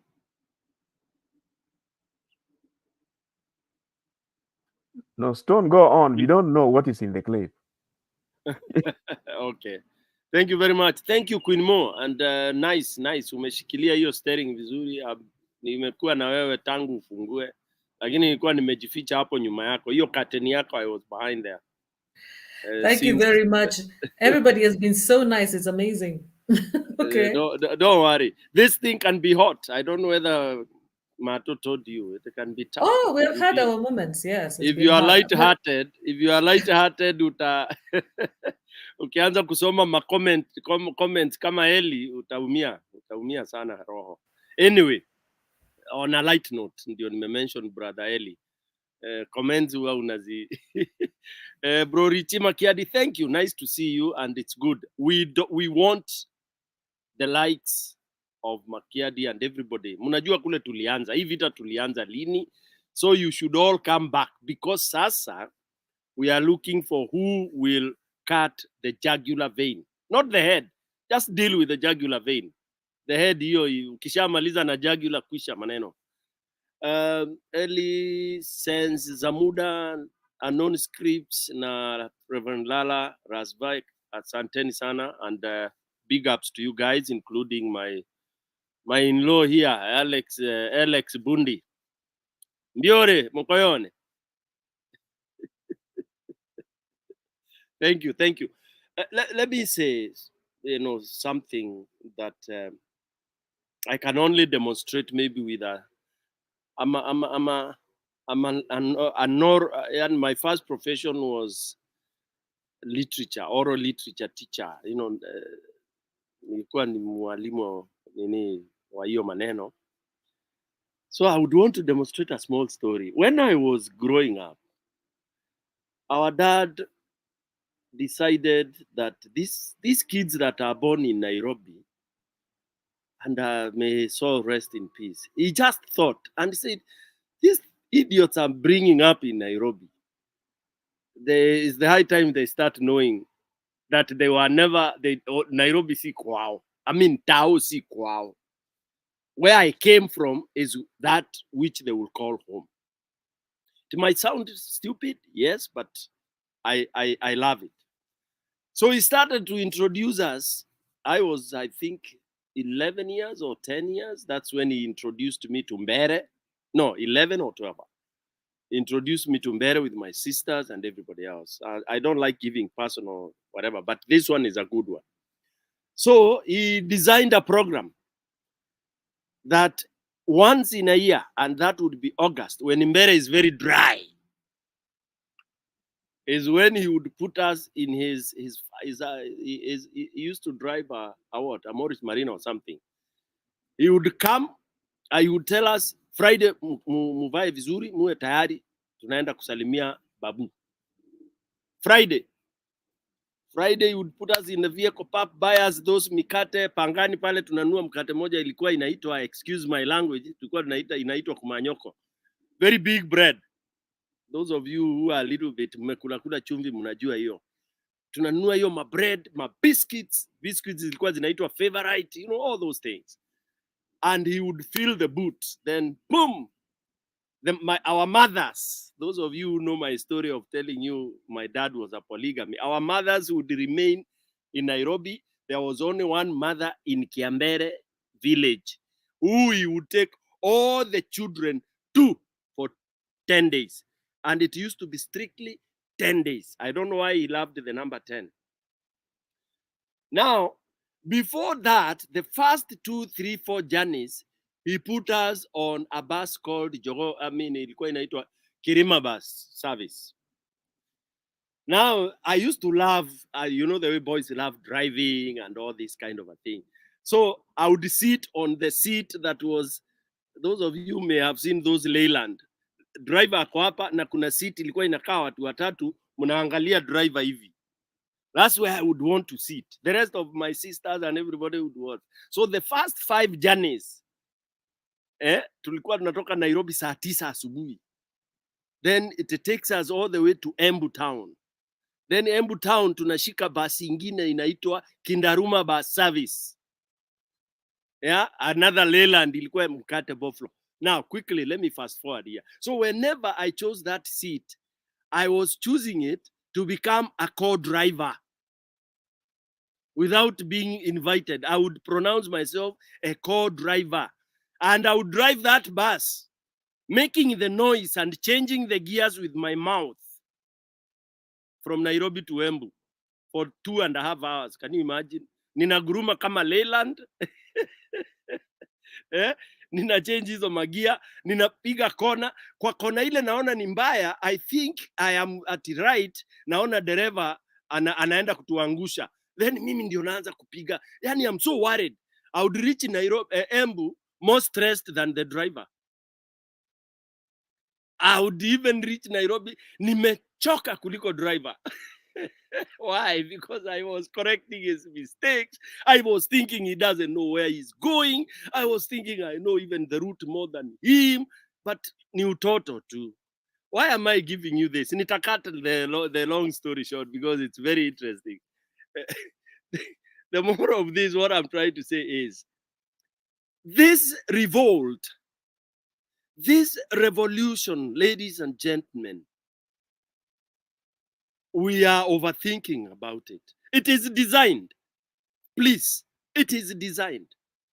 Wame design. I'm sure. I'm happy, Queen Mo. You've done project management and all the project evaluation and all that. So you know the project cycles and these kind of things. So this thing imedesigniwa from the beginning to the end. It's only us now, Stony PK, sitting next to this driver who knows where he's going. I'm 10 years old. The guy driving this bus, imebeba 68 passengers, anaenda speed, na Stone PK anaguruma hapa, worried that huyu jamaa hii kona amepiga. I'm seeing trees moving. I'm worried about the trees moving. Na I'm wondering, sasa hizo miti zinaenda mbio hivyo, si zinaenda wapi? You see, we are getting and we are worrying and creating issues that are non-existent. There is no gap. We are imagining, because one, again, you know, it's good also to face theories and what we have learned, juxtapose and all that.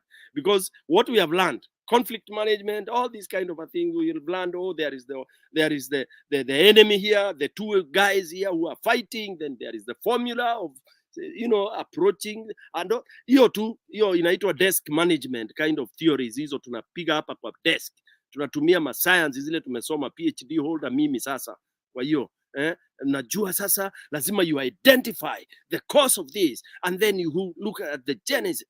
Hizo theory mingi. Hii ya Gen Z walisema pale mwanzo, achaneni na sisi. Ndio wakaanza kusema vitu kama hivi. We don't want to hear some of these phrases you have used. Oh, dialogue. They said it clearly. Hatutaki kusikia kitu inaitwa dialogue. You don't have to dialogue. Do you have to dialogue to say Ruto has killed people innocently? You've shot somebody carrying a Kenyan flag. What are you dialoguing? Una dialogue nini? No wonder they said, we don't want to hear about dialogue. Then they said, we don't want to hear about God. We know God. So you don't come and tell me about God. They are not saying they are hawaamini Mungu, but walisema wewe siwe ndio utakuja kutuambia tuamini Mungu. They said hatutaki kusikia peace. We know about peace. You can't tell us about nonsensical peace when you are screwing us up and killing us in broad daylight. Then you are telling us about peace. They talked of so many statements that they said hawataki kusikia. They don't want to hear of leaders, leaders to come. Bring your leaders forth so that they see it. Then they, guys on this platform, let's not regurgitate things that the Gen Z, the youth, and now everybody. In fact, it's no longer the youth. And they said, by the way, don't baby us. Don't children us. Usiniite mtoto wako because unanidimini hiyo. Ukishaniita, oh my son. Don't address me as your son, your daughter. They said it. They knew it. They had researched. They have seen it. They had nisi tumewazaa wameona where we have blundered. Because Queen Mo nikisha kwambia Queen Mo unajua mimi ni big bro wako. Unarudisha mkia katikati ya miguu unasema okay big bro unasemaje? I intimidate you immediately. When you are putting forward a point ati nakwambia Queen Mo unajua mimi nimekula chumvi kukuliko. Sasa lazima unisikize. Those are garbage kind of statements, and they are the statements that have been running in parliament. Oh, you know, I'm 3 times whatever, and you've been rigging yourself into parliament. You have no authority to demean somebody who has come in for the first time and yet maybe he was elected properly. So all this garbage is what each generation, the youth wamesema ishe. Our worries about what will happen. Ladies and gentlemen, achaneni na hiyo tafadhali. Stop. Saa hii tunatakiwa tuanze kufikiria aje. Hawa watu Tuesday tutasupport vipi? Ati oh, you know Ruto is listening to us. Wamesema wataki kusikia hiyo. And I've said, this is a force you cannot help. Unaona Raila alijaribu kudandia, akadandia vibaya, akapigishwa chini. Na ni mzee wa heshima. Be careful, guys. The thing here, if you want to resonate with these guys, it is simple. That the entire government of Ruto has to go. That's what they have said. You may sack your mother, Ruto, unaweza sack your wife, you can sack whoever it is. These are the people who have said, Ruto, you're not going to fool us. Stupidity ya Ruto, mnasema he's smart. How smart can you be when you sack everybody else and you leave Mudavadi there? For what? I mean, ask yourself.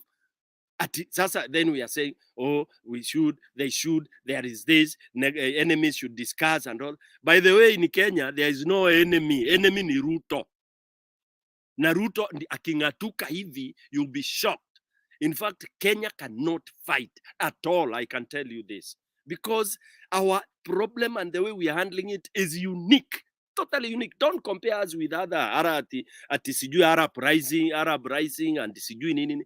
This is a totally different and very unique thing. Unique even in the way it started. All of us here were surprised. All of us here got surprised. And you are like, ala, hii kitu ni. The day unakuta umekutwa ukishangaa, ndugu yangu, my sister and everybody else. The moment you find yourself asking, aya, kwani hii ni nini?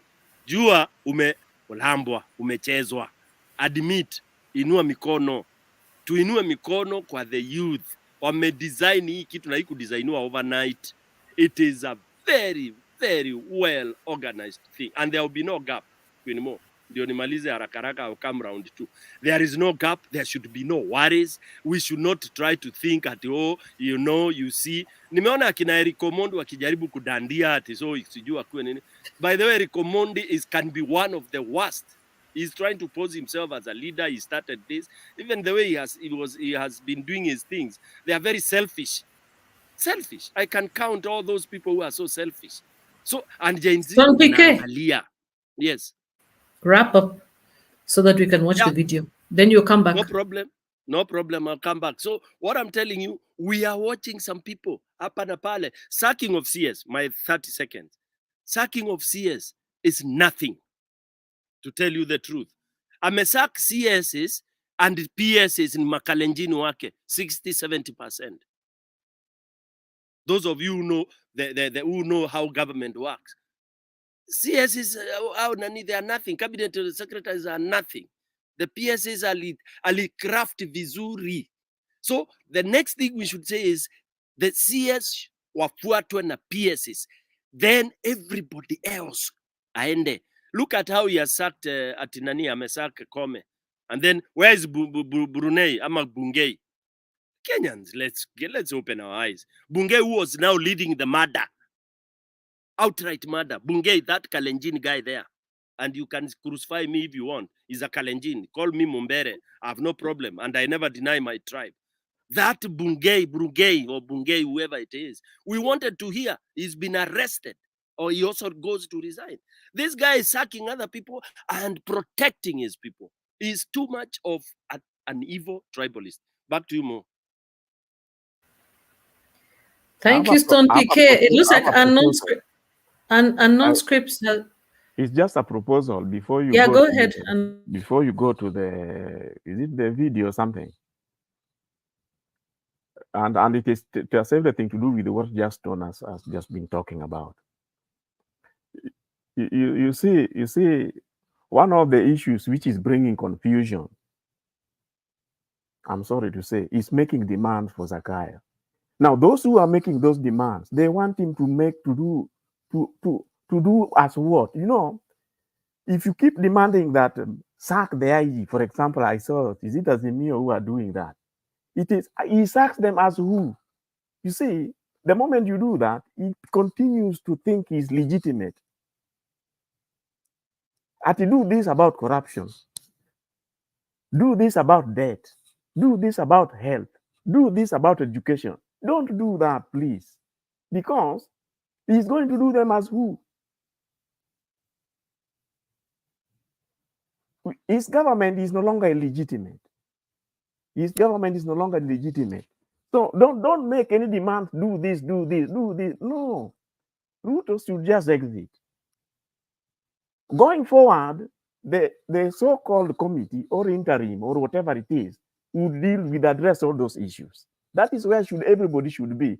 And that is why I was saying that as much as there are so many demands, all of them seem to have one end goal. Now, please, for heaven's sake, let's not demand anything from Zakayo. No, that is where we lose it. Thank you. Great and point. To that extent, to link it with the Stone, I was saying that what I'm trying to say is that don't demand that he should sack the PSS as well.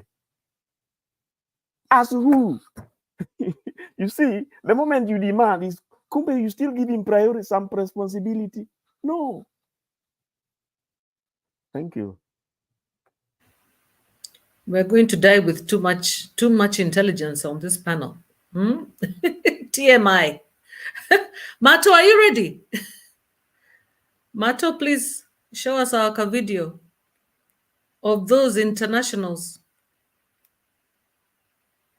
Now he is not even around. Stone PK, how do you handle this one? Now we don't allow gaps. You know, as Mato prepares, you allow, like I saw Makiadi's hand. He was ready. He has been ready many times. Yeah, once you call once, twice, he will be ready and he will tell you. He will announce. He knows how we do things. Unajua you are fighting time, so hiyo 30 seconds unapatia mtu anasema kitu. Mato, kuwa tayari. Yeah, thank you Mo. Yeah, so okay.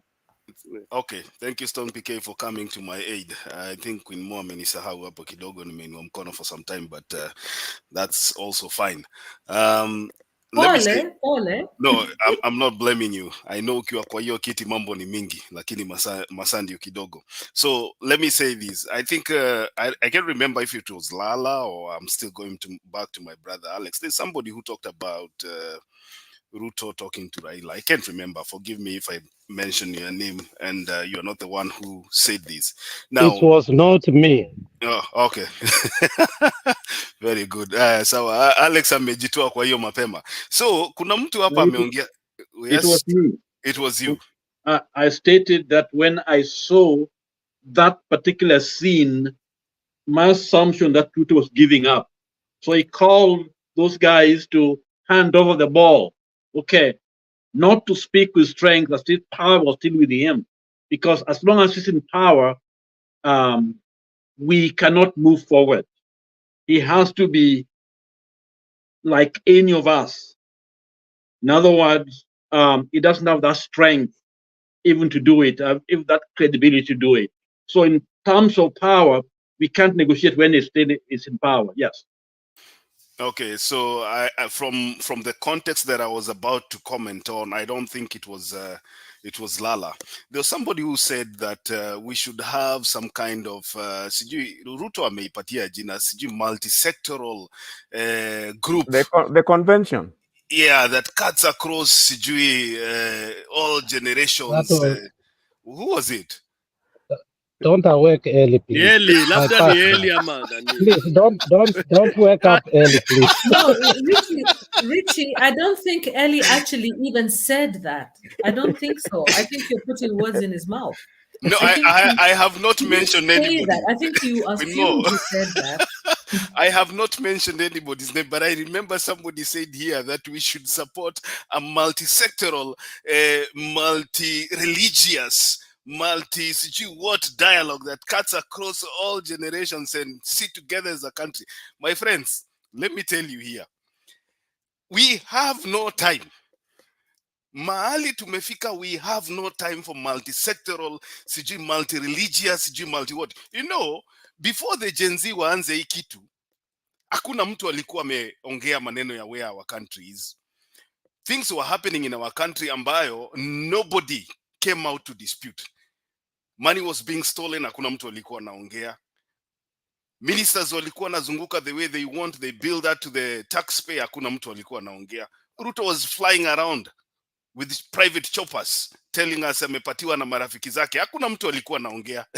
So Gen Z have come out now, may bring change to our country, whereby even the president himself, let me give him that title, surrenders and I say I have surrendered. Alafu sasa walimu wanakuwa wengi sasa, kila mtu anakuja na maoni yake. Sasa tukaeni chini tuongee na huyu Ruto, akienda tutabaki na vacuum, sijui tufanye nini, jeshi kichukua hii, jeshi kionja power huwa inakatalia. My friends, wewe kama huku kwa wakati vita ilianza, kaa kando uone vile hii vita inapiganwa. If the Gen Z need our advice as elders, they will ask for it. Right now they've got everything under control. Na mimi nataka niseme namna hii, Alex, uliongea maneno ya donors. It is true, as an African country tunategemea donors sana. I agree with you, and they dictate some of what, you know, makes up our policy. But let me tell you, I was surprised to see the IMF spokesperson, I think the lady, akisema ana apologize to Kenyans for what Kenyans have gone through. My question was to her, if the Gen Z did not come out kupinga sera ambazo IMF ilikuwa imewekea nchi yetu, would she ever have apologized to Kenyans? Angeomba msamaha? No, because these things zimekuwa cosmetic. What you are seeing right now in our country is something that has never happened in any other country. The donors know very well tuko na madeni yao na wanataka kutuongezea madeni ingine, sasa wanaanza kujipendekeza kwetu. But one thing I want to tell you for sure, and I know this is going to happen, even the donors know very well that legitimacy imeondoka kwa hii government. They know very well that this government is sitting on its deathbed right now. What they are trying to do right now is to have some stability, which I agree. Stability is good for our country. Alex, you talked about chaos. The Gen Zs are not causing chaos. It is the government itself that is hiring goons. It is the government itself that is killing people and dumping them. The Gen Zs are very peaceful. They have said they have no battle with the police. They have come out and said we have no problem with the military. All we want is good governance in our country. So if there is chaos, the person that should be pointed is William Ruto and his minions and his crooks. And this is not enough. When we say Ruto must go, we do not just say Ruto must go home. We want Ruto to be prosecuted. Ruto has overseen the murder of hundreds, if not tens, of our children and people in our country. Somebody has to pay the price. Somebody has to pay the price. IG is just a fall guy. Huyu IG ametumwa nyumbani Koome, jirani ya Stony PK. Huyu anabebeshwa msalaba ambaye si yake peke yake. We should start prosecuting these people from root. Hata kama itabidi waende ICC. Hakuna kusamehea hawa watu. If you want to clean these people, let's clean all of them and let's have accountability. Ndio sasa siku ingine, hata kama ni wewe a non-scripts utachaguliwa kama IG, ujue ya kwamba once you get into that position, everything you do, ukituma polisi wako waende kuua waandamanaji huko nje, you will be accountable. That is what we want as a country.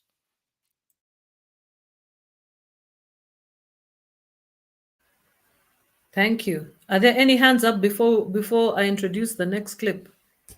No hands up. Any hands up? Unknown scripts. Yes.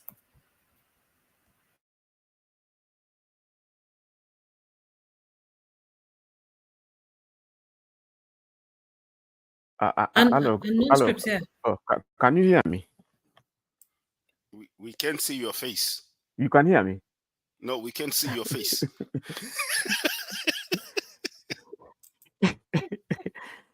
No, that is okay. That is okay. That can be corrected. Richie, let's not go back and forth.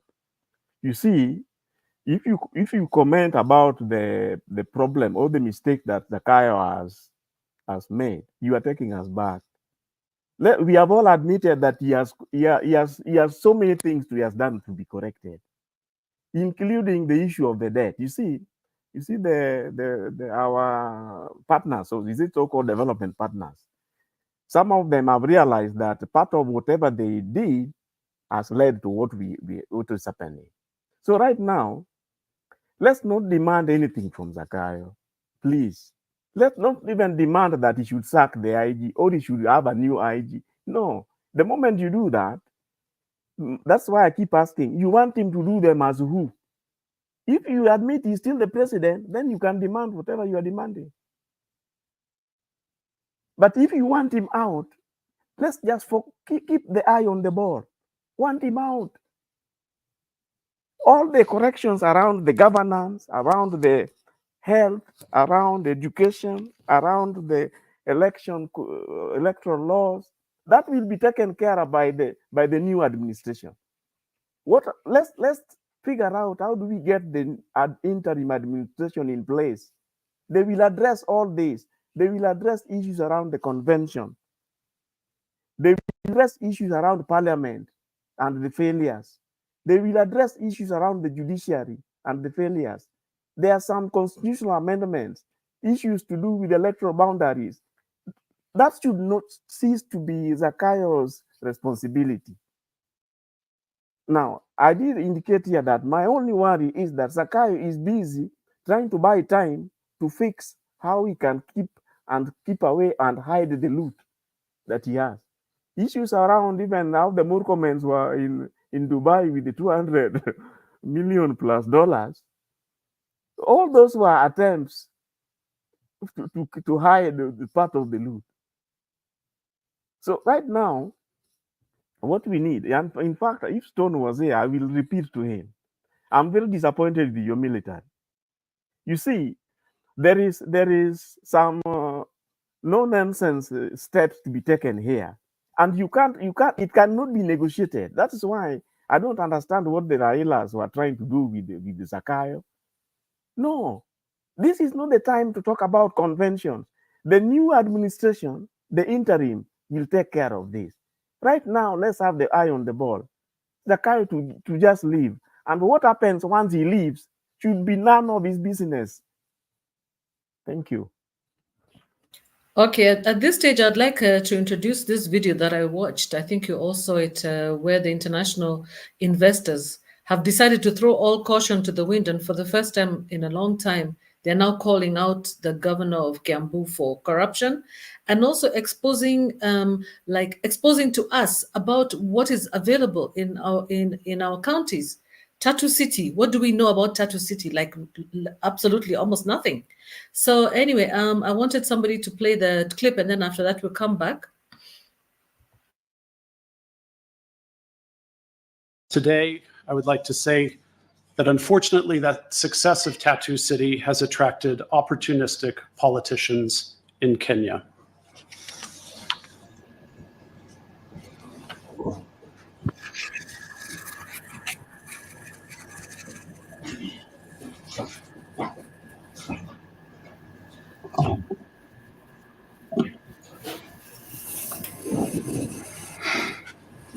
Today, we are blowing the whistle. We are blowing the whistle on extortion, an extortion attempt by the governor of Kiambu County, it's Governor Kamani Wamatangi, and his aide, Salome Wainaina, who is the CEC member for Lands, Housing, Physical Planning, Municipal Administration, and Urban Development. Today, we strongly, strongly condemn Salome Wainaina and Governor Wamatangi for attempting to extort foreign direct investors, international investors in Kenya from New Zealand, the United States, United Kingdom, and Norway. These individuals here have held up for more than a year and a half the approval of Tattoo City's new master plan. All the while, they try to seize 40 acres of land from Tattoo City, including land for Governor Wamatangi's residence. The value of the land they are trying to take from Tattoo City is 4.3 billion shillings. That's about 33 million US dollars. United Kingdom, United States, and Norway, Tattoo City is a pioneering special economic zone in Kenya. It has created more than 20,000 jobs, many of them for young Kenyans, in the last few years. Currently at Tattoo City, nearly 30,000 people go to work every day. We are home to more than 2,000 affordable and mid-income apartments. We have public and private schools at Tattoo City that educate more than 6,000 students every day. And we have 82 businesses, among them some of the leading Kenyan and international companies.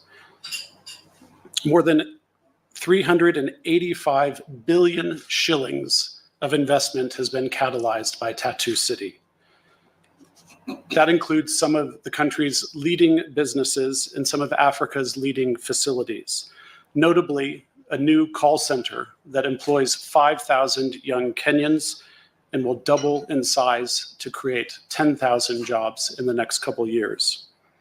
We also have cold storage and logistics facilities that are the best and largest in the region, and they contribute significantly to strengthening Kenya's food and medicine security. So, with those statistics, Tattoo City is a major, major success, a major foreign direct investment in Kenya. But today, I would like to say that unfortunately, that success of Tattoo City has attracted opportunistic politicians in Kenya. Today, we are blowing the whistle. We are blowing the whistle on extortion, an extortion attempt by the governor of Kiambu County, it's Governor Kamani Wamatangi, and his aide, Salome Wainaina, who is the CEC member for Lands, Housing, Physical Planning, Municipal Administration, and Urban Development. Today, we strongly, strongly condemn Salome. The message is home. Thank you. Thank you. Yeah, it was repeating. Yeah. Let me conclude, then you give somebody a chance, Queen, if you don't mind. And non-scripts, I think we need to give other people a chance, don't you think? I just want to conclude because Haya, that is sawa. directly on my 15 point. seconds. 15 seconds. Hakuna shida. Thank you. Basically, what I'm saying is this. You see, so many things need to be fixed. This is just one of them. Now, if we try to give Zakayo demands to fix some of these things, we'll never get to the bottom of things. We'll never get to the bottom of things. What we need to do, let's spend these things which needs to be done. Let's not make any further demands for Zakayo. No. Because he will be doing them as who? Let's concentrate in having Zakayo out. Then let's have an interim body which will start the fixing of these things. One of them to come up with a legitimate administration. Thank you. And non-scripts, are you not afraid of having a vacuum? No, there is no vacuum. There is no vacuum. There is no vacuum. Let's have an interim administration to roll the process of fixing things. One of them is just exactly what these development partners talked about. And as just to rally out, you see this so-called multi-sectoral convention, it is going to bring the one to give us a legitimate body taking Kenya forward.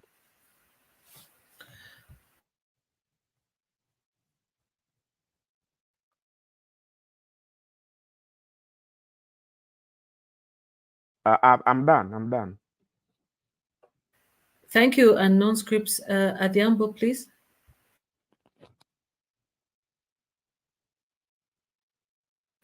Adhiambo, are you there? Adhiambo, please. Yes, I'm there. This is Esnas Nyaramba. I can hear an echo. Do you have two pages open? Oh, I was on call with someone who is also listening. Okay, I'm here. I hope now the echo is gone. Yes, it's okay now, I think. Okay, thank you. So I was saying, from what we've seen today, is that, as I said yesterday, there is a lot of child play that is going on with our government and our president, the so-called Ruto. Because yesterday I said something, and sorry for that. So I wanted to be clear. Yesterday I said something, and I said, Amin Dada was in Uganda, and Amin Dada is already in Kenya. And when we were talking about how many people were killed, what are the reasons behind the killing, and what should be done, I said that the first thing is forging forward and moving forward without relenting. The second thing, if the protests stop, then more will be killed. Because that guy is not remorseful. Since all this started, he has never even said sorry even to tell the families that lost their own. Unajua kuna ile mtu at least you can even say, pole sana, kuna zile crocodile tears, mtu anaweza toa. He does not. And when you listen to him, ukimsikiza vizuri kutoka ndani, is just empty. The sympathy, the empathy, hana. Is like you're joking with the wrong person. I'll show you I'm the president. Why am I saying this? After the JKUAT students realized that one of them was murdered and thrown into the swamp, they were peacefully demonstrating. But all of a sudden there were police there. Watoto walikula tear gas. Like some of them waliumia because of the rampage. Now you're running, you don't know where you're running to. And they were peacefully demonstrating, wakisema ya kwamba they need security not to be killed. So penye tumefika sahi, I was even asking myself, wale majamaa wa jana wenye walikuwa natuambia sijui Anarchy sijui what, where are they so they can tell us who killed those innocent souls? And as per now, by the time I was following up with the National Commission for Human Rights, where I'm a member, we had 19 bodies retrieved. And again today, which is now tomorrow for us, they will be also doing the exercise. Wait a How minute, many 19 on top of the 6? 19 bodies. 6 ni vitu mnaambiwa na media ya Getheri. I work with the Commission for Human Rights and will call a spade and not a big spoon. It is 19 bodies. Among them, the 6 girls. So, ukiangalia katika hiyo swamp, still you can identify some wrapped garbages ama magunia. So how many bodies are there? Last time when we were asking how many people were killed in Rongai, a friend who is an officer, an administration officer, told me Ezna, watu wamekufa ni wengi na mtajua. Na mtaijua, thinking like the evidence was already sealed. But Mungu vile ni Mungu, the evidence is out. So that is one place. Watu walikufa Githurai ni wangapi? Because it's something, shooting randomly to more than soko mzima, how many people died? And yet we are telling each other that tunataka huyu mungwana apewa tuwe nafasi ya sijui tunataka huyu mungwana give him a chance, things will change. Today, a few moments ago, I saw a lady friend who was a diehard, who even funded some of his programs coming to the US. Kuna tema alikuwa nyumbani namwambia nimetengeneza kina mama niwapatia less on your behalf and all that. When she saw the bodies, she was so torn. And these were his words. If this is the way people were murdered in cold blood, then Ruto must go. You are no longer my president. You are no longer my favorite. Na ninakukana mchana peupe. I've been requesting my friends to give you time so as you can make amend, but you don't need any amend. You are just good as a devil. Na huyu ni mtu wake wa ndani sana. Ukiangalia kuna ile clip ya ule jamaa, one of the MPs unknown, although some of us knows who spoke. Alisema ya kwamba we are not safe hata sisi kama MPs. If you don't do what the boss wants, then automatically the boss will come for you.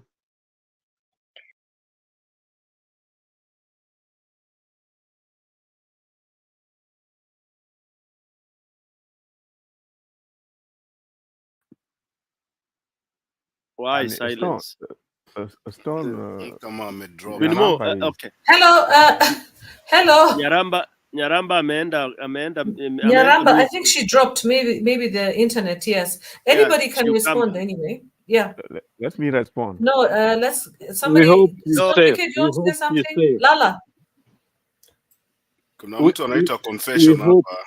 Oh, No, confession. No, but confession. this I'm talking about responding. Stone Piquet, continue, Stone Piquet. Yeah. Sorry, Mo. I thought you also had taken a small break. You know, unajua ukikalia hiyo kiti hata saa ingine unakuwa you need some water. Yeah. Confession has been here. Napika chai hapa, napika chai. Endelea. Sawa. Confession, I've verified your authenticity. Please, if you are ready to say, just show me your face kwanza. I don't. Nyaramba is back. Nyaramba is back. Can you hear me? Oh, okay. Confession, just wait for Nyaramba to conclude. Sawa. Hakuna shida. Thank you so much. Nineti imenitupa nje. So what I was saying is that the focus we have as a country, the pain, the agony, the only thing we need to look at is Ruto must go. From the list that we had, the GNC gave, kila kitu kinaenda, but hiyo ni moja kwa vitu 10. Kuna msemo inasemanga kwa Kikuyu, I think Kiara Kimwe Kiaura Gaganda, but I can just say it in the language that I understand, that kidole kimoja akivunji chawa. So kidole kimoja ni akina Gen Zs. Sisi ndio tuwapatia the other support ya Gumba, ili Gumba na Gumba tuweze kupata the goal. So the matrix must be, we are not going to discourage the youths. Number two, we are going to tell the youth that this is the time. You've pushed it. Musiache. We've pushed it as Kenyans to siache. And let's not also forget to pray, because pia maombi Mungu atatupatia na mwelekeo on how things are going to be. And lastly, yana niliuliza, kuna mtu niliona ameandika hapo kwa comment akasema Musalia also must go. And yesterday I asked a question. Jay, can you sack somebody who is not employed? Musalia is not employed. His portfolio is nowhere. So wasianze kuleta ati Musalia tena huko kwa Musalia, ile ni shadow, ile mtu asianze kudivert akili za watu like Musalia also is in the picture. Musalia is just a, let me just call it a flower girl mwenye amekaa mahali ameekelewa boss akikuja tapita na yeye. He earns money, Ramba. He earns money. He needs to go. Even if he is going, is not a big deal. Yeye ni kwenda, ataenda na anajua ameenda, si ati ajui. But the main thing we have is Ruto must go. Whether he dissolve the parliament, whether he dissolve the cabinet yote, the PS and everybody, including wasichana wake kutoka KDF, because kama ule msichana wake alituma kuspy KDF, wanasema nini? These things must come to an end. There is a way usually say, na napendaka kutumia misemo ya wanaume sana. If a man is determined to have a specific girl, huyo msichana hata awe expensive namna gani, a man will go for a loan only to win her. Na kama hakuwa nampenda, baada ya kummalizia atamdump. And that is what Ruto has done. So he was very determined to be in the president, in the state house. Yeye haja yake haikuwa kurule ama kulead, haja yake ilikuwa pia alale state house. So amemalizana na kulala state house. Now he has dumped the bed and he does not care whatever that is coming. The only thing he knows, nobody should move him out of that bed. And the only way we can move him out ni kusupport, ni kuwa pale with moral, spiritual na kila kitu ambacho wanahitaji. So I think I'll leave my submission there for now.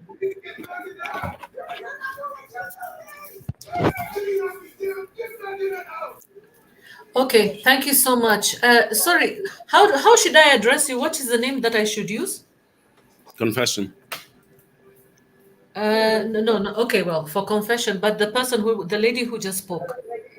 Oh, you can call me Nyaramba or Esnas. Esnas. Okay, Nyaramba is what I can see there. Yeah.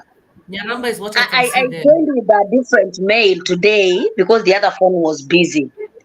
Okay. I think you used to the Esnas one, but you can use Nyaramba, I'll be comfortable. Oh, I see. Okay, fine. Thanks very much. Yeah. That was that was great. Okay, so confession, please. Go ahead. Do I have the mic? Can you guys hear me? Yeah, loud and clear. Yes. Do you have a picture on your next time? You log in with the picture at least. Try not to be too private, too public. Anyways, I have a few points I would like to honor and thank, and I'm sad and crying for the families that lost their family members, the women who lost their kids, the fathers who lost their own kids as well, just because our own government couldn't even protect them. They even killed them themselves. So for that, it's very heartbreaking. The next thing I'll say, Ruto has and have to go. He have and has to go. Before we do anything else, he has and have to go. And the next thing is I just want to engage early to try to understand where he's coming from. He's one of us. We have to understand one of us too, where he's coming from. So we can be able to understand there's two sides of a coin. You can't just ignore the other side too. You have to listen to it. I'm not saying Ellie is one of them, but you have to be careful too as well. So Ellie, I have two questions for you, and I want you to engage me straight up. Why do we have to have a leader? That's one question, straight up. The second question is, do you or your family have engaged in any looting? I asked that question and you engaged me a lot, but that question you didn't answer. We have to start from there. All of us, we have to fix our own country. Nobody will fix it for us. That's what I have.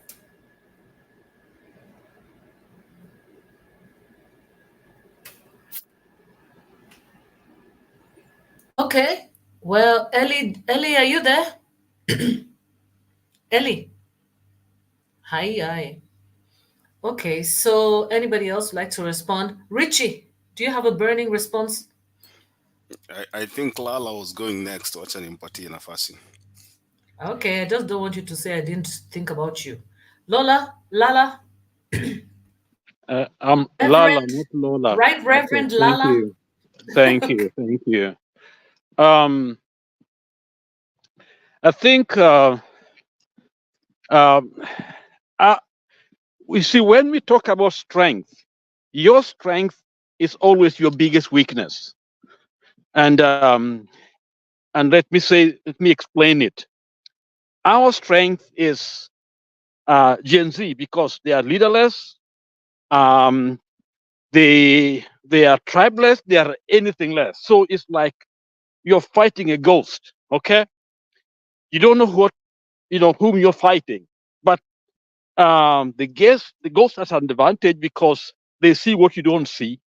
They come when you don't even know who they are. I mean, they are there, and they are able to fight and scatter the enemy, but then and kill and destroy the enemy. And I think our Gen Z have done very, very well because that's exactly what has brought us to where we are. That leaderless, they only have the goal. The goal is to clean the nation. Okay. And even as we are guessing, what next in terms of how they're going to govern. Okay. But what we know is that they have a goodwill for all of us, and we herald them, and we're grateful that they are in the seat because for the first time we are achieving certain objectives that we were defeated. Basically we were, but they're able to bring us to this level. And so clearly they have raised a spirit of winning, and they're dictating the terms of engagement at this moment. And the goal is basically to, first of all, clean up the system and bring Zakayo down. They have made demands, and those demands are being met one by one. So it's as if at this moment, we the people have actually gained power to put back our constitution. In other words, our space is now, we are able now to dictate the terms as we the people. The problem, of course, is that our strength is our weakness. And the weakness means that we have to give them a lot of faith in terms of where we are going because of what they have been able to do. But the danger is what happened next. And this is where there's a lot of this psychological question, because it is very unorthodox in terms of war. You got to know your enemy, you got to strategize, and the other side does not have. So I think for us, many of us, what we are saying is, first of all, Ruto is illegitimate. He was never a legitimate president. So we see him as a non-entity. So in other words, we are supposed to organize ourselves and manage the country. So the more we talk about him, the more we're legitimizing him. We're making him bigger than what he really is. If in the military or the police, they are not with him, then I think it's important for us, even as a group, to see the strength we have and begin to organize as the legitimate caretaker government now without Ruto. Okay? I think that may have to happen. Or we make sure we go in there and get him out too. But if you're waiting for him to resign, you're legitimizing him, creating a power on the other side that has to act before we act. Then we are the one giving him power. So I think it's important for us to, and I think Ailey was looking at things from strategic, military, or a crisis management perspective, where you got to talk to somebody. The question is, hawa ni kama those people wateka nyara, wanateka watu nyara, we want them out. The question, how do we get them out? I think that's the question. So if there's a talk, is you take a speak and say, give up, we may give you a passage out. That's a legitimate conversation that can take place. That's a dialogue that can take place. But we are talking from strength, not from a weakness. In the past, or in many cases, the problem generally is that dictators talk of dialogue, but really it's about them in that high seat. Right now, what we want is that Ruto get out of that seat, and we can be able now to move forward. But because wanawateka nyara, Gen Zs have been able to put certain terms. So in other words, they're in some ways dialoguing with Ruto, but from a very strong point. And so let's be very clear in terms of how we use these terms, because it can create more confusion as we try to discuss them. From my perspective, I think Ruto has to go, and it's a non-entity, and that we should be able to organize the country, ask him to leave, talk to him, tell him, leave, go to Sugoi, because the strength now is on our side. But it's as if some of us, they come, wajua wakati mwingine, if you lived in the countryside, ukigrow up huko, ulikuwa unaenda kwa your uncles ama your grandfather, unapewa kuku, alafu anafungiwa, miguu, unapewa. So you travel in that bus. When you arrive at home, unataka huyu kuku aende, uondoe, lakini bado nafikiria umefungua hiyo kamba, lakini bado inafikiria imefungwa. And most of us at that point, I think some of us out of fear, we are afraid of Zakayo, when actually this doesn't really have that much power. So it is important for us to do a good analysis, understand what has moved on our side, the power that we have on our side, and based on that power, let us act, let us move forward and do what we must do. Strength demands telling him, Ruto, to leave. Because what we are witnessing now is a Shakahola. Exactly what happened in Shakahola. And we explained this, the spiritual understanding of what went on in Shakahola is actually now in manifestation in a political sense, is what's happening. Shakahola, things were happening, and people were in some form of denial, and people were dying. What is happening right now in Kenya? People are dying, and we are in denial. Instead of, that's why I stated, when I said that when I saw Zakayo in the city hall with Baba, I thought he was coming to give up the ball. Just to hear that we want to negotiate with him, that's what people heard. Because this man should not be in power today. And that's what I want to say to answer the gentleman who raised those questions. Thank you. Back to you. Mm-hmm. Yeah, hi. Thank you very much, Reverend Lala. Yes, I think this question about the strategy, how do we go forward? Because I think we've done a really good job. I agree with you. We have defined the problem very well. We know our problem and we have identified him. Literally, it's one person and his whole government, right? So we understand it, this thing, you know. But the question is, how do we move forward from there? And I think that the lady who spoke here, I mean, all of us have spoken, but I kind of resonate with Nyaramba also when she says that we need to have a multi-pronged approach. Literally, that's what she's saying. That Gen Zs can do one thing, but the rest of us should be doing something else. And I feel like sometimes I feel that we're going around in circles and we're not really getting anywhere. And I would like to see something a little bit more tangible, you know, going Mo, from the overall definition of this problem. And you see, one of the problems that we have in this country and that we've had with this leadership is his complete disdain for professionals, okay. and formal Mo, ways of can I doing finish the business. thought? You wanted Oh, an answer. did you not finish, Lala? Let Sorry, I me just say apologize. one point, the last point here, and that is the hashtag has been Ruto must go. Okay, and that's more aspiration. Okay, I think we should say Ruto go. We should be out, not going back home till he's out. That's what needs to be done. That he has to be taken out now.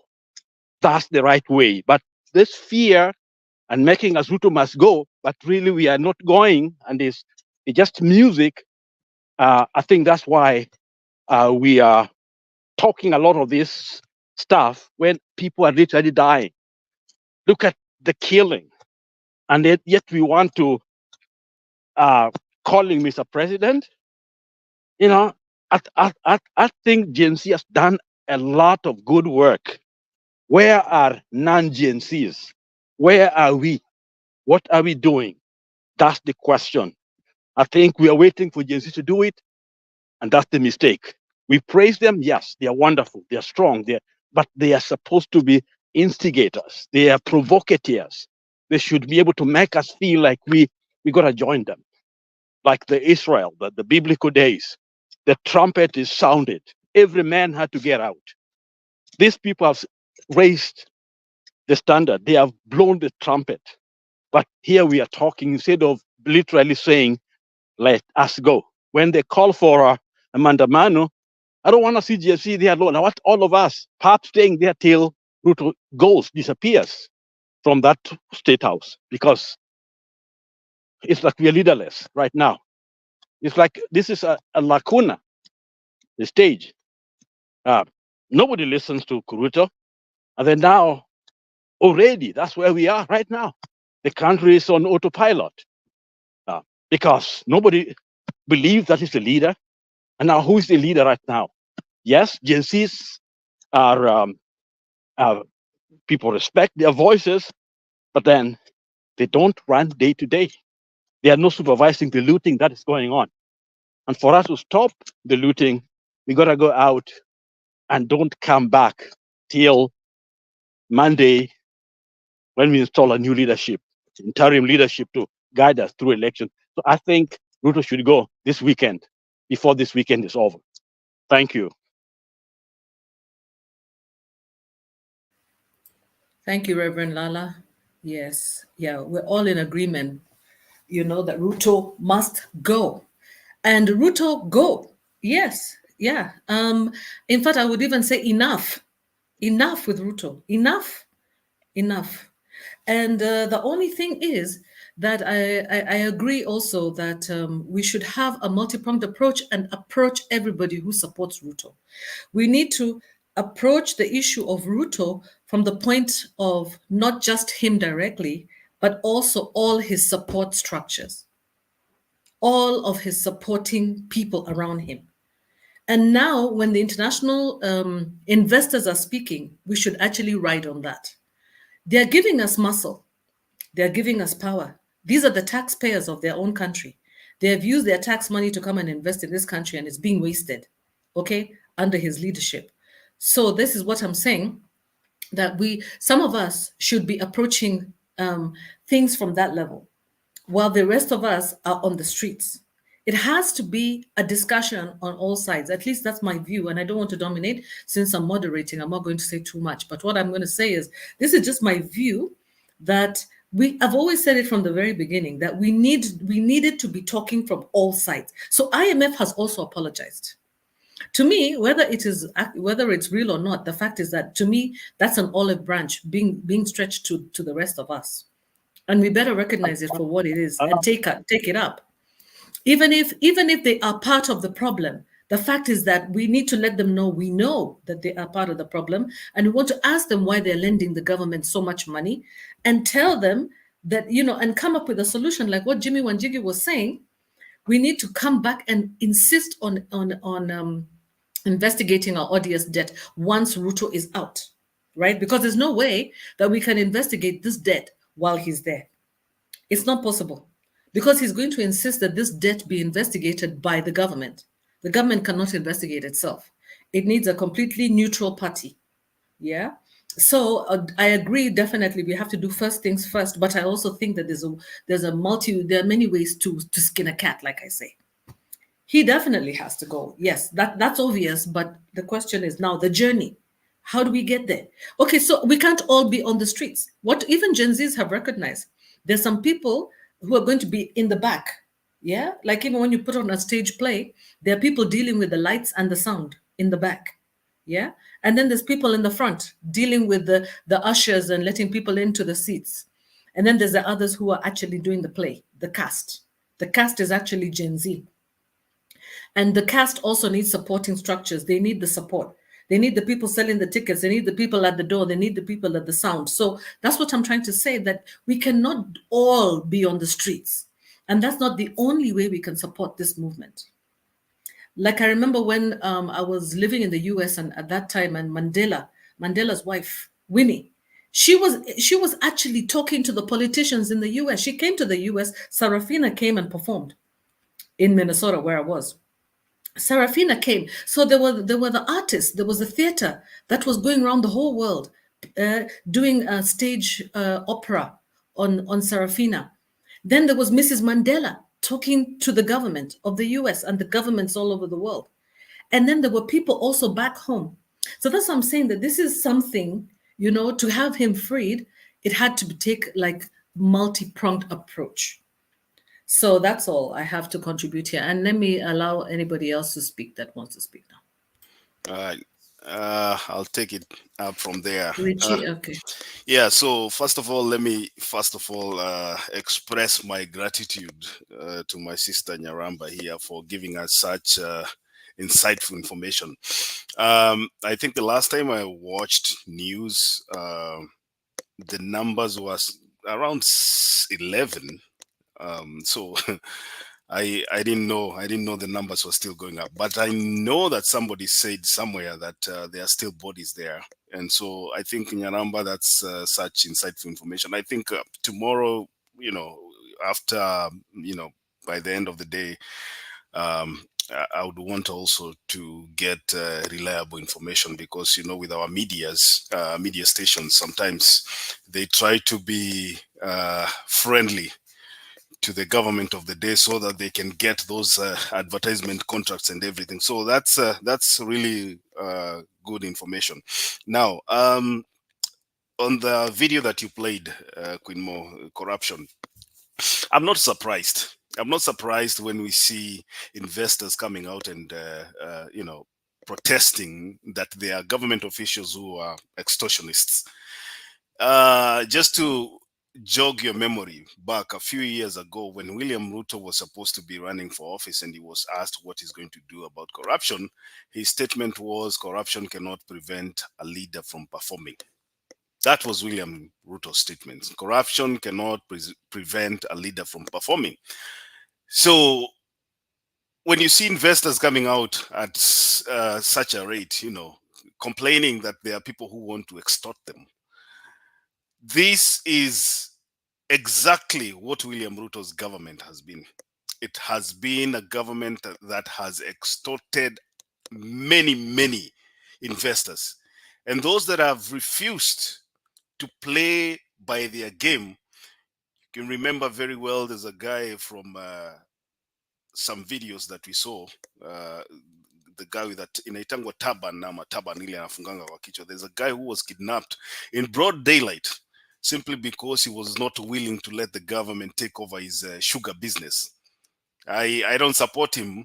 I know he has his own flaws, but that is a government that is led by somebody who can, say in front of everybody that you have three choices.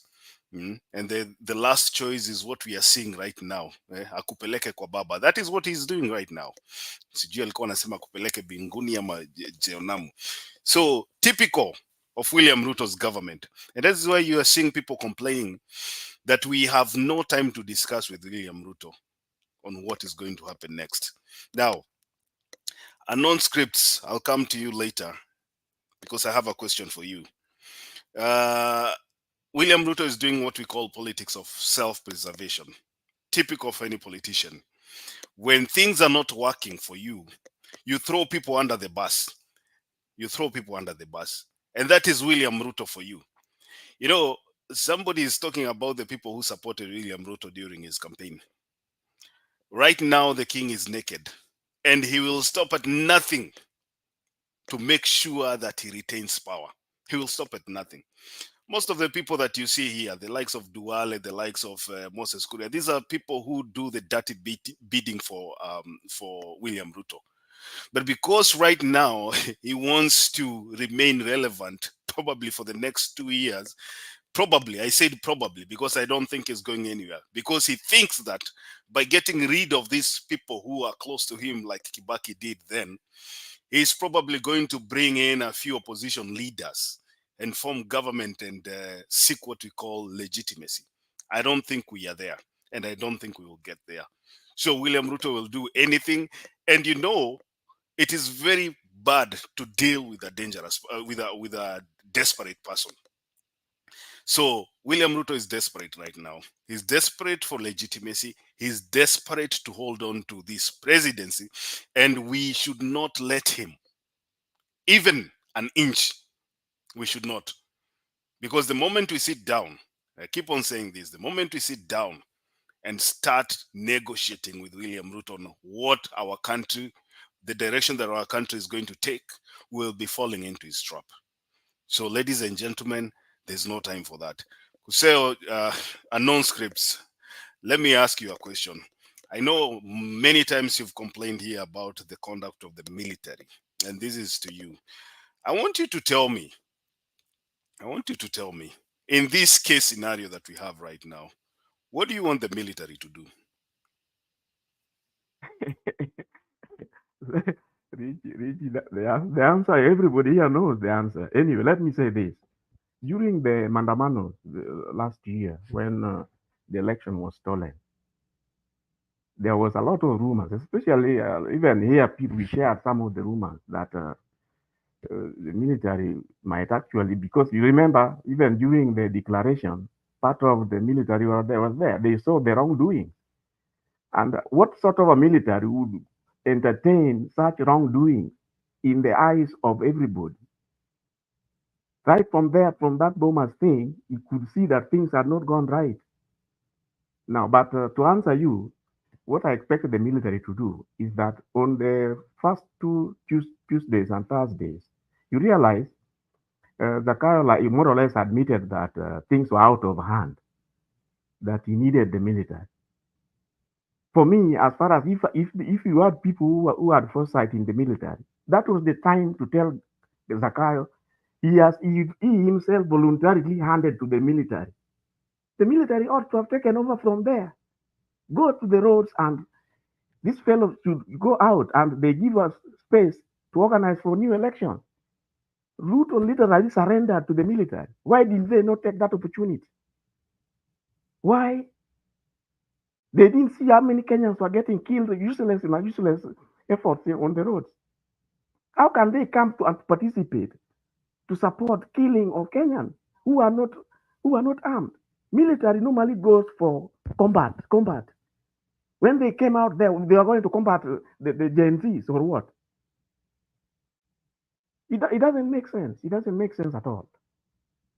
Somebody need to step forward. Military is never invited. Normally they walk in themselves. When you see things are out of hand, you take the big brother role and streamline things. How can you allow fellow Kenyans to kill themselves on the road? Then you are invited to be part of the killers. And you take part? No, that was totally wrong. They ought to have refused. They ought to have refused. Thank you. Richie, let me interject Stone P. kidogo. Oh, okay, Alex, and then Stone PK, please.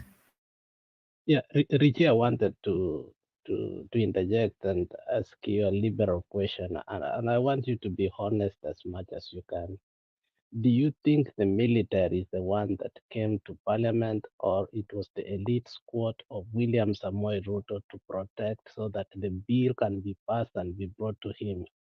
Did he really know that this will be the eventuality whereby he will say, I concede?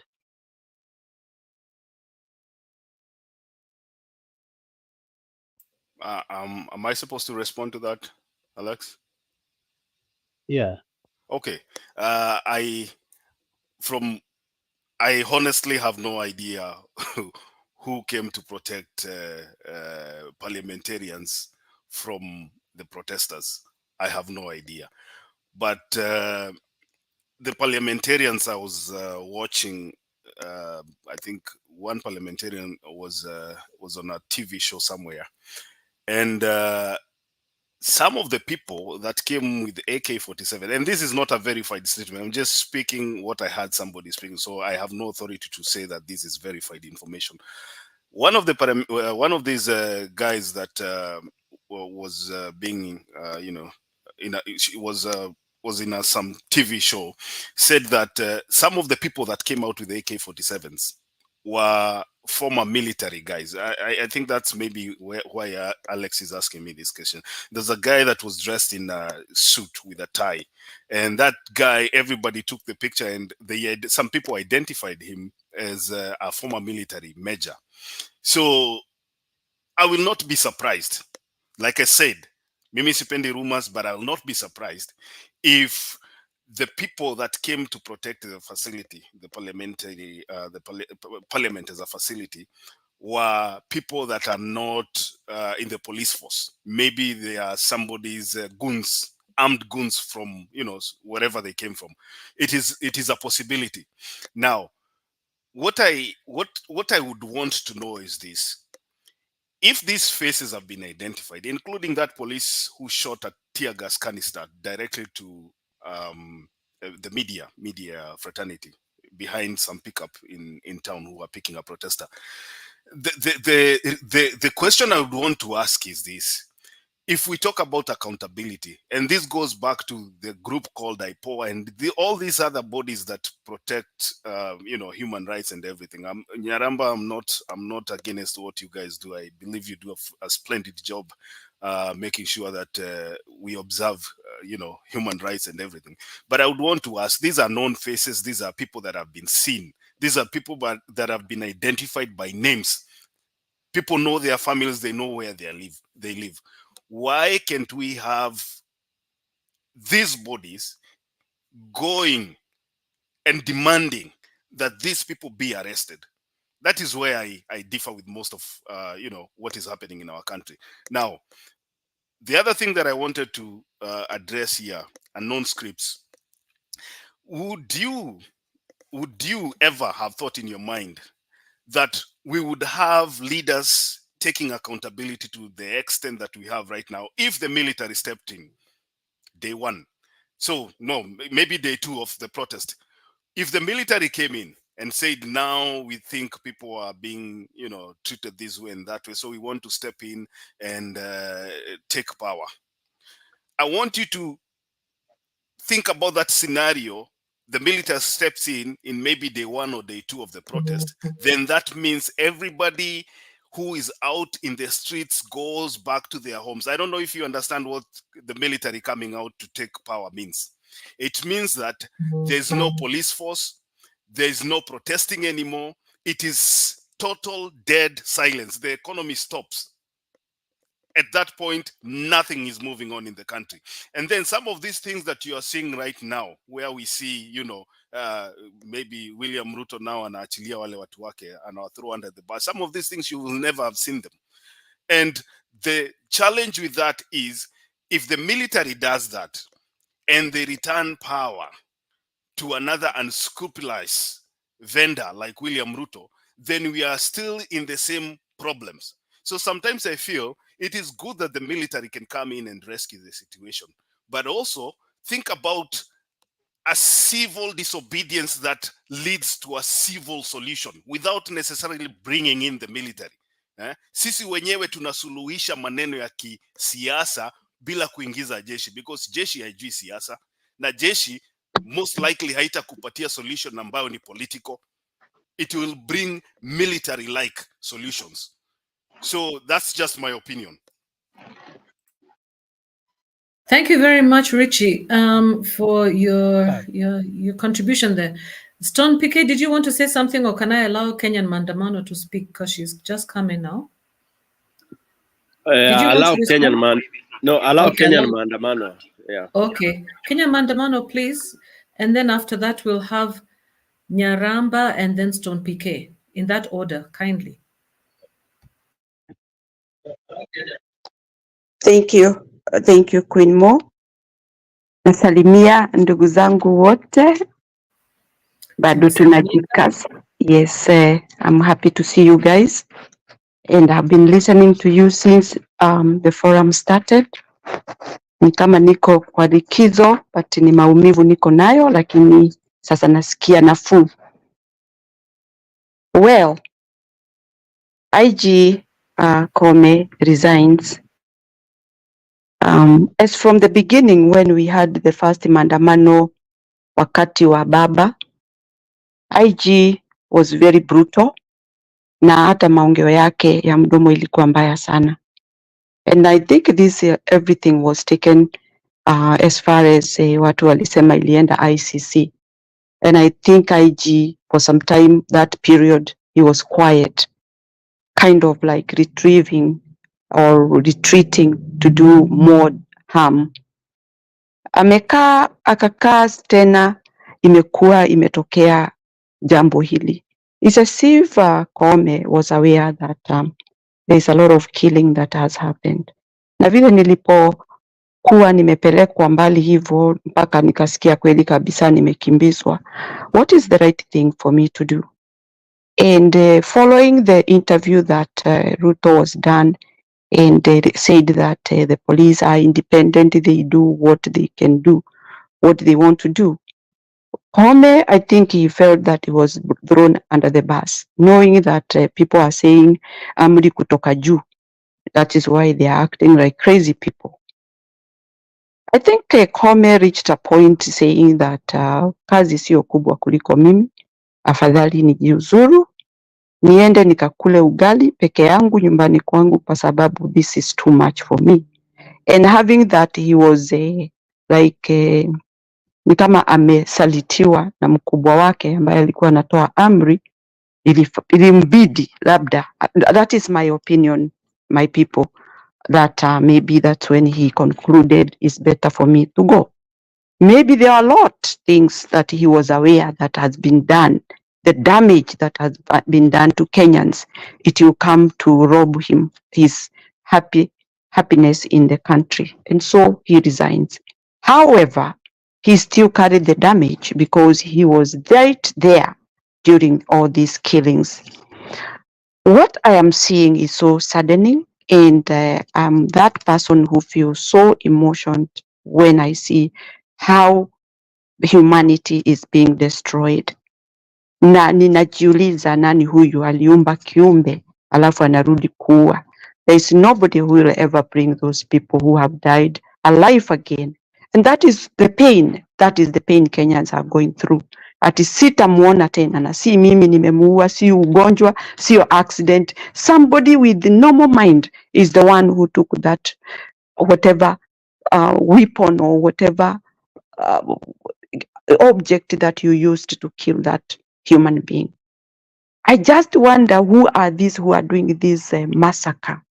destroying people's life, destroying people's relationship, kwa sababu wakati huu ni wazazi wangapi wanalia kwa watoto wao hawajui pahali wako.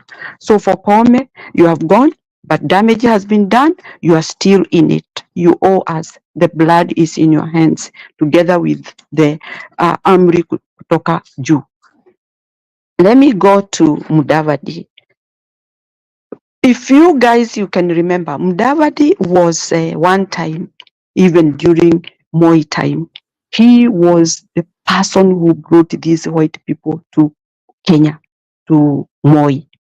And he has been working so hard. And remember the time of campaign, kama mnaweza kumbuka vizuri sana habari ya Mudavadi akiwa anahusishwa na huyu Soros, sijui rich guy in California, kind of those sides of western of this country. Alikuwa na kitu inatajwa hapo ati ameenda kuchukua pesa huko, ameenda kufanya nini. He has some connections with these people. Na huyo Mudavadi hata wakati huo kuna kuaga na election huku, huwa anakuja ana celebrate ile DNC, Democratic National whatever, I don't know what is it called, huwa anakuja. So he has a lot of connection with these people. Na hiyo connection ndio imefanya Ruto amretain huko, kwa sababu si alikuwa amemfanya yeye ndio foreign affairs something, anaenda kwa hizo foreign meetings and whatever. That is why he is being retained there. He has done a lot of bringing all these people ambao wanatunyanyasa kwa nchi yetu. That is my one minute Kenya Maendeleo. Yes. Queen Mo, we will have to end it in the next maybe 4 or 5 minutes ndio tuanze feed ingine, because we are supposed to keep under 6 hours. Sawa, ndio ikue valuable. Sawa. And then it can be Okay. So baada ya Kenyan maandamano, I don't think we will have to open another feed. Ulikuwa umeonyeshwa kufungua feed ingine. Kenya No, I don't know how to do that. Maybe you can do it for fine. me. We will do that. Okay. Where is Mato? Mato should be doing that on the other side. Okay, go ahead, Kenyan Maandamano, but watch on your 4 or 5 minutes. Thank you. Okay, all right. Thank you. Thank you, Stone PK. Yeah, that is what I was trying to put across, that Mudavadi is not there because of what we are talking about, unconstitutional. He carries a lot of information for this guy, and having that he is connected to these rich people around this side, whereby he has those kind of pulling ideas and understanding how to go about it. They must be discussing something of that sort, and that is why he is being held there by his mkubwa, ndio waweze kutandaza mambo yao vile watafanya ama wataendeleza. Since I believe in most cases why destructions come somewhere, there should be some people who are giving money for these kind of evil things to happen. That's my belief, and I fear no contradiction. But that is my take. Mudavadi is held there because of all those connections he has done. Since Moi time up to today, he was even a finance minister during, I don't know whether it was Moi's or I can't remember which government he was, but he has been associated with a lot of information about finance in the country. And those connections are so terribly bad, because those are the people who destroys other countries through those money weapons, kind of. That is my take, and thank you so much for listening. Asanteni sana.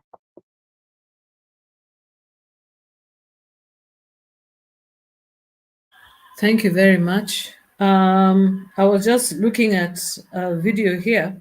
It looks like we're still having Mandam. I don't know whether you guys have seen this Mandamano going on at Pipeline at night with shooting. It's not good. I think Mato should check into that. I'll see if I can send this one to him. So anyway, sorry, Kenya Mandamano. So Storm PK, please, can you continue from there? Can you take it up from Kenya Mandamano? Storm PK? Yes. Hold on. Just quick one. Kenyan with love, you're here. Wait, Okay. can you Yes, Kenyan with I'm love, back. create your feed ya pili. Create your feed ya pili haraka haraka wewe. You guys want to go for another for the next feed? Yes, we have 7 minutes. Or rather Oh, yes. six. Madam Moderator, anza Yes. kufunga. Let me move on to the other side. Oh, and then yeah, I'll yeah. come Go back. ahead, please. Yeah. Yeah, but I wait forgot for me. about that already. Don't shut it out. I'll come and shut it out. No, we Wacha have to nikimbie. shut it out before 6. Wewe unajua hiyo. Yeah. I mean, it takes me only 2 minutes to set up. Aya, sawa, do that as we Yeah, wind wait up for me, here. guys. Wait for me, guys. Okay. Anyway, okay, Queen Mo, thank you. You've been doing so well. Thank you so much. You kept on saying it's my first time. You know, my training, and I like sometimes sharing some personal experience. Mimi ukiniingia mahali mpya, I don't tell you I'm new because everybody knows you. And yeah, I'm just saying on a lighter note, you did well. Ndio naitwa Stone. Yeah, bas. Sasa hiyo nitakwambia nyuma ya curtain. Let me say this way. You know, I gave the story of my youth nikienda nyumbani na bus. I know it might have sounded funny. But do you know what we are doing? And Makiadi, I think Makiadi and I are born of the same, either same mother, different father, or same father, different mothers, because we see things so closely same. For me, to tell you the truth, I don't believe in a lot of, yani kitu kama unaona the way you crack a nut ndio upate uhondo, si unachukuanga hama unaipiga pap, inapasuka mara mbili unatoa. You don't start saying unajua unaweza piga hivi ikasplit iende huku, ile itasplit ipotee ni sawa, ile nitapata ni sawa. When you want to break a nut, hii inaitwaje Makiadi, niambie. Nazi kwa mfano, kuna nazi mara mbili. Kuna nazi hii ishakomaa ambayo ukipiga kuna maji na kuna ile nyama ya ndani, alafu kuna madafu kazi yake ni maji tu, alafu nyama ya ndani sasa unaichokora vizuri, madafu unaichonga vizuri, maji unachunga haya nini. Lakini nazi ukipasua lazima kuna maji yatamwaika. What you try to protect is not to lose so much water to the ground. Okay, now where we are, and I'm happy Makiadi amesema bro, tumeshapita ama tumevuka ya kwamba hii inawezekana hivi, sijui inawezekana. What if wewe you are an NGO lady? I'm an NGO person for almost 25 years. What if was one of the guiding principles. What if mimi nilikuja nikaandika pepa yangu nikasema achana na hiyo BS, especially when you are dealing with emergencies. There are so many things you cut off. I even cut off some of the things in what they call what I don't want to say. Sasa the situation we are in now, tumevuka ngazi mingi, tuko mbele huko, mbele.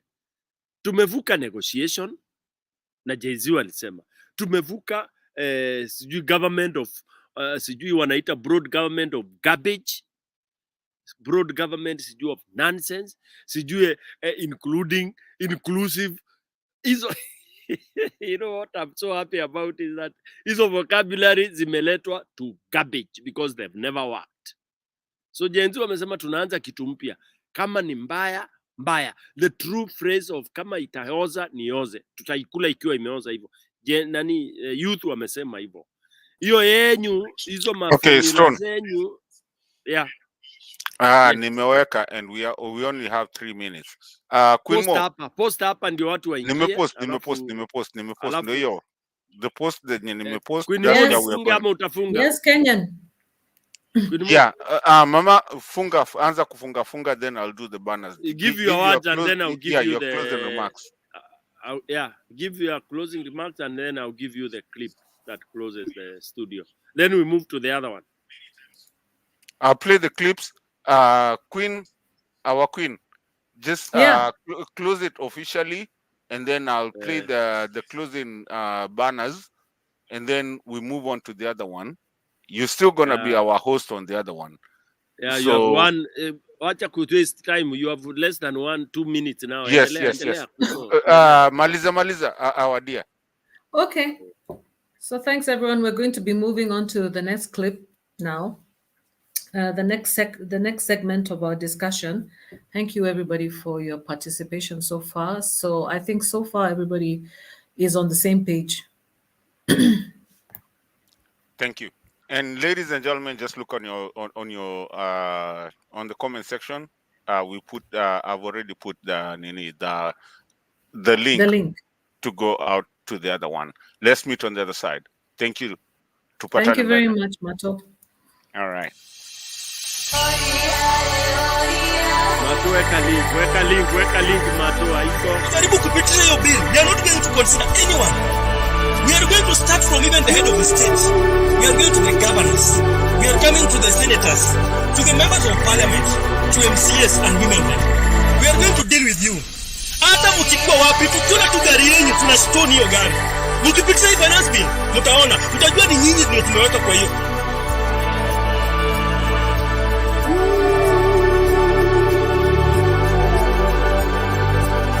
Katambe, ni nyinyi mmechoose hiyo side, hakuna mtu amewaforce. Wacha Katambe, kama unitambui pia mimi sikutambui boss. Wacha Katambe.